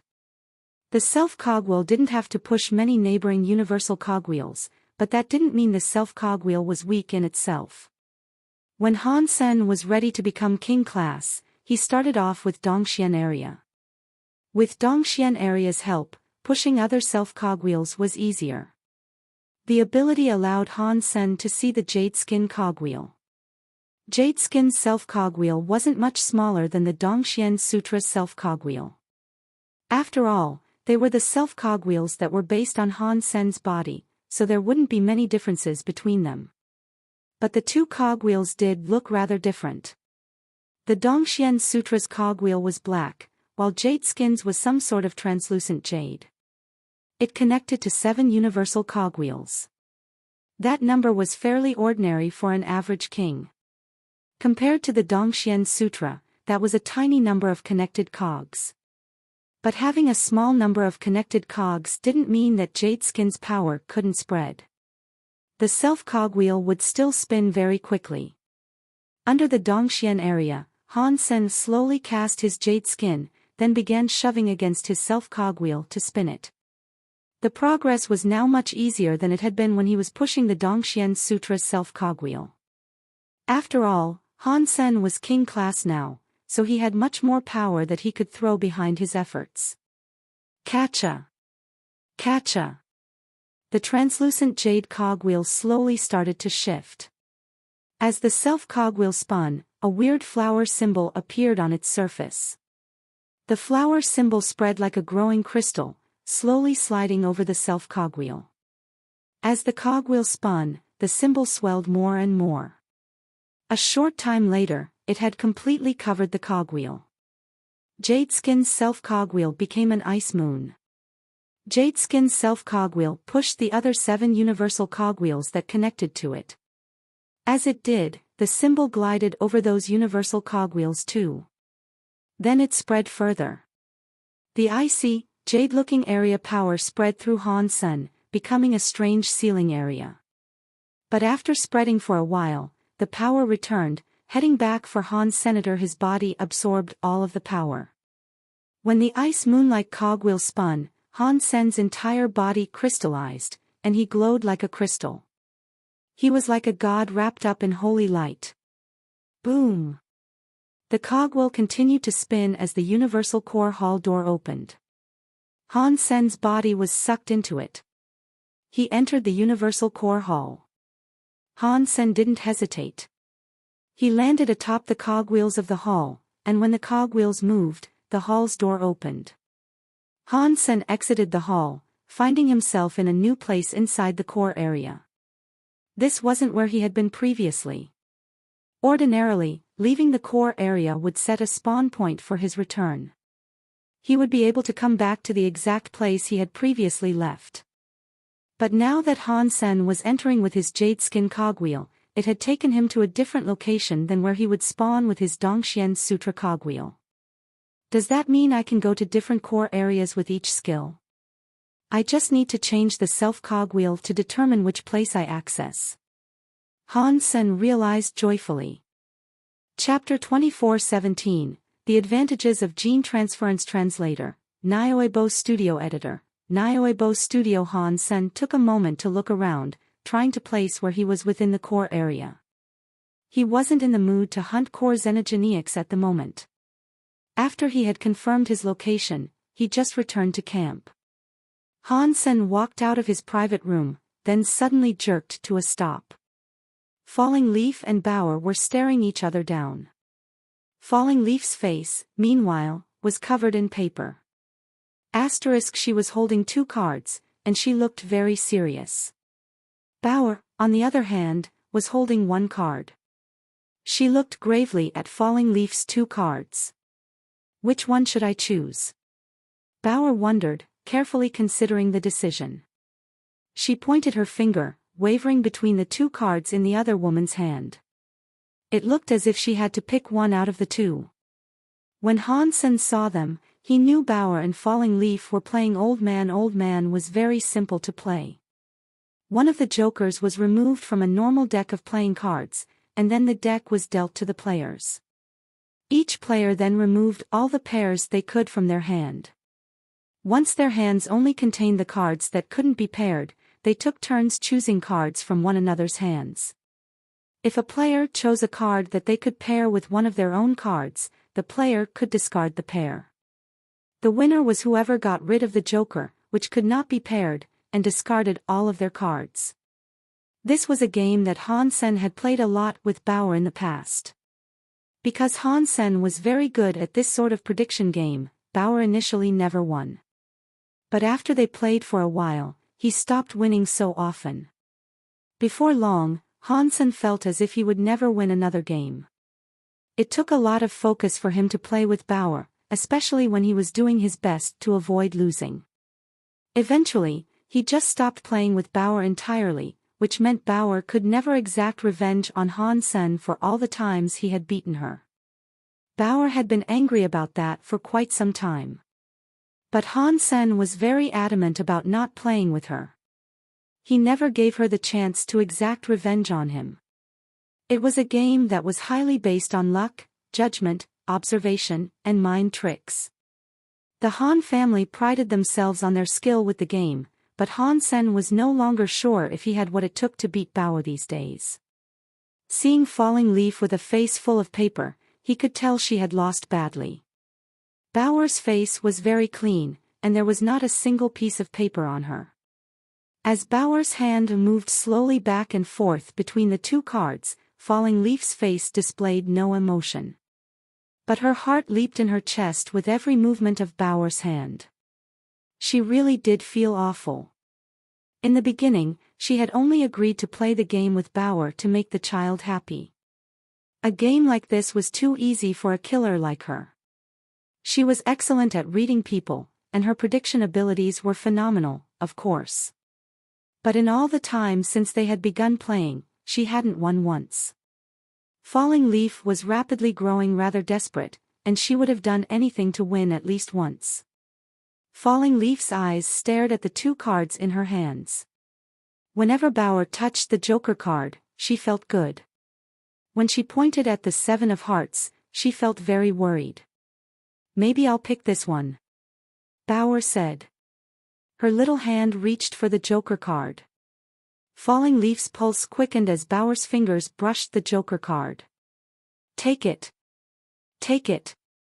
Falling Leaf was shouting madly in her heart, but she didn't allow her emotions to show on her face. Suddenly, Bauer stopped. She turned and grabbed the 7 of Hearts, and she smiled. I think I am going to take this one. A muscle in Falling Leaf's cheek twitched. Her fingers tightened on the 2 cards as Bauer tried to pull the 7 of hearts loose. Falling Leaf wouldn't let it go. Seeing that the woman was refusing to let the card go, Bauer didn't know what to do. She let go of the 7 of hearts and picked the Joker card. In that case, I will take this one. Falling Leaf was thrilled, and she released her claw-like grip on the cards. Bauer grabbed the Joker card and quickly said, "It is my turn." Bauer placed 2 cards in the deck and then brought out 2 cards of her own. Facing Falling Leaf, she said, "Okay, it is your turn to pick." Falling Leaf gritted her teeth and stared at the 2 cards. She focused intently, as if she could read something from the back of the cards. As the top killer in Spring Rain, Falling Leaf's powers of observation and judgment were the best. She could easily pick up on even the smallest difference. She had just taken the Joker card, so it was possible that some instinct deep within her would guide her to victory. But God only knew what material was used to create those cards. They were thin as paper, but she couldn't sense any trace that might identify the cards. She couldn't tell what was on the cards. Falling Leaf's eyes looked ready to pop out of her skull. She couldn't tell which one was the Joker card. "Are you going to pick one or not?" Bauer said with a yawn. "What's the rush?" Falling Leaf reached out her hand to pick the card that was on the left. She looked at Bauer, hoping to see some sort of clue in her eyes. "If that's the one you want, then just take it," Bauer said, her face bored. Falling Leaf, hearing Bauer say this, decided not to pick it. They had only been together for 2 hours, but in Falling Leaf's eyes, Bauer was no longer a small child. "Trying to fool me, huh? It's not that easy." Falling Leaf raised her hand to take the card on the right. When she turned it around, though, she looked like she had been struck by lightning. It was a Joker card. "Why do you not just believe people? You adults are all so complicated. I don't understand you." Bauer looked sorrowful as she shook her head. Falling Leaf's face twitched. She gnashed her teeth and said nothing. She placed the card down behind her and drew 2 more cards. She put them in front of Bauer and coldly said, "Your turn." "I pick this one." Bauer reached out her hand and picked up the 7 of hearts from Falling Leaf's hands. I win again." Bauer threw down her pair of 7s. She grabbed a piece of paper and stuck it on Falling Leaf's face. "We're playing again." Falling Leaf started to shuffle the deck. "I'm not playing. You are too weak for me." Bauer looked very bored. "Just one last time," Falling Leaf said slowly, enunciating the words. Her eyes looked ready to burst into flames. Han Sen almost laughed. Playing that game with Bauer was like a death wish. Bauer rolled her eyes, looking like she really had no interest in playing. She said, "We can play, but sticking paper on each other's faces is boring. Let us raise the stakes." "Sure. What would you like to bet?" Falling Leaf really wanted to win. She was Spring Rain's top killer. She couldn't allow herself to lose to a kid. She had to win. "The loser has to go to the door and shout, 'I am stupid,'" Bauer said after a moment of thought. That, Falling Leaf hesitated. She wasn't entirely sure she could defeat Bauer, and many Spring Rain elites were nearby. It would be embarrassing if she was heard. "Never mind, then. This is lame, anyway." Bauer stood up and got ready to go. "Fine. We will do as you say." Falling Leaf almost shouted as she touched Bauer's arm. She was desperate to defeat her. Han Sen couldn't watch. The game had ended before it even began. Not even a deified being could beat Bauer at this game. This was what the Han Sen family was best at. *Endnote: when a person loses a round, they place a sticker on their face. This makes it obvious at a glance who is winning and who is losing. Chapter 24 18 Swapping minds. While Miss Mirror was speaking with 2 of the 4 Spring Rain Kings, whose names were Red Cloud and Night Wind, a sound erupted from Han Sen's place, interrupting their discussion. "I am stupid," someone screamed. The three of them swapped strange glances. The voice undeniably belonged to Falling Leaf, but they couldn't believe Falling Leaf would ever yell those words. Aside from Miss Mirror and the four kings of Spring Rain, Falling Leaf was known as one of Spring Rain's best. She was a very cruel woman, but she worked hard. She was proud, violent, and always ready for a fight. How could those words pass through the mouth of someone like that? Was that who it sounded like? Night Wind turned to Red Cloud and Miss Mirror with a confused expression. "We'll end things here for now. You two can go home." Miss Mirror frowned. She stood up and went to Han Sen's place. She wanted to see what Han Sen was up to. A woman like Falling Leaf wasn't someone who could be forced to say anything of the sort. She would rather die than make that sort of admission. If Han Sen had used some trick to fool Falling Leaf, Miss Mirror wouldn't ignore such a transgression. She had sent Falling Leaf to look after Han Sen, but she wouldn't stand for the woman being bullied. "Why are you here?" Han Sen asked with a pleasant smile when he answered the door and saw Miss Mirror. "What did you do to Falling Leaf?" Miss Mirror frowned. "What did I do to her? I haven't spoken much with her. She's been playing with Bauer all this time. Go and take a look, if you want to." Han Sen moved aside and gestured for her to enter. Miss Mirror didn't believe Han Senator. She walked through the entry and went into the living room. There she found Falling Leaf playing card games with Bauer. "Miss Mirror." Falling Leaf shot to her feet and bowed. "Are you okay?" Falling Leaf's forbidding face was covered in little stickers.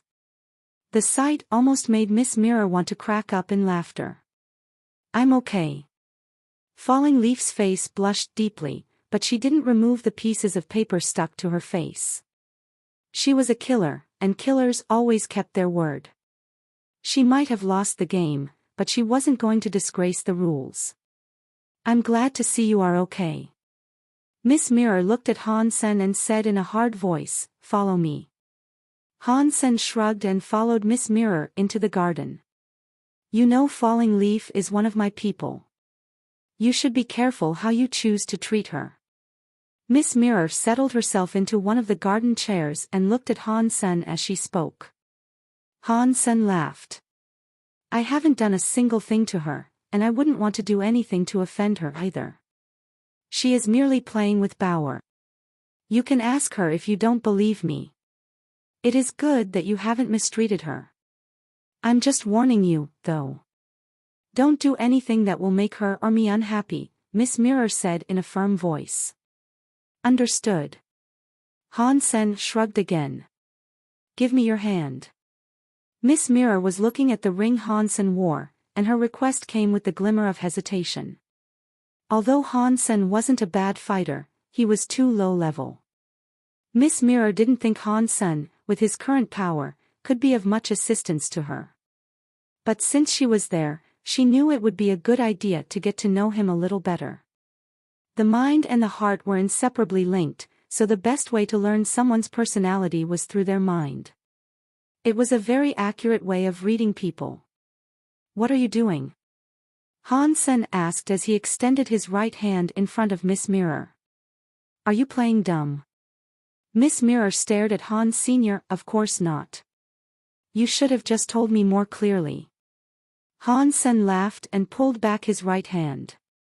He extended his left hand instead, the mirror spirit eye ring glinting on one of his fingers.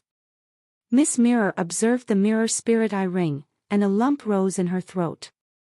Seeing the ring made her mind harken back to the man who had once worn it. That man had been smart and gentle.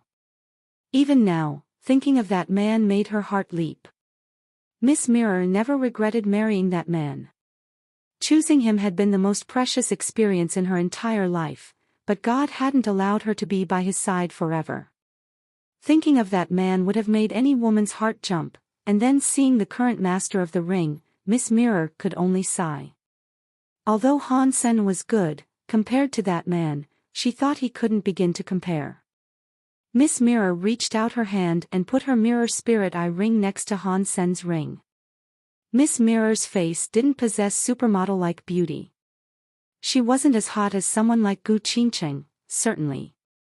She was more like a well-dressed and mature lady. But Miss Mirror's hands were too pretty to criticize. Every finger was long and slender. Her skin was white like jade, and her nails glittered like crystals. Her hands were lovely and elegant.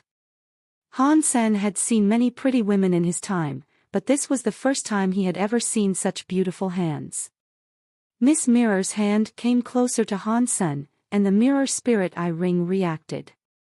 The emerald ring began to glow.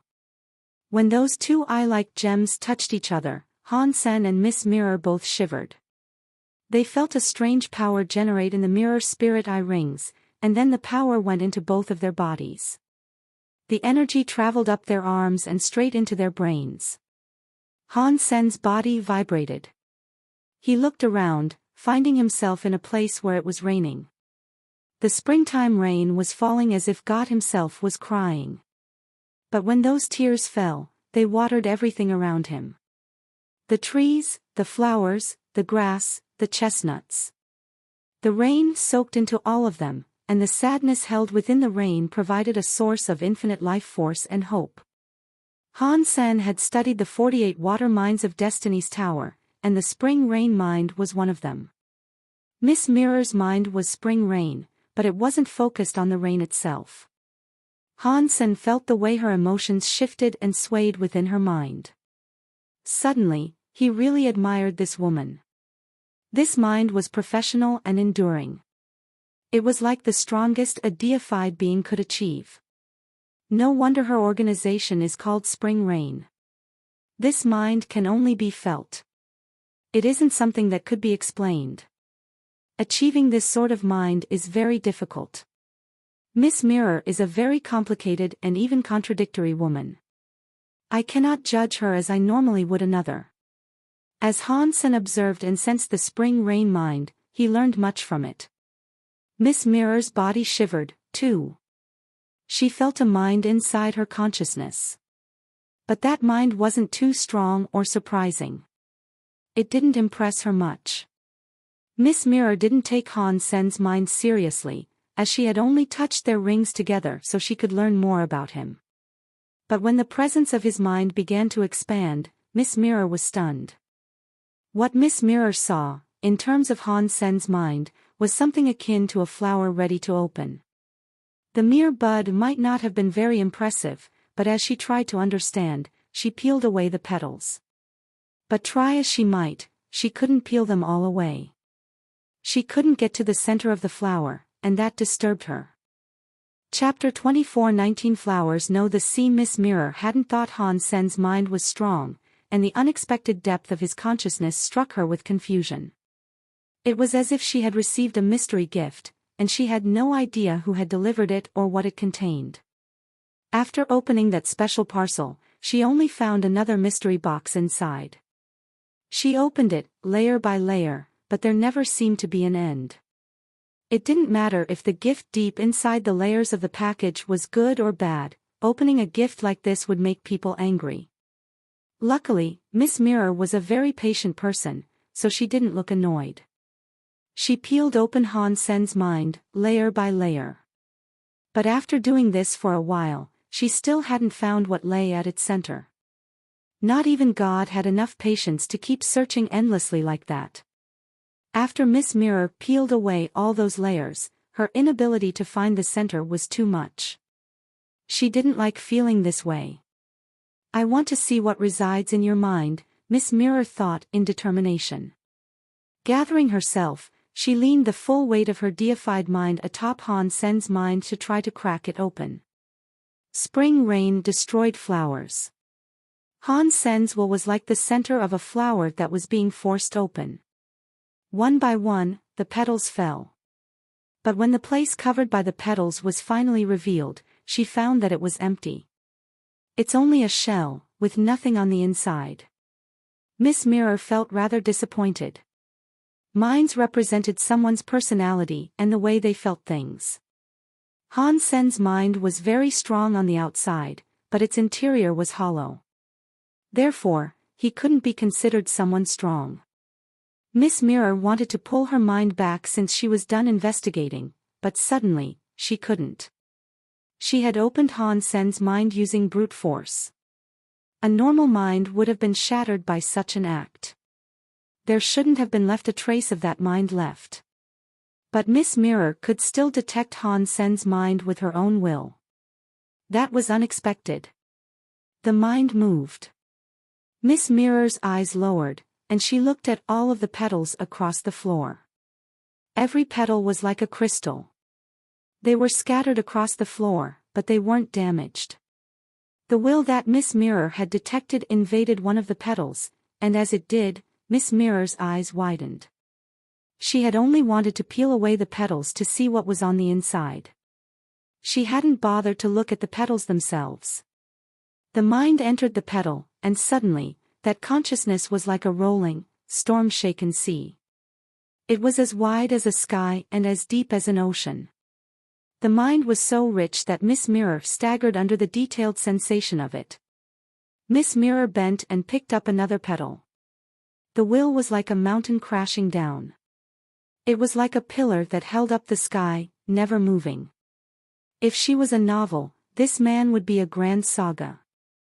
A man could define himself as a broken, sick, elderly man on his deathbed, or as the warrior who threw himself into the thick of battle when he was young. People only focused on results. Wins and losses determined all, and rarely did people pay attention to what led up to those places. People often failed to see the desperation and difficult times men have to face frequently. Endurance and bravery abound in the hearts of men. Everyone fails sometimes, but real men get up and keep going despite their losses. No matter what environment they are in or what happens to their bodies, the only thing that can't be changed is the wants and desires of their hearts. They want victory, with the determination to win is greater than anything. Han Sen's will didn't have a core because real men have no end. Ambitions grew continually, stretching out beyond the reaches of space and time.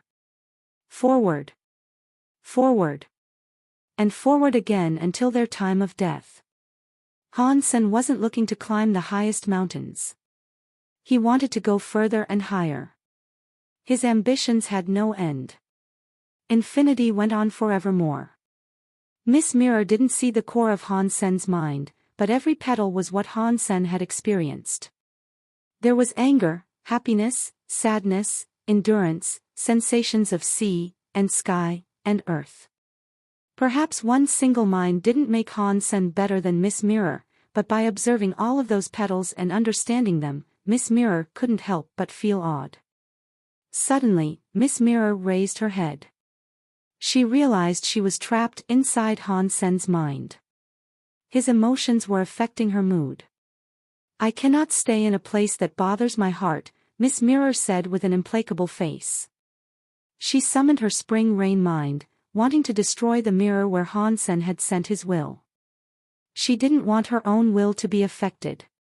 10,000 petals were destroyed by her mind, but Miss Mirror soon found out that when the petals were destroyed, they fell to the ground like seeds.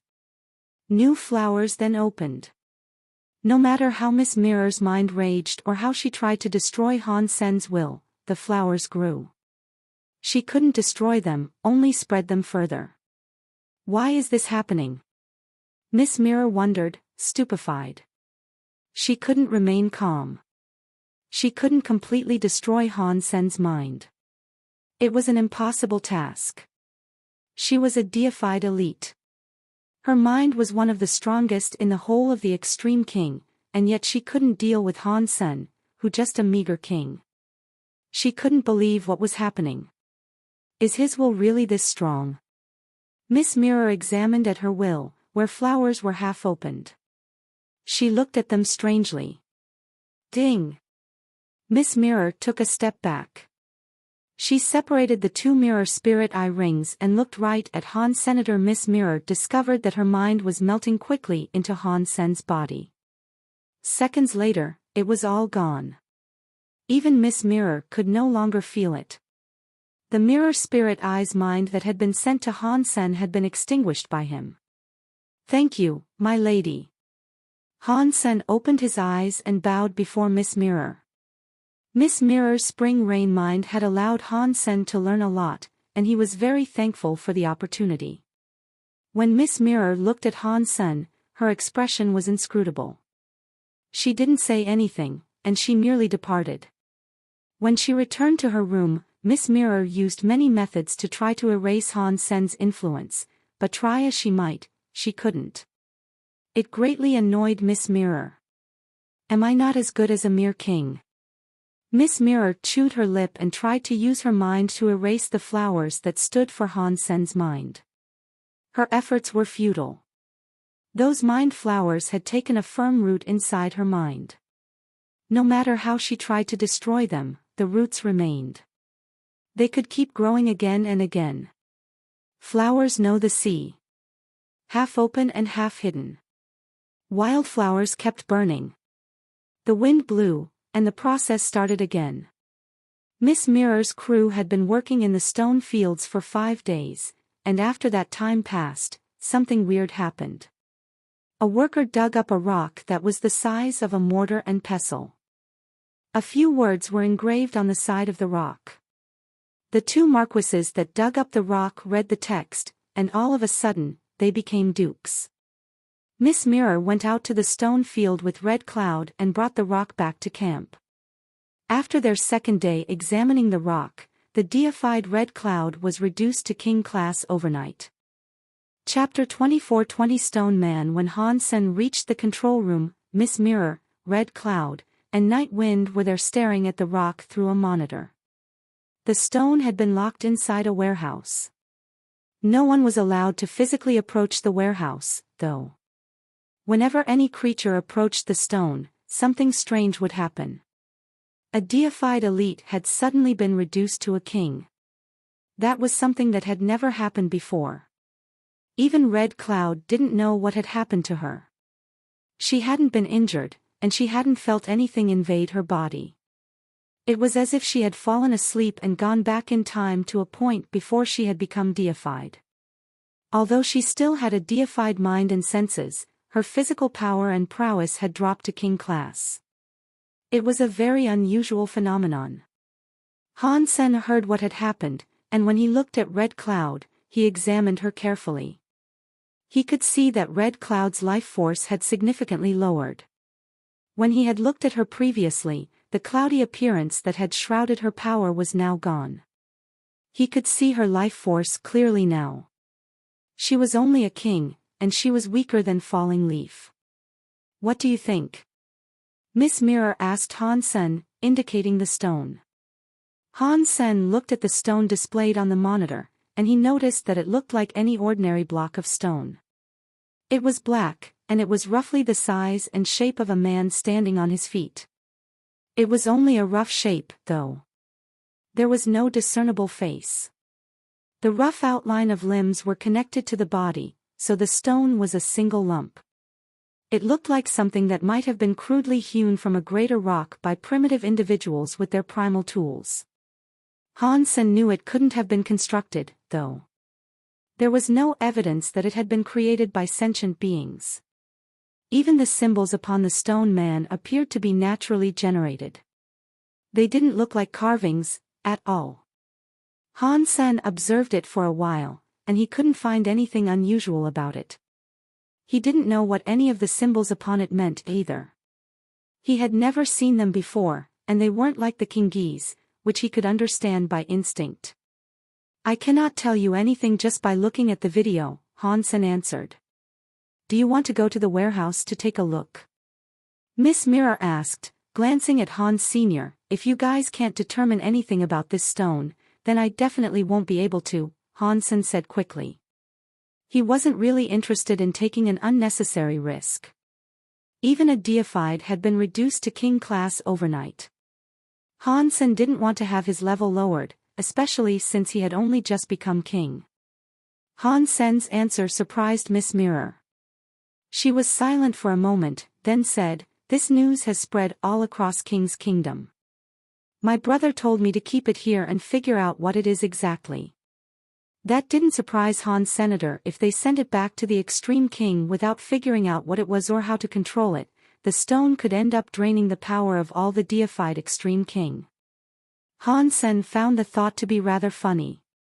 Night Wind said, "We don't know how effective this item is.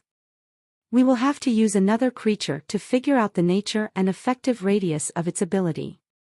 16. Didn't you want to work? I will let you handle this, Miss Mirror said. Me? Han Sen was shocked. This was too dangerous of an endeavor, so he had no intention of trying it out himself. He would just pick some workers to go for him. It was surprising that Miss Mirror was actually letting Han Sen handle this, though. You have a problem with that? Miss Mirror inquired. Nope. What people should I use, though? Han Sen asked. Choose some workers to go. There are many of them, but you can only select a maximum of 10 dukes. You can have 10 marquises, too, Miss Mirror said. Sure, Han Sen agreed. Then it is settled. Get to work, and I will await your good news. Miss Mirror smiled. Don't worry, my lady. I will not disappoint you, Han Sen answered. When Han Sen left, Night Wind said, My lady, is it suitable for Prince 16 to be the one to handle this? If something happens to him, what will we say to the king? I can handle that. Now, Red Cloud has lost most of her power. You will have to be in charge of the stone field. Be careful, Miss Mirror said. Han Sen went to the stone field and selected a few people, including Ningyu. Although it was only a test, who knew how dangerous it could turn out to be?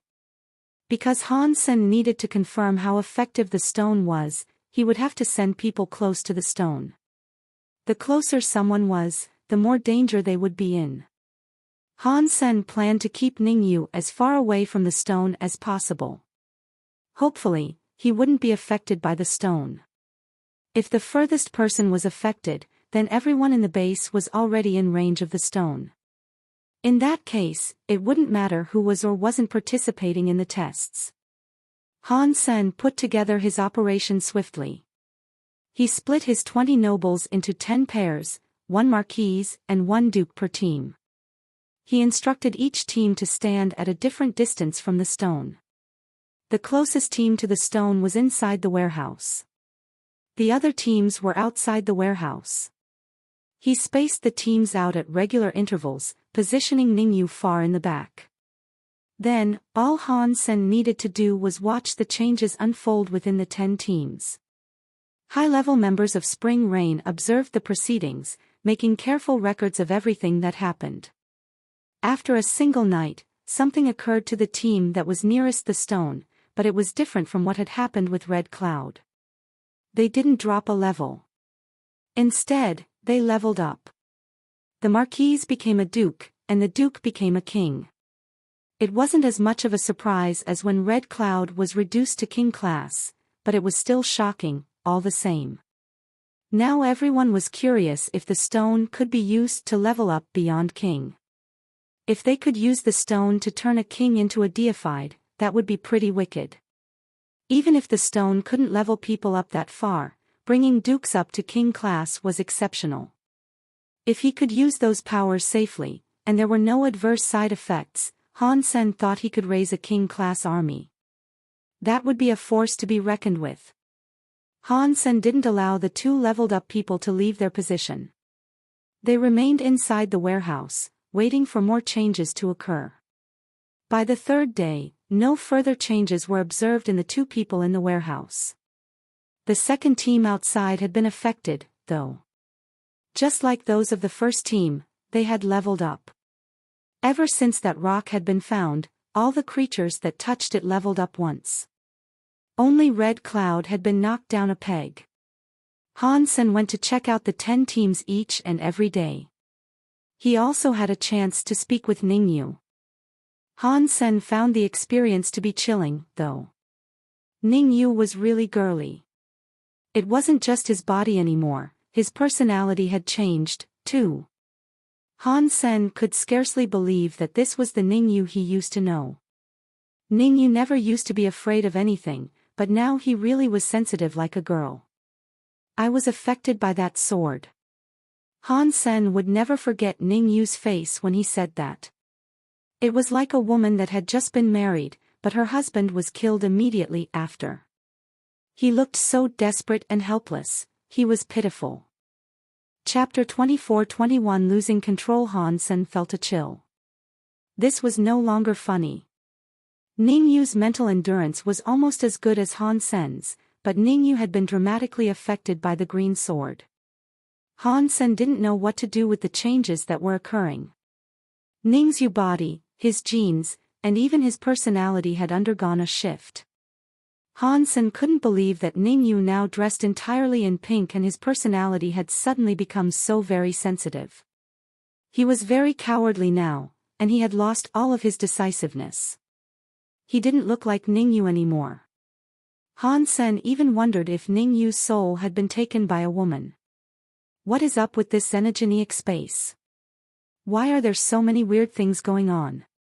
Han Sen frowned, and he subconsciously stepped farther away from the stone. He did not want to end up like Ningyu. The excavation of the stone fields continued. It took another 7 or 8 days for something strange to happen again. Someone managed to dig up a big rock that was leaking blood and had a hand coming out of it. The hand managed to break free and kill a dozen workers. It didn't stop until Night Wind appeared and killed it. Han Sen's experiments were still going on, too. 4 groups had been affected thus far. They had all leveled up once, but only by 1 level. They didn't level up after that, and no one else had leveled down either.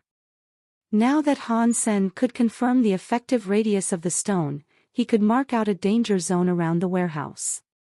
But he didn't call the 10 teams back in. They still remained in their places, continuing the test. For now, no one could be sure if the stone might begin acting differently. Either way, the experiment wasn't going to stop. Han Sen didn't enter the warehouse to look at the rock, but it seemed like the stone was benefiting everyone who got close to it. But after the one anomaly of what happened to Red Cloud, Han Sen wasn't going to risk being careless. Just like usual, Han Sen called the 10 teams over. After questioning them, he planned on going back to his room to eat with Bauer. But Falling Leaf informed Han Sen that Miss Mirror wanted to see him in her office. Miss Mirror has something important enough to call me in now. From what Han Sen could tell, the digging job was being shoved forward as fast as possible. And they kept encountering problems.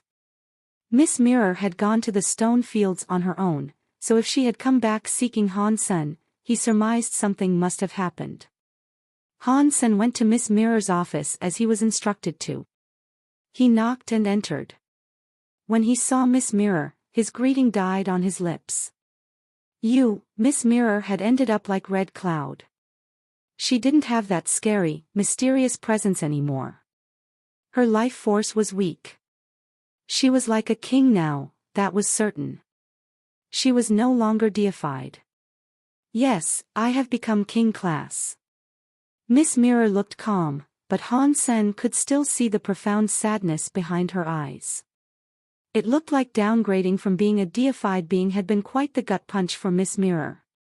He respected the strength of her mind, but even a strong person like her would be shaken like this. Han Sen went silent. Then he looked at Miss Mirror and asked, "What can I do?" He knew Miss Mirror wouldn't ask him to come and see her for no reason. There were also limits to what she would tell a fake prince like him. Miss Mirror's eyes were steady. Reinforcements are on the way. It will take them 2 weeks to arrive, and we are losing control of what is happening here. It has escaped my grasp, and something even worse might soon occur. Han Sen's face looked glum. For a strong woman like Miss Mirror to make such a confession meant that things were really bad. It was almost unimaginable. Things must have been far worse than Han Sen himself expected. Why don't we just stop digging for now and leave this place? We can wait for backup to get here, Han Sen suggested quietly. Miss Mirror shook her head. It is too late. Before I left the stone field, we dug up another statue. Han Sen froze. A second statue like the one in the warehouse? He asked, staring at Miss Mirror. It was different. This time, it was a genuine statue. It has 1,000 eyes and hands, and each eye has 4 pupils. When Miss Mirror spoke of it, her breathing quickened. Her emotions were clearly still unstable. Because of that statue, you became king class? Han Sen asked. Miss Mirror nodded, and then she shook her head. Within half an hour after digging up the statue, I dropped from being deified. But Night Wind, who was inspecting the statue with me, was fine. The other workers were fine, too. So, I cannot confirm that I fell because of the statue. In that case, we really should move. We should abandon these efforts, stop excavation, and get out of here, Han Sen said. Miss Mirror shook her head. I told you, it is too late. Look at my eyes. What the hell happened to your eyes? Han Sen demanded. When he looked closer into Miss Mirror's eyes, what he saw shocked him. Miss Mirror once had beautiful eyes that looked like phoenixes. Her pupils had been black, but now they were red. And furthermore, the pupils were split in half. The 4 red pupils were a deeply unsettling sight. Are those pupils similar to the statues? Han Sen asked. Miss Mirror nodded. Everyone who saw the creature, including me and Night Wind, looked like this. If we stray too far from the statue, we'll act like addicts who need a fix. The further away from the statue we go, the stronger the feeling grows. Our desire to dig in the stone fields becomes irresistible. You have to keep digging to scratch that itch. The only way to satisfy the urge is to plow. It is the only thing that makes us feel better. Han Sen's face looked gloomy. Everything about this place was way too scary. Even deifieds were affected without knowing how or why. Han Sen couldn't ensure his own safety in that place. What can I do for you? Han Sen asked again. The situation was beyond everyone's control. He wasn't sure that he could be of any help. If he could have chosen, he would have left the xenogenic space. The further away he got, the better. Miss Mirror started to answer, but suddenly, the office's doors were banged open. Night Wind rushed in. Han Sen looked at Night Wind's eyes. His pupils had turned red, and he too had a case of the double trouble pupils. What happened? Miss Mirror asked, looking at Night Wind. We unearthed stone doors in the stone field. They're huge, as if they lead to some giant, ancient city, Night Wind explained in a strained voice. Chapter 24-22 Scarlet Eye. Night Wind's face was tight and worried, and he had also brought a video back with him. When that video was played, Han Sen understood Night Wind's expression. The beginning of the video showed a stone path, which must have been the road that had been dug up. Han Sen didn't know how they chose where to start digging, but it clearly wasn't a random decision. They had somehow figured out exactly where to start digging. The Hell had controlled large-scale dig sites. When Miss Mirror and her people arrived, they quickly reduced the scale of the operations. Now excavation was being conducted in 3 locations, and the one in the middle had to have been where they began. As the video went on, it revealed many complicated stone paths that branched off until the stone road opened up to reveal a large room. There, Han Sen found himself looking at the statue Miss Mirror had mentioned. It was 10 meters tall. It wasn't very big when compared to some of the statues Han Sen had seen before, but it was pitch black, and it had the same texture as the rocks around it. The statue featured a man sitting with his legs crossed. His arms were crossed, as well, making an X shape. The eyes of the man were just as Miss Mirror had described. There were 2 pupils in each, and they were red. Behind the statue were many arms and hands. They formed together to create the large shape of a torch. Every hand also featured a red eye with two pupils. Looking at the statue was disconcerting. It was like there was an endless tide of weird eyes were staring out of the screen. Han Sen was only looking at them through the video, but even so, he got goosebumps. A chill passed over Miss Mirror and Night Wind as well. The video didn't hang around the statue for long. It moved forward, revealing something that was even more surprising. Beyond the statue, the stone path vanished into a cave. It was a rough hole that looked like it had been dug by bare hand or claws. The walls of the stone tunnel were smeared here and there with blood. Claws and talons were carved into the surface of the tunnel. As the video progressed, more and more blood was revealed. The blood slowly took over every surface, turning the black cave red. The sight made Han Sen's stomach crawl. That cave couldn't have been dug by hand, right? Han Sen couldn't help but ask. Although the Extreme King didn't give much respect to the workers, they only hired people who were at least marquises. Those people were considered strong within their own races. Their weapons might not have been legendary treasures, but they should have been decent. Even if they didn't bring their own tools, the Extreme King would have provided them with xenogeneic treasures. They wouldn't have had to use their hands to dig that tunnel. But based on the marks and scratches left behind, the tunnel was obviously the work of claws and hands. It hadn't been dug out with tools. Miss Mirror and Night Wind looked at the video with perplexed stares. They didn't answer Han Sen's question. Han Sen knew it was true even without their confirmation, though. He looked at the video for a bit longer, and he soon saw a dead marquise with the head of a cow. Instead of hands, there was only a twisted mass of gore at the end of the man's arms. Bits of bone protruded through the scraped flesh.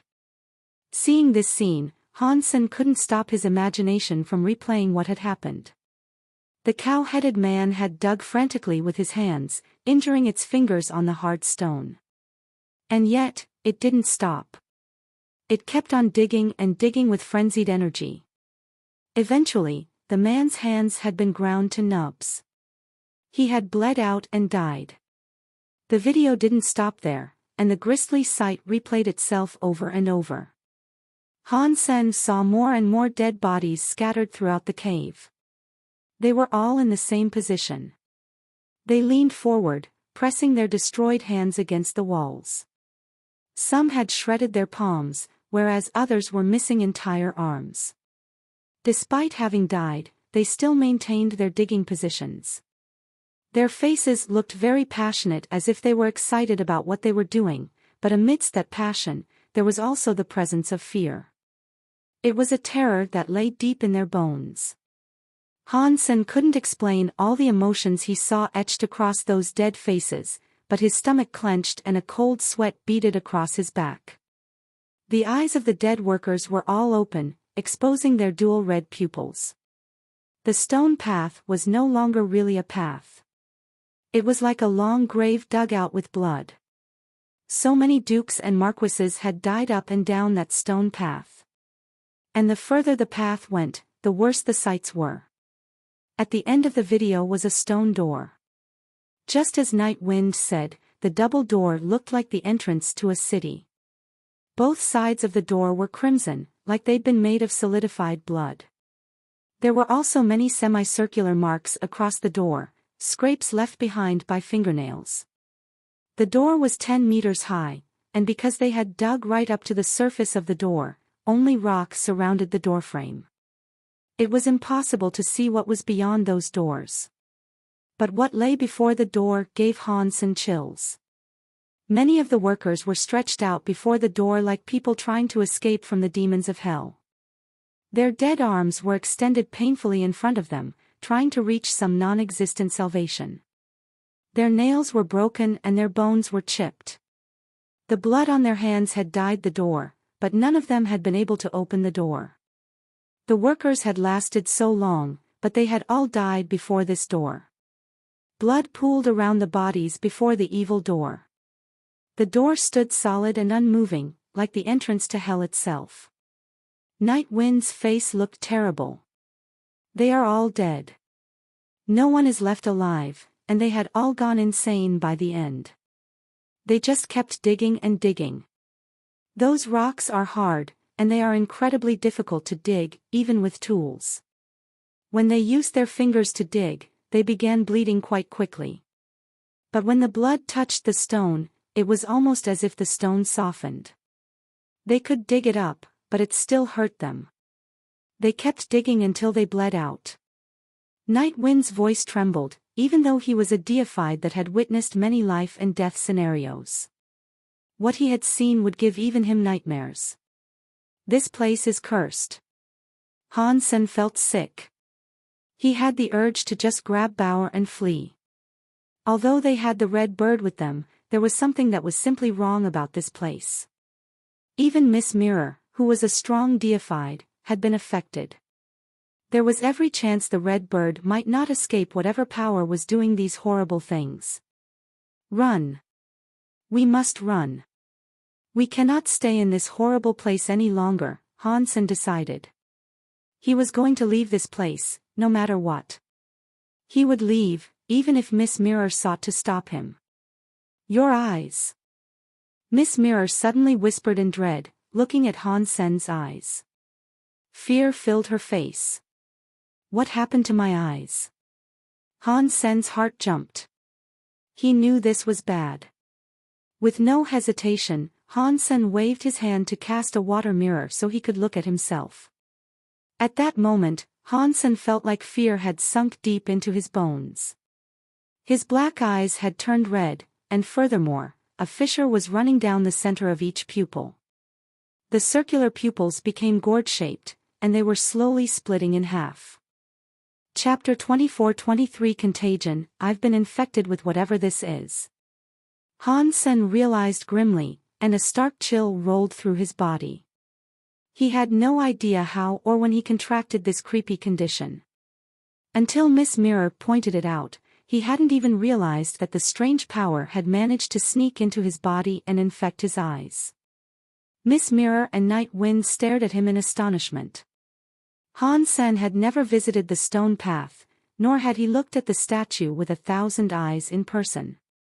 But now, there was no denying that each of his eyes had 2 red pupils. That could only mean one thing: the power was contagious. If it really was contagious, then that meant it was game over for every person in their camp. Even the reinforcements heading their way would be at risk. Han Sen reacted instantly. He turned around and ran out of the office, then he grabbed the guard outside and peered deeply into the man's eyes. The guard was about to shake him loose, but Miss Mirror and Night Wind came out to stop him. His pupils haven't changed. Han Sen looked into the eyes of a few more guards. Their eyes were perfectly normal. The next second, Han Sen pulled out his phone and called Falling Leaf's number. It rang twice, and then Falling Leaf picked up the phone. She only answered the voice call, though, so there was no video. Falling Leaf, is Bauer nearby? Han Sen asked. Yes, Falling Leaf answered. Turn on your video chat, Han Sen said. Why? Falling Leaf asked without turning on the video. Just do what he told you to, Miss Mirror said. Okay, Falling Leaf answered. She turned on her video chat, and her image appeared on Han Sen's screen. Falling Leaf's hair was a bit messy, and her clothing was misbuttoned. Han Sen had no idea what she had been doing with Bauer all alone. But that wasn't important. Han Sen stared at her pupils and noticed they were normal. The colors were still the same, and there was only 1 pupil in each eye. Han Sen sagged a little in relief. Dad. Bauer was sitting on the sofa, holding a pair of dice in her hands. Her voice sounded so sweet as she called out to Han. Senator Bauer's eyes looked normal. That made him feel even safer. Bauer, stay in the room and play with Falling Leaf. Don't go anywhere, and wait for me there, okay? Sure, Dad. Bauer nodded. Han Sen turned his attention back to Falling Leaf. Falling Leaf, keep the door shut and don't go anywhere. Don't let anyone in either, unless it is me. Falling Leaf didn't answer. She looked at Miss Mirror, who was still standing next to Han Sr. Do as he says, Miss Mirror said calmly. Sure. Falling Leaf nodded in agreement. Han Sen turned off the phone and spoke to Miss Mirror. Find someone with unchanged eyes. We need to conduct a test. Miss Mirror looked at Night Wind. Night Wind vanished without a word. A short time later, Night Wind reappeared in the office again, pushing two people in front of him. They were two of the workers that Han Sen had positioned within range of the stone statue. One of them was Ningyu, and the other was the man he had been teamed with. Because Ningyu had been farthest from the warehouse, he and his partner were the first people that Night Wind had run into. You stay here. Han Sen pushed Ningyu out the door of the office and closed it. He pulled the Duke before the computer and restarted the video. He made sure that the Duke watched the entire thing.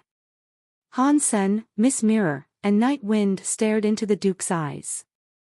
After the Duke saw the statue with 1,000 eyes and 1,000 arms, the man's pupils soon began to turn red. Seconds later, the color had deepened to a rich scarlet. Then the pupils started to split. In minutes, the Duke had red eyes just like Han. Senator Han Sen didn't need to say anything. They all understood what was happening. Merely looking at the videotape containing an image of that statue could infect them with whatever cursed power that structure contained. Han Sen opened the door and let Ningyu inside the room. His eyes were still fine, and there were no new changes there. He was able to confirm that when Han Sen asked, "No matter how you see that statue, you will be infected by its power." Han Sen frowned. He used a few of his powers to explore his own eyes and figure out why they had changed, but there was nothing he could learn. As far as Han Sen could stretch his senses, the eyes felt normal. They didn't seem to be under the influence of any foreign power. Even the Dongxian area couldn't determine what had happened to his eyes. It was like his eyes were the same as usual. But Han Sen could feel the same urges that Miss Mirror had described. He had a sudden impulse to head for the stone field. It was like an old smoker who hadn't smoked all day. He desperately wanted to go out and buy a pack. Luckily, Han Sen had a stable mind. He was able to resist the impulse. If his mind had been weak, he would have run into the fields already. The Duke screamed. His eyes turned red, and he started to gasp. He made an unnatural, swallowing sound, then turned to rush out of the office. Night Wind grabbed the Duke and pinned him to the ground. He used a substance chain to keep him locked in place.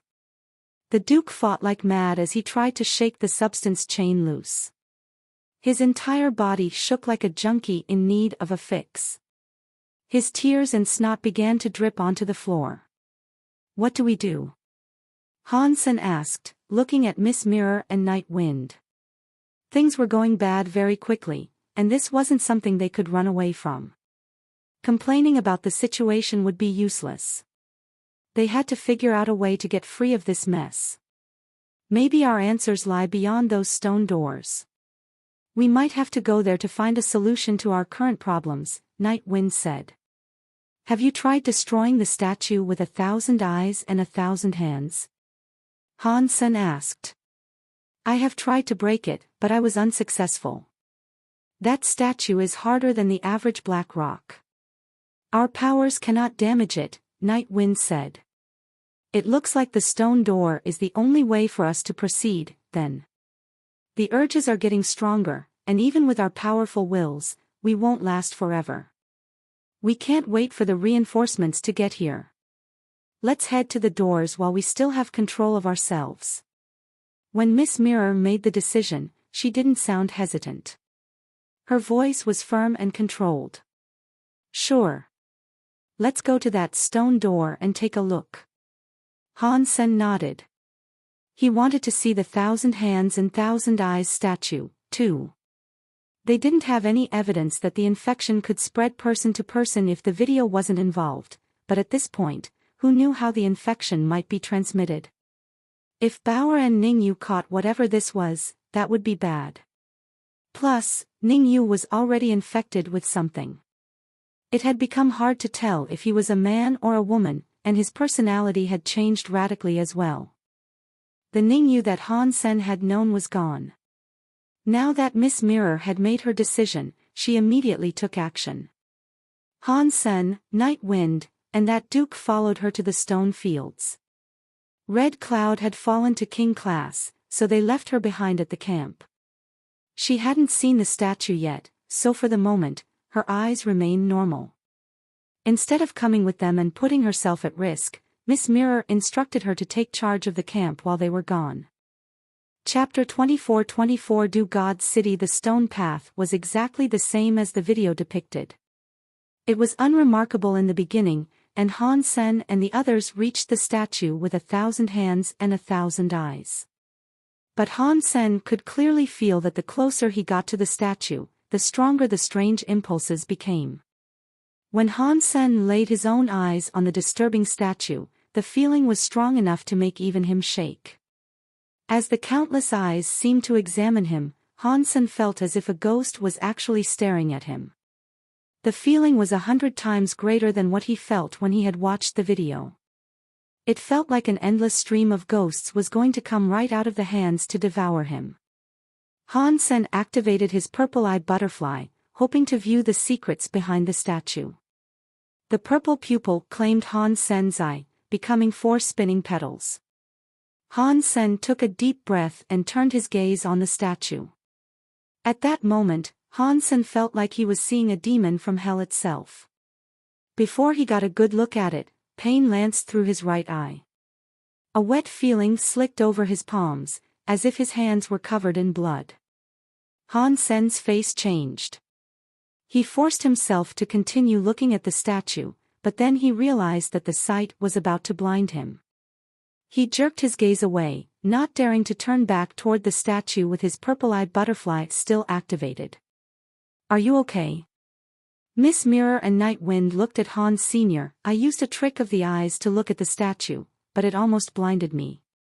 Han Sen lowered his hands, which he had used to cover his face. His eyes were red and dripping with bloody tears. Luckily, Han Sen's blood was crystallized. Otherwise, he would have lost so much blood that he would have died. "Stop looking. And don't use your eye skill to examine it again. If my guess is correct, this statue is related to some sort of eye god. Its powers are directly linked to vision. If you use an eye skill to look at it, that's like asking for death," Night Wind said. Han Sen nodded and remained silent. He followed Miss Mirror down the path. After moving around the statue, they came to the stone cave that had been smeared with blood. It looked just as it had in the video, with more blood and gore appearing the farther they walked. Eventually, they found the door at the end of the cavern. The Duke that was bound by substance chains screamed again. He tried his hardest to rush to the stone door. If Night Wind hadn't held the Duke back, he would have smashed into the door hard enough to burst open his own skull. The stone door was shut tight, and they had no idea what lay beyond it. Han Sen didn't dare to use his purple-eye butterfly again, though, so he had to inspect it with his own eyesight. The urge to go to the stone door had grown stronger, but luckily, the 3 of them had strong wills. They wouldn't lose control of themselves like the Duke. But the urges grew stronger as time went by, and it was only a matter of time until their wills snapped. It would take a god to hold back these impulses forever. The stone door had no lock or handle. It was shut tightly, almost seamlessly, and that was that. Countless dukes had tried to dig into it to no avail. The door had been impervious to their physical attacks. Night Wind and Miss Mirror swapped glances, and then Night Wind started to gather up power. They wanted to follow their original plan of forcing the stone door open. Han Sen stood next to Miss Mirror. His right eye was still red and swollen, and occasional sharp jabs of pain still radiated from it. Night Wind moved his substance chain, which hovered over the ground like a black sheet. Answering his call, it slipped into his hand and manifested as a black sword. When Han Sen saw the sword that Night Wind was holding, he noted that it gave him the same feeling as looking at an empty night sky. The powers it contained were unpredictable. Night Wind's eyes froze. The black sword in his hand struck the middle of the stone door, and the swirling darkness slammed against the door's surface like a dark horizon touching the ground. He struck the door repeatedly with the full force of his substance chain, but every time the darkness came in contact with the door, the darkness shattered like a crashing wave. All the while, the stone door refused to budge.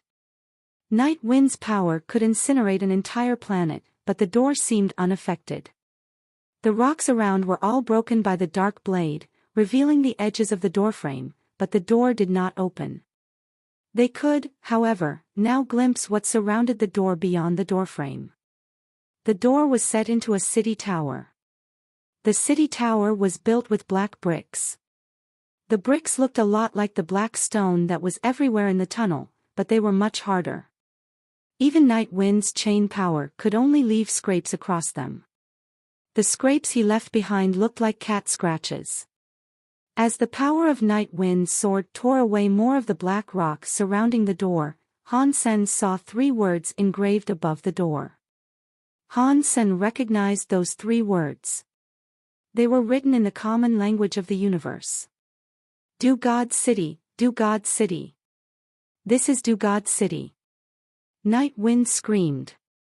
Even Miss Mirror looked dumbfounded. What is Do God City? Han Sen asked Night Wind. He had never heard of this place before. Night Wind's emotions had risen until he was almost hysterical. He lost all the composure a deified individual should have carried, but he didn't seem to notice.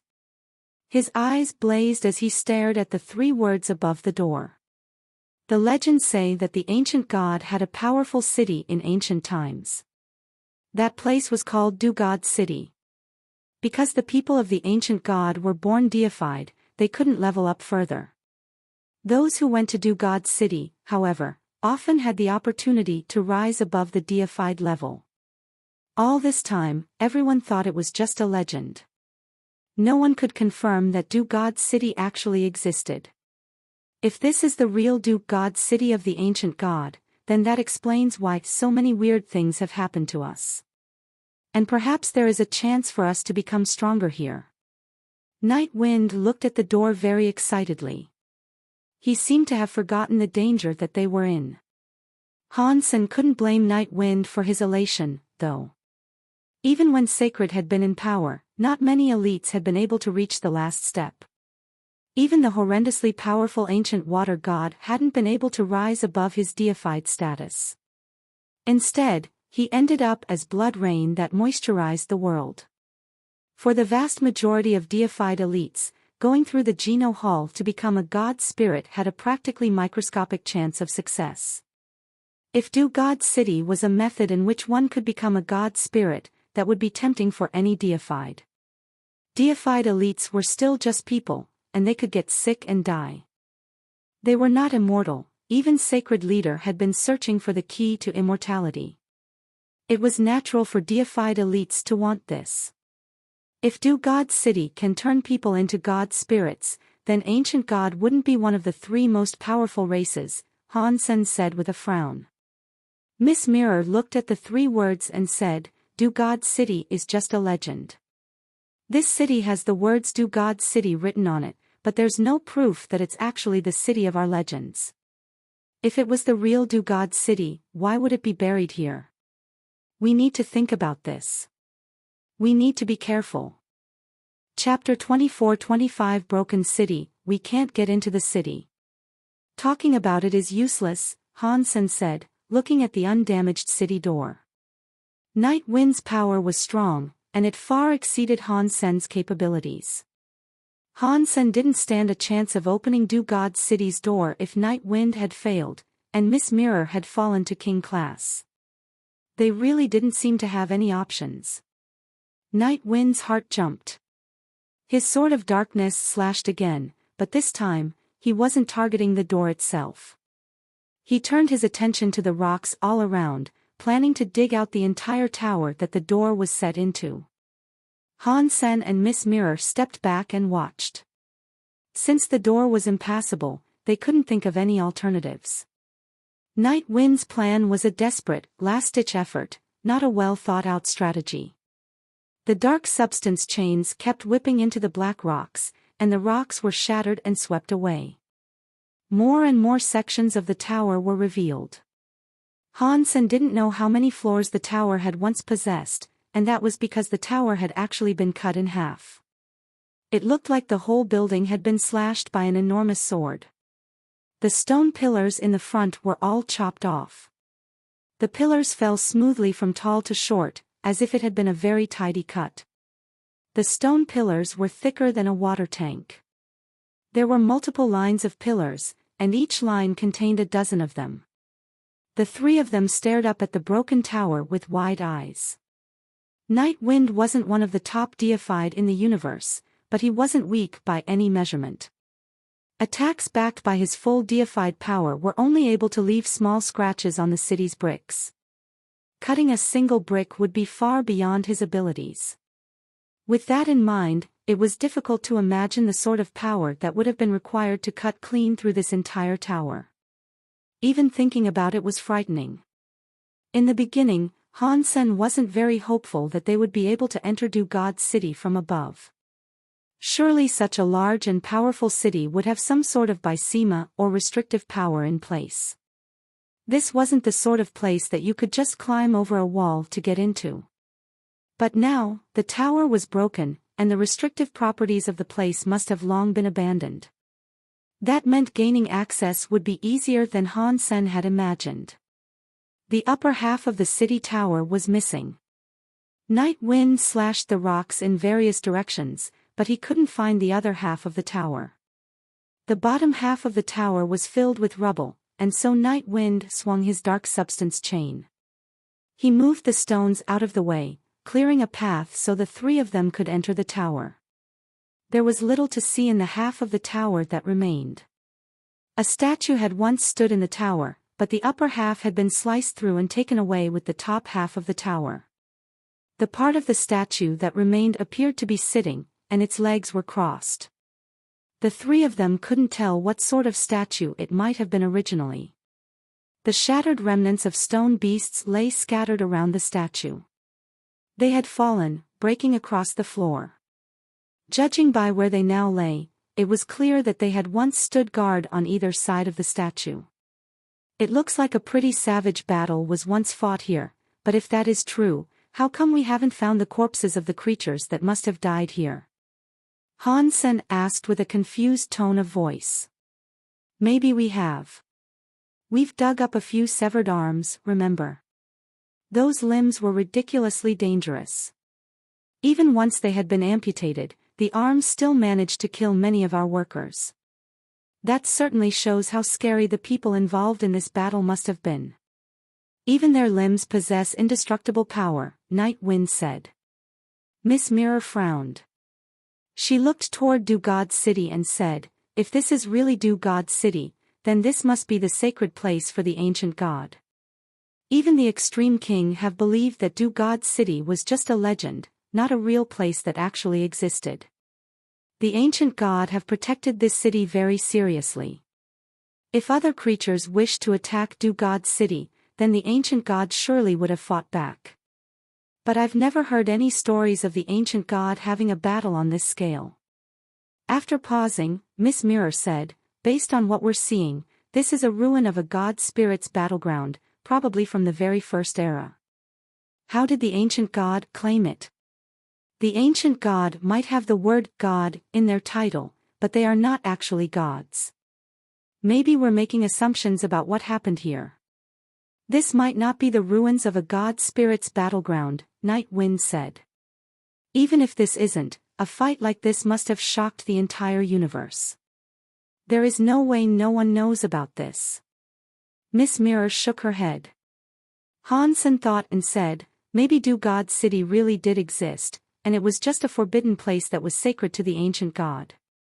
But this city was already destroyed in the very first era. Maybe that is why no one has actually seen Du God's city. Maybe the ancient god themselves don't even know where to find it. That is possible.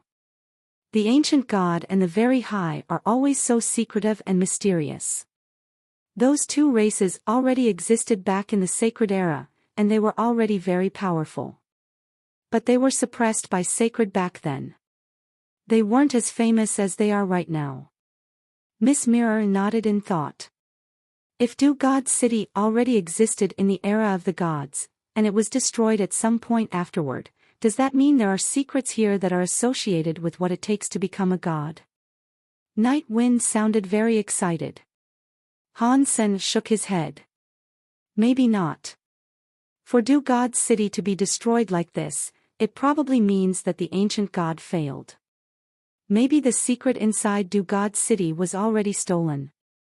This might just be an empty city now. Night Wind understood this line of reasoning, but he still held hopes of plundering Du God's city. He said, "No way.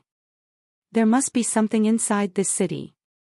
Otherwise, why are other powers trying to fight their way into the city?" "It's hard to say," Han Sen said quietly. In truth, Han Sen also thought that there was something inside Du God's city. But that item could be something very different from the secret to becoming a god. Perhaps some frightening people had survived the grand battle and were now deliberately luring people inside. Han Sen had a bad feeling about this place. They had found a stone that could turn a deified into a king, and a statue that had 1,000 hands and 1,000 eyes. Whatever was inside this creepy place, it wouldn't be very nice. "Let's head inside for now," Miss Mirror told Night Wind. Night Wind went back to breaking up and hauling out the rubble. The whole of Du God's city was buried under an avalanche of stone. Even the structures and streets were all buried by rock. If Night Wind and the others wanted to proceed, they would have to move the stones. Luckily, all the rocks in the city had already been reduced to shattered rubble. There weren't big chunks like what they had found outside the door. Because of that, they didn't need tools to break up the rocks into smaller chunks. They just had to haul out the shattered stones. With Night Wind's powers, moving mountains wouldn't have been difficult, so hauling away some rubble was really easy. He didn't dare use his power to remove all the rubble, though. He was afraid of breaking something valuable buried under the stone. Also, on the chance that something was still alive and sleeping within the city, he didn't want to wake it up. After the experiences that they'd had in recent days, even a deified elite like Night Wind would treat Du God's city with an appropriate level of respect. He wouldn't attempt anything stupid. Night Wind guided his dark substance chains, sliding aside rocks that were 12 meters wide. After going past the tower, they found themselves in a plaza. Night Wind kept digging, removing 100 meters of stone before coming to a stop. He stared at the place he had just dug up. Chapter 24-26 Big Sword. Han Sen and Miss Mirror carefully followed Night Wind's gaze. Nearby, there was a big sword sticking partially out of the rubble. The sword's handle was 1 foot wide and 2 feet tall. They couldn't tell how long the blade was because the blade was plunged deep into the ground of the plaza. Only 80 centimeters of it could be seen. The sword was fairly rusty, and it was covered by a layer of gray film. A grim expression passed over Han Sen's face as he looked at the weapon. It gave off a powerful, murderous aura. The handle was shaped like a bamboo branch, and there was no actual handguard protecting it. The handle connected straight to the blade of the sword itself. It was double-edged, and there were strange symbols engraved down the center of the blade. They looked like snakes or vines or something. With so little of the blade visible, it was difficult to tell exactly what they were. Night Wind sensed something dangerous about this half-buried sword, which was why he had ceased digging. All he did was stare at it. Han Sen could feel the power simmering from the sword. It was like there were 1,000 angry spirits struggling, twisting, and screaming within its blade. But when he looked closer, he couldn't actually detect anything threatening about the weapon. It was huge, but other than that, it was ordinary and covered in rust. Night Wind lifted his sword of darkness again and approached the big sword slowly. He was so careful that it looked like he was walking toward some sort of terrifying, deified elite rather than a rusty sword plunged into the earth. Miss Mirror and Han Sen stood back. They were now king class. If Night Wind couldn't handle this threat, there was nothing they could do to even the odds. Night Wind had to force himself to take every step. This entire place was just too weird, and there was something ominous about the way the sword was plunged into the ground. It was entirely possible that the sword harbored some mysterious, frightening power, like the two statues they had encountered. But thankfully, when Night Wind reached the sword, the weapon didn't react to his presence. Night Wind didn't touch the sword. He used a night substance chain to remove the rocks behind the sword. He dug another path around the sword, and the sword remained in place. Nothing happened. Miss Mirror frowned and studied the sword. She seemed to be considering their options. It looks like the sword isn't going to attack. It might just be a weapon that they left behind. Night Wind looked at the sword, his eyes flashing. If it really was a weapon from the era of the gods, then perhaps it was some relic that exceeded the strength of a deified weapon. "My lady, should I try to pick it up?" Night Wind asked, looking at Miss Mirror. Although Miss Mirror was king class now, Night Wind still really respected her. He wasn't going to speak disrespectfully to her or talk down to her because of her level. "Whatever power drew us here, it isn't this. Let's not move it. Continue digging a way forward," Miss Mirror said quietly. Han Sen's greedy personality usually drove him to take every piece of the treasure he could find, but in this place, not even he was willing to be careless. He agreed with what Miss Mirror said. It was best not to touch it for now. This place was cursed, so perhaps something fouler had yet to occur. But Night Wind disagreed. He thought for a moment and said, "If this is a weapon that was left behind during the battle between gods, perhaps it will help us search this city." There was some truth in Night Wind's words. If they could free the sword, they might be able to use it as a weapon. The sword must have been extremely powerful back in the day. If they could control the weapon, perhaps it could sort out many of the issues they had yet to face. For instance, the sword might be able to break the statue of 1,000 hands and 1,000 eyes. If they were able to do that, perhaps they could remove the red eye powers. If they could use the sword to remove their infection, then it wouldn't be necessary for them to keep exploring the city.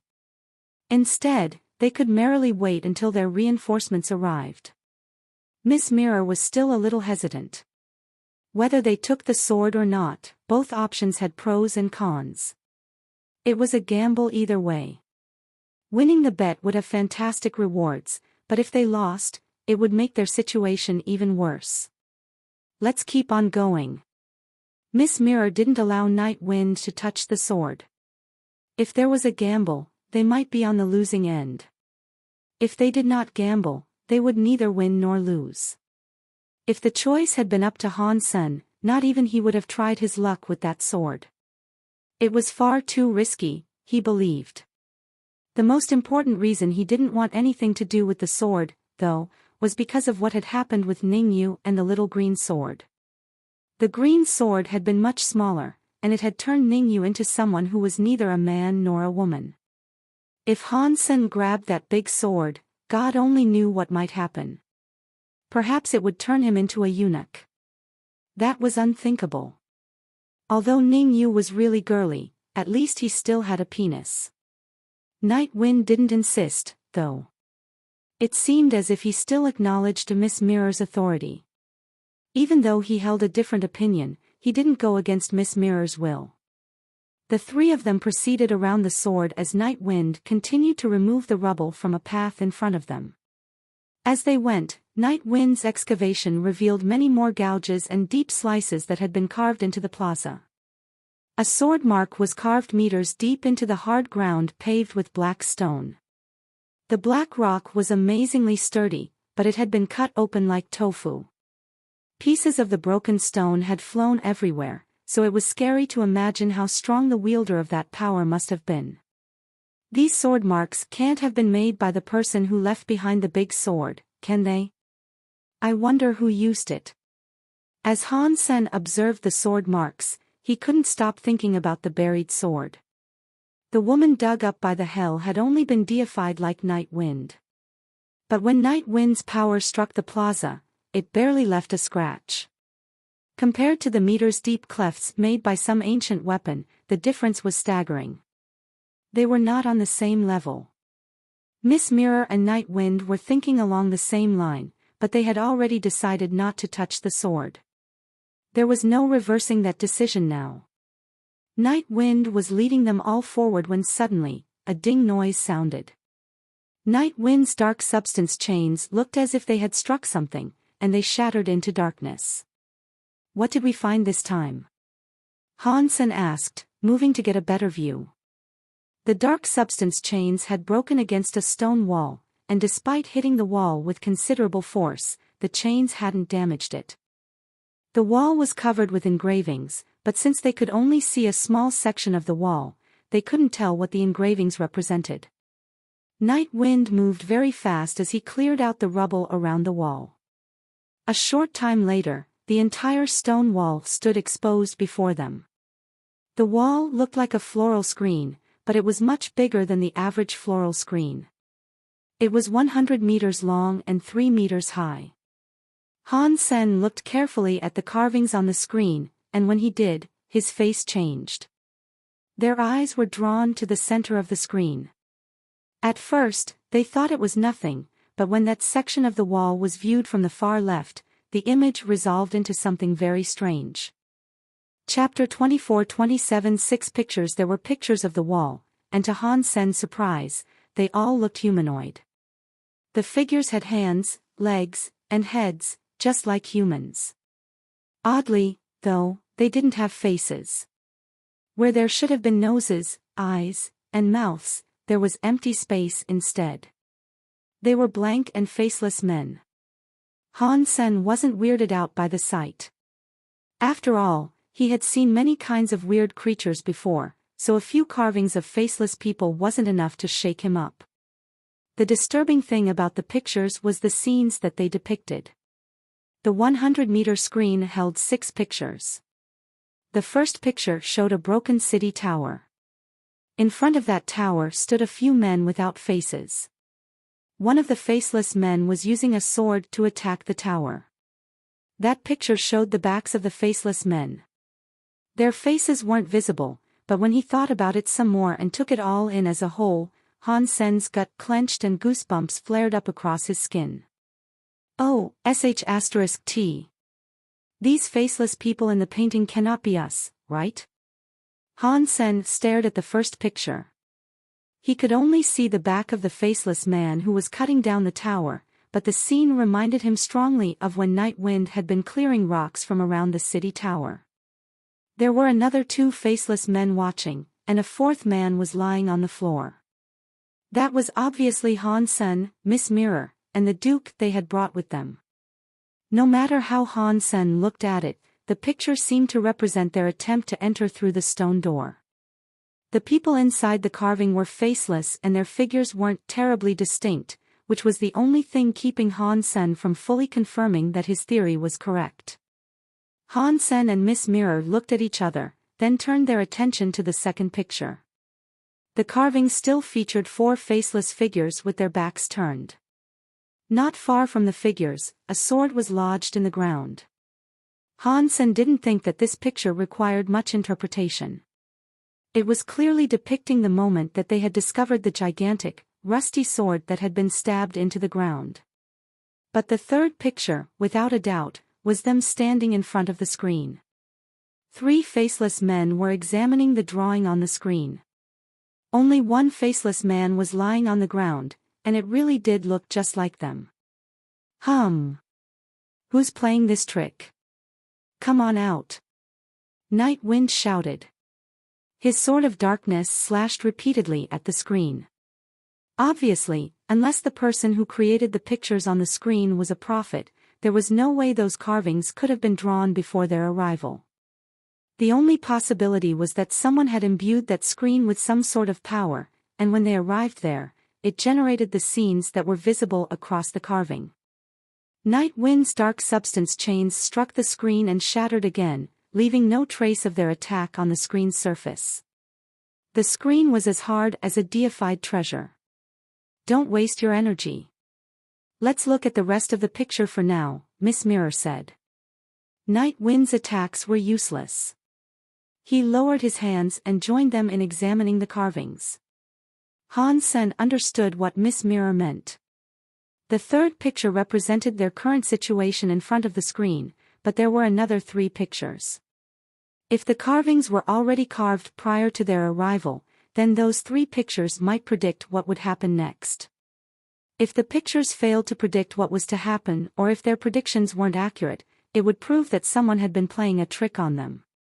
That would mean that the screen held no prophetic power, and they didn't have to be afraid of its contents. Han Sen looked at the 4th picture. The 4th picture still featured 4 faceless men, but they were now facing a tree. And this time, they didn't all have their backs turned. A faceless man lay on the floor, and 2 of the others had their backs turned, but the last faceless man was showing his faceless face. One of the faceless men with their backs turned clutched a sword. The sword was pierced through the faceless man that was facing the front of the picture. Blood ran down the blade. Is this predicting that we will kill each other? Han Sen wondered. Night Wind looked at the 4th picture and frowned. Miss Mirror had no reaction, and she merely moved on to look at the 5th carving. The 5th picture didn't contain 4 faceless men. There were only 3. One of them was lying on the ground, and the other 2 were in the process of strangling each other. From the picture, it seemed as if the faceless man on top was succeeding in suffocating the man below. That is rubbish. Night River grunted. This was a prediction that they would kill each other. Night Wind really thought someone had to be playing tricks on them, attempting to give them a scare. Again, Miss Mirror showed no reaction. She moved on to look at the final, 6th picture. The 6th picture was even weirder. There were only 2 faceless men left. One of them was on the ground, and the other knelt with their hands folded as if in prayer. In front of the praying man, there was a statue with 1,000 hands and 1,000 eyes. It looked just like the statue they had seen before upon the stone path. Something must still be alive here. It's changing the pictures to mess with us, Night Wind growled, giving the pictures a look of disdain. Han Sen knew why Night Wind was having such a strong reaction.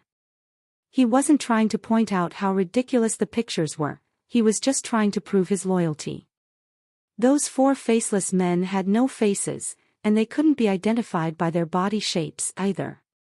It was impossible to tell who was who.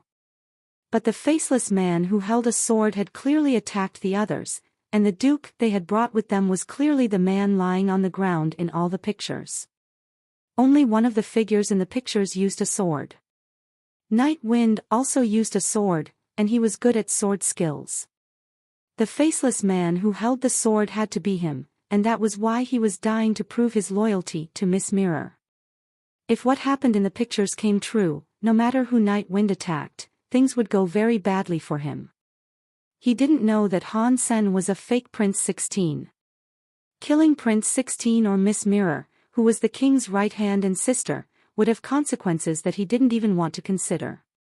Deified beings were very strong, but compared to the combined might of the extreme king, a sole deified criminal was nothing. It doesn't matter if the person doing this is a god or a ghost. If he cannot come out, then that means he is scared of us. Night Wind, let's keep going, Miss Mirror said smoothly. Her pretty face was still serene. She didn't seem to care about the contents of the carving one bit. Han Sen wasn't very concerned about it either. Just like Miss Mirror said, even if someone alive was actively altering the carvings, that person wasn't daring to attack them outright. Their unseen enemy had to be scared of something, and that made them feel a little safer.